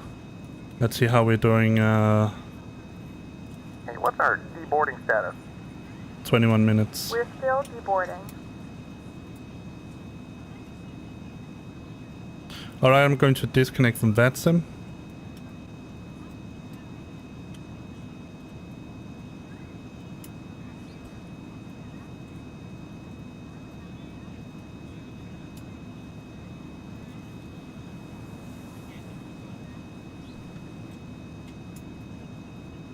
It's at 21 minutes.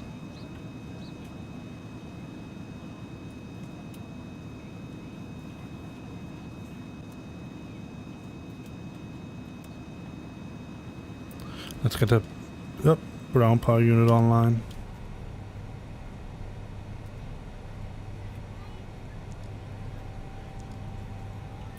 Let's turn the APU off.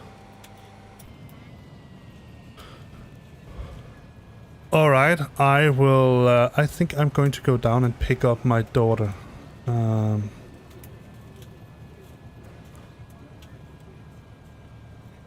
It's probably going to take something about 20 minutes, I'm not sure. I will put be right back sign up here, turn the audio off, and then hopefully I will see you when I come back, but I need to go pick her up.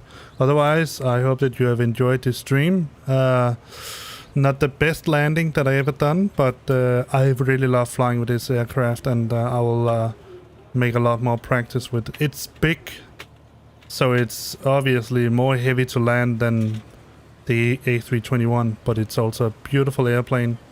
I think that generally FlightFactor has made a decent model.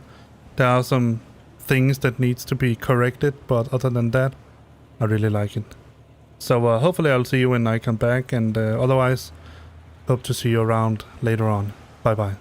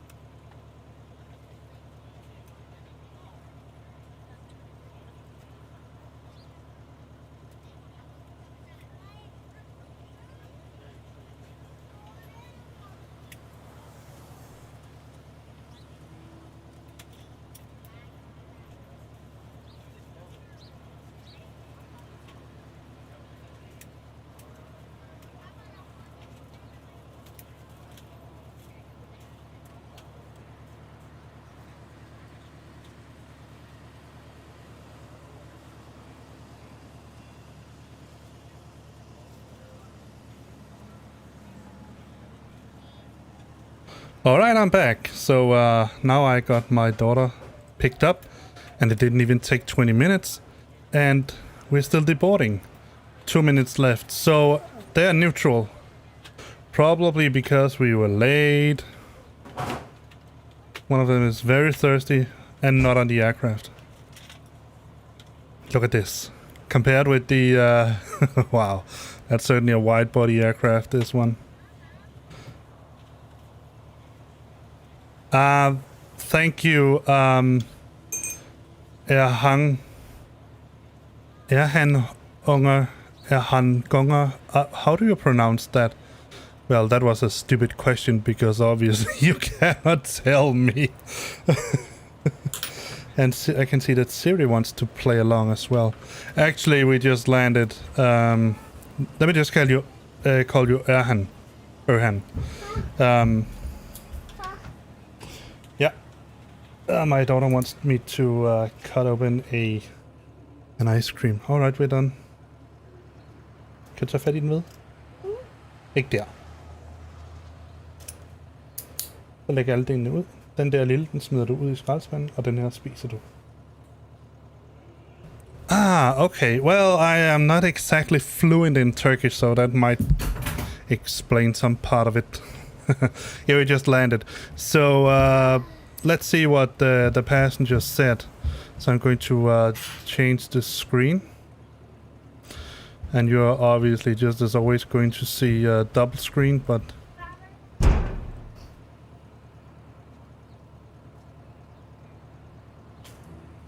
There you go. Yeah, good Scandinavian Airlines. No, not good. I'm telling you, I will never ever...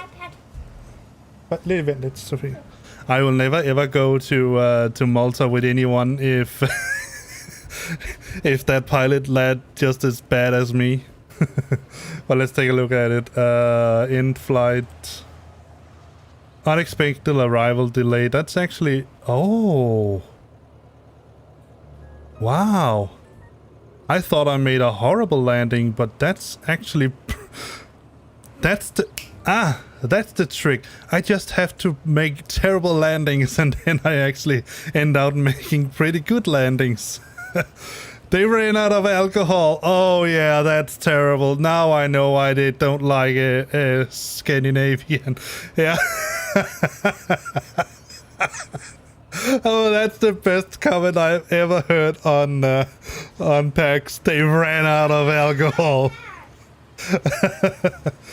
We were behind and they didn't even warn us. Well, that's my fault. I made that hole and didn't even need it. I'll definitely be recommending you at work. Thank you. I'm totally telling my friends about this airline. There is one comment and I'm not exactly sure how to interpret it. Let's see if it comes here. I wish I didn't have that extra shot of rum. Come on, man, I did a nice soft landing. You... Oh, that's it. Alright, there is one other comment that that came up recently. And it is formulated in such a way that it's pretty hard to figure out what exactly they're saying, but it goes something like, it is going to be so fun leaving this plane. Or exiting this plane, something like that. And if you think of it, what exactly are they meaning? I wish there were little smileys behind the comments. Obviously, the alcohol one that gives itself. Let me see if I can... Ja, jeg har forstået det. Du må lige vente lidt. Let's see. Let me try to find... I think it was in here. Hats off to the captain for arriving in time. Let's see. Yeah, there is it. This is going to be fun leaving the aircraft. What does that mean? Sofie, så find iPad'en først. Og dine ørebøffer. She wants her iPad and her ear headset. Okay, 2 seconds. I'll just help her.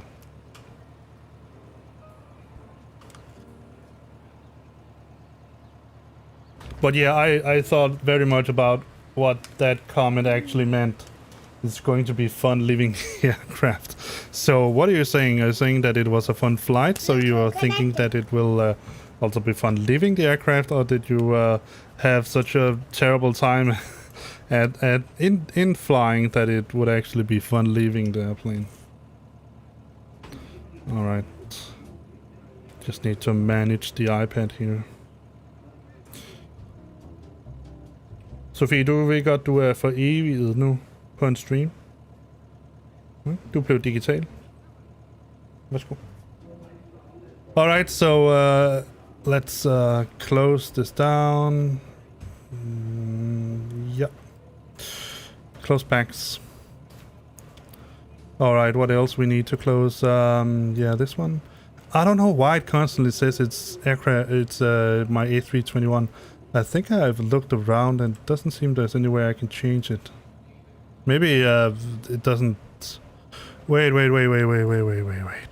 I think I know what it is. Let's just. Where's my mouse? Oh, this is special. Let me just go back to the game screen.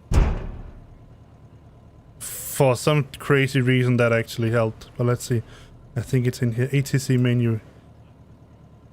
Yeah, I think that's the... Maybe that's the... Let's try. Let's call it A350. A50. That would be an interesting... WB... BX. Apply. I'm not sure that it's should get the information from the performance. Let's try to open Fly Live again. See what it says now. Yeah, it is. Now it really says Airbus A350 WBX. So it's. I need to change the settings in there. Ah, got it. Alright, I think there is not much else we need to do. Let me close down that and close down... So we got...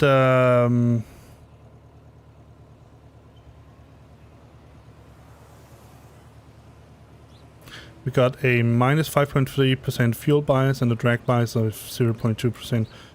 Going to add that to the profile, and then I'm going to make some more calculations later on, but let's just save the aircraft and close down PFPX. Alright, here comes the thing you have all been waiting for.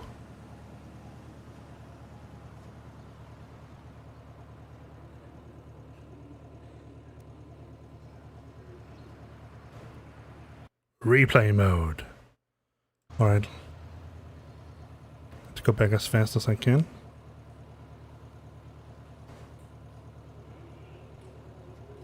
Alright, that's maybe going to be a little too small steps.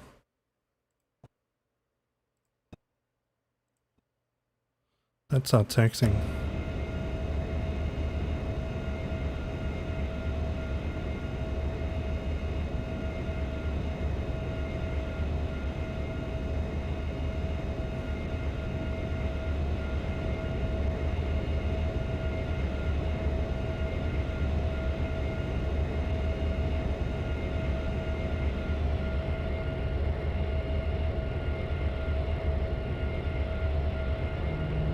That's nice that it actually gets this on. Let's see.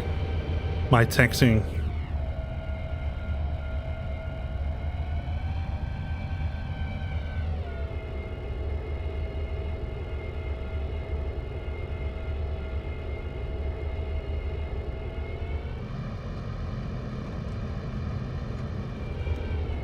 Oh, I almost made a tail strike there. Let's see from the side.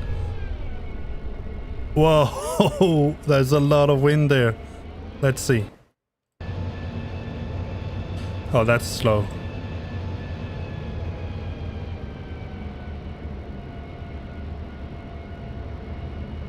Let's see if I made that tail strike.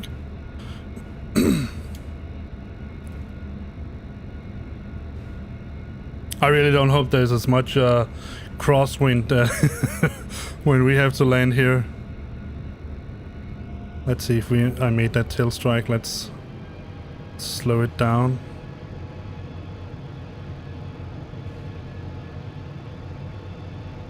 Too early. Well, it is a nice gliding. And I did have a lot of trouble with that. Let's slow it down. First gear down. Second gear down.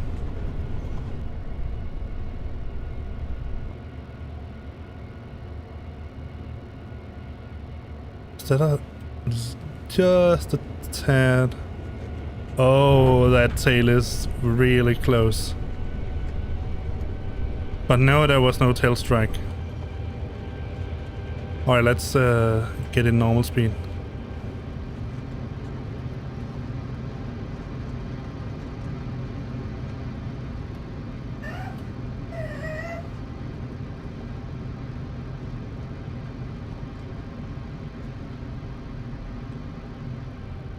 That was actually not a terrible landing. I mean, it was a difficulty landing. Definitely.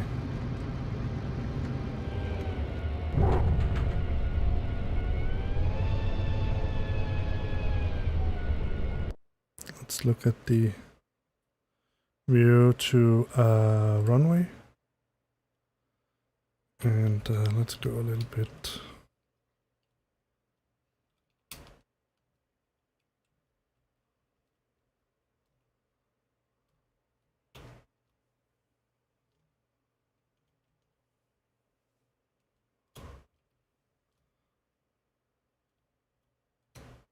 Let's see exactly where I touched down.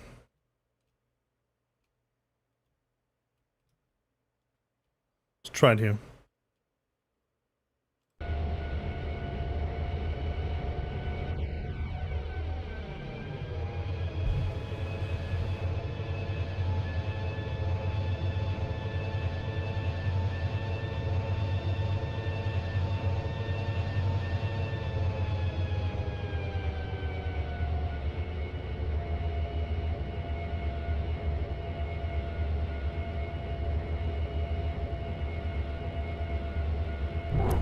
The first touchdown.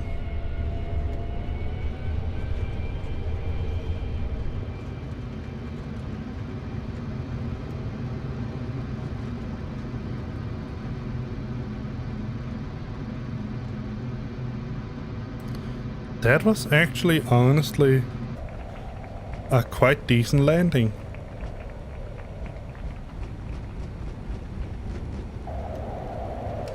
Ten, 20, 30, 40, 50, 60, 70, 80, 90, 100.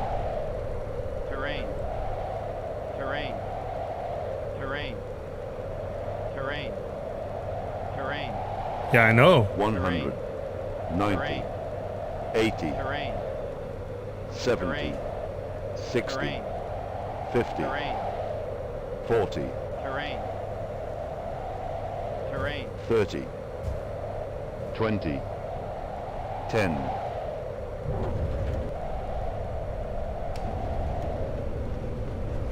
Goes the speed brakes.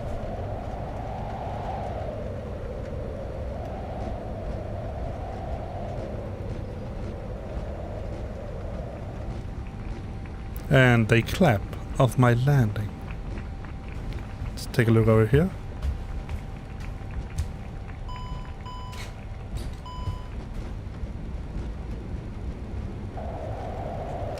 Ten, 20, 30, 40, 50, 60, 70, 80, 90, 100, 200, Jesus. 300, 400, 500, There's certainly a lot of crosswind there. 500, Terrain. Terrain. Terrain. 400, Terrain. Look at how the Terrain. wing flexes. Terrain. I mean, this is so Terrain. cool. 300, Terrain. Terrain. Terrain. Terrain. Terrain. Terrain. Terrain. Terrain. Terrain. Terrain. Terrain. Terrain. 190. Terrain.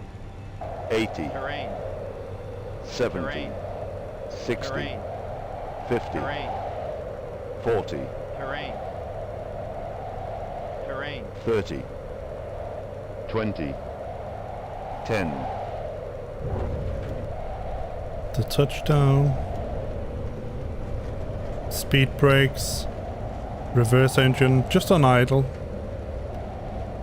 Nose gear down.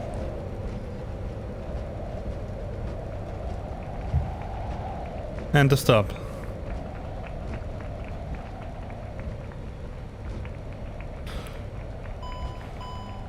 Alright, let's look at that flex on that wing.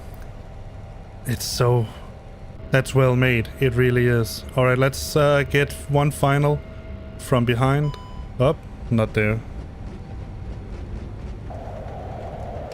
10, 20, 30, 40, 50, 60, 70, 80, 90, 100. Shift 4. We could do a flyby. It's basically the same as the runway, but let's do it over here.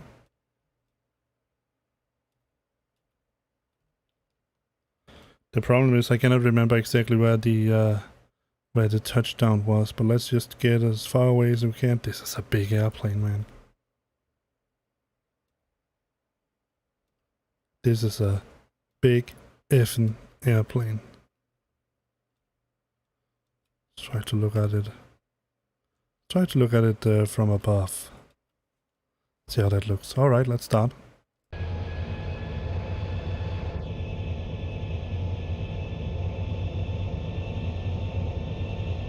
It is swiveling, but there is some...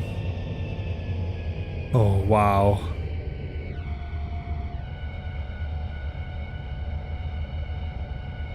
Did I hit the touchdown zone? No, I didn't. But close enough.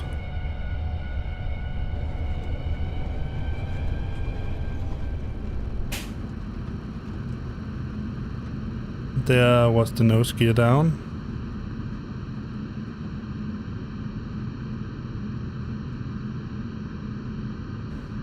Alright, let's get that from behind.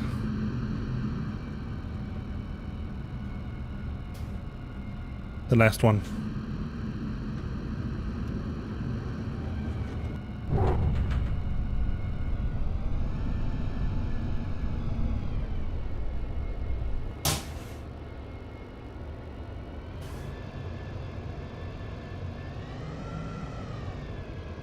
That's why I had trouble with the auto throttle.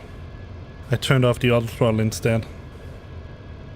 So I need to reconfigure those buttons.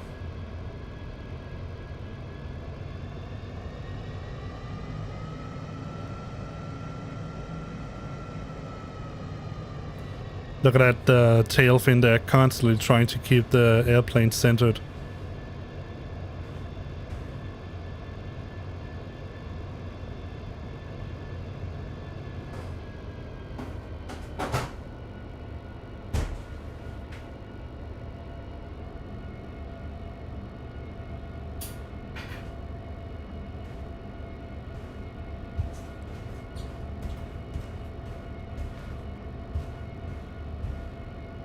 Look at... Whoa! Look at that!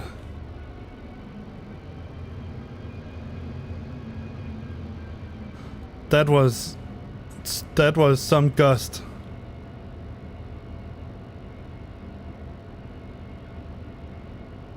Or was it me? Yeah, it was me using the tail fin too much.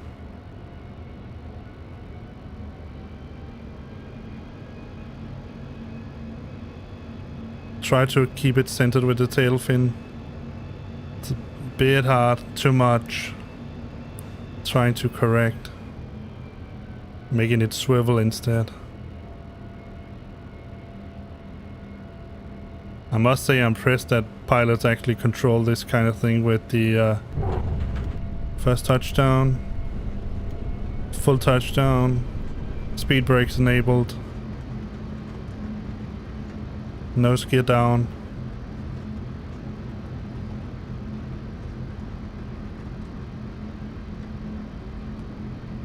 Oh, I went in the wrong way. I should just have let it go all the way down to the...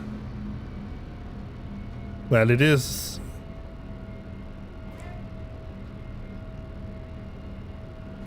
That's why it was so hard to get in. Look at the wings swivel.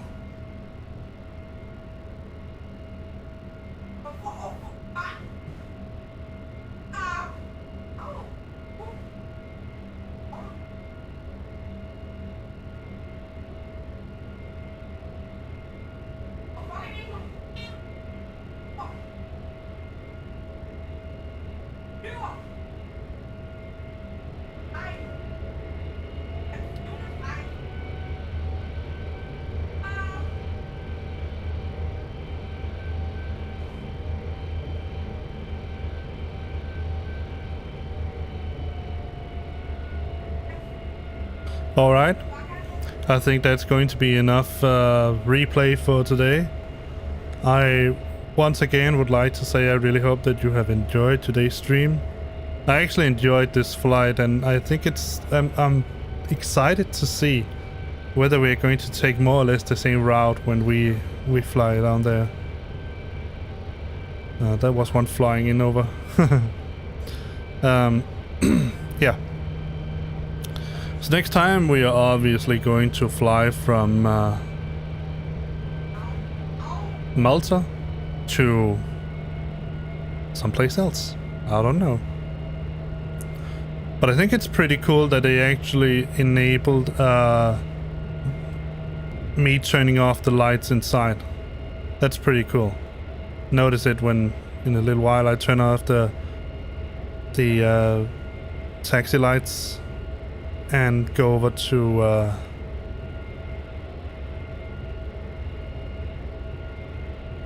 think I also turn off the turn lights.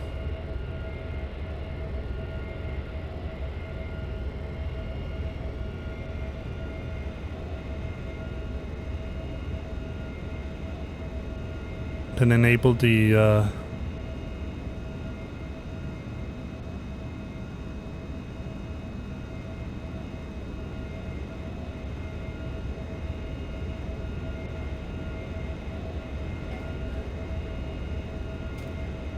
PCU. That is a beautiful airplane. Let's see how it looks from the tower. That's the final review I'm going to do. Oh, that's pretty far away. But we can zoom in.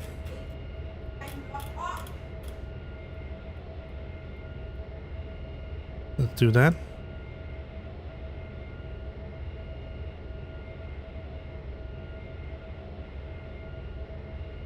See how the landing looks from the tower.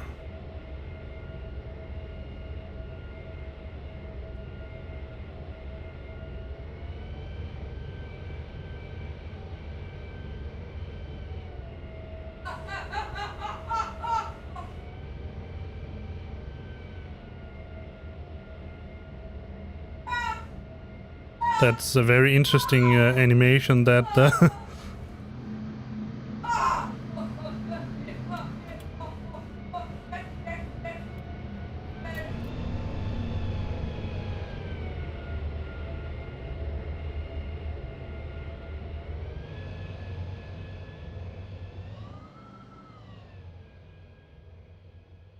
Alright, hopefully you're ready.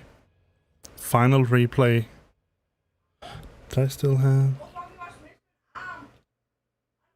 No.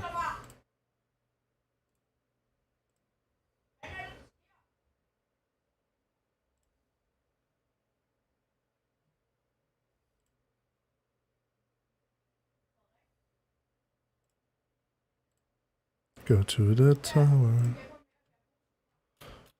Then zoom in. Alright. Let's play it.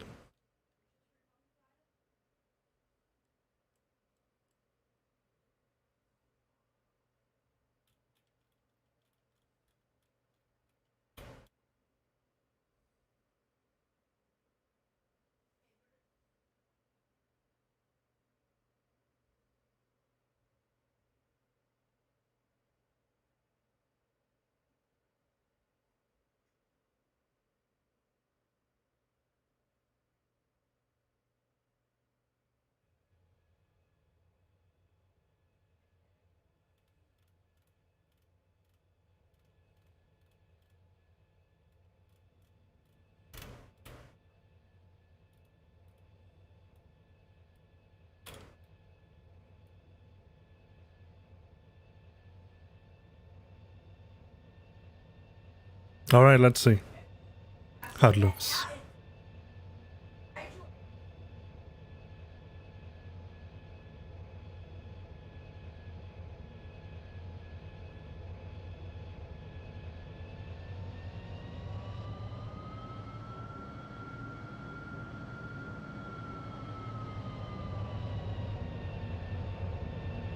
There's definitely some crosswind going on. And I think it was around 10 knots, right? So it's not a tough wind. But it's definitely also not a light breeze.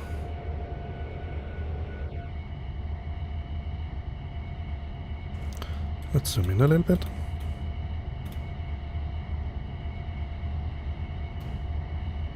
Let's see. Oh man.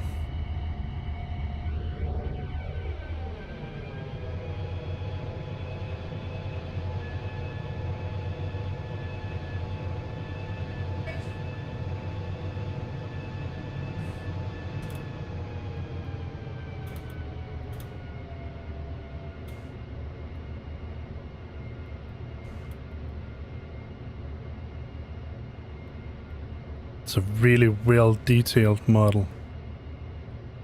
Down with both.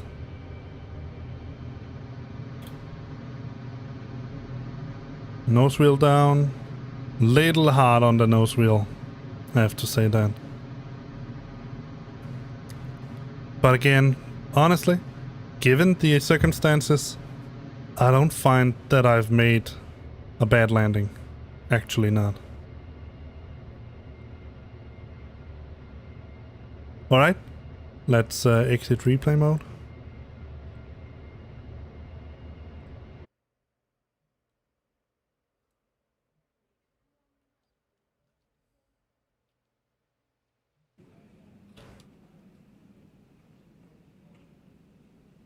Thought I closed the doors, but let's just do that. Yeah, we got all the faults now because...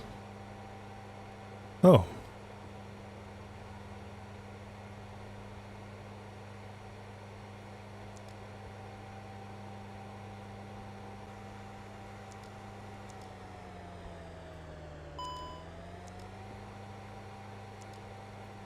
Thought we had external power.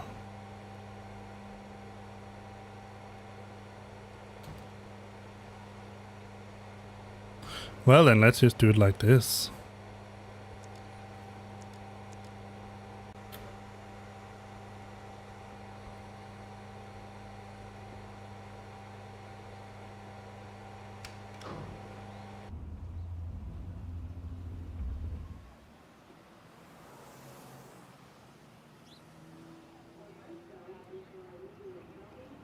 There we go. Let me see how the maintenance thing look.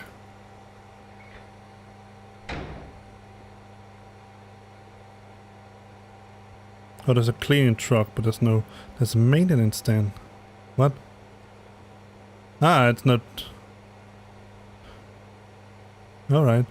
So they are going to update it, I would suppose, since it says it's not here yet. Let's look at the cleaning truck. Oh, that was the one there. That's the cleaning truck. Let me see if I can actually lure some of these...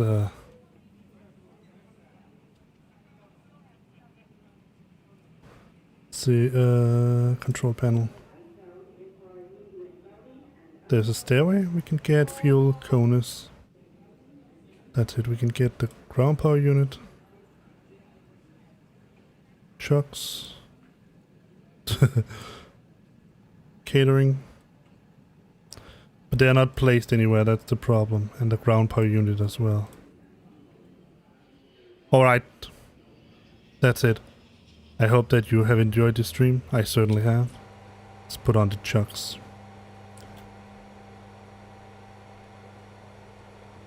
Passenger bus, fuel truck, luggage loader, air conditioning. Remove the cleaning. There we are. Chucks are set in place. We're ready to shut the plane down.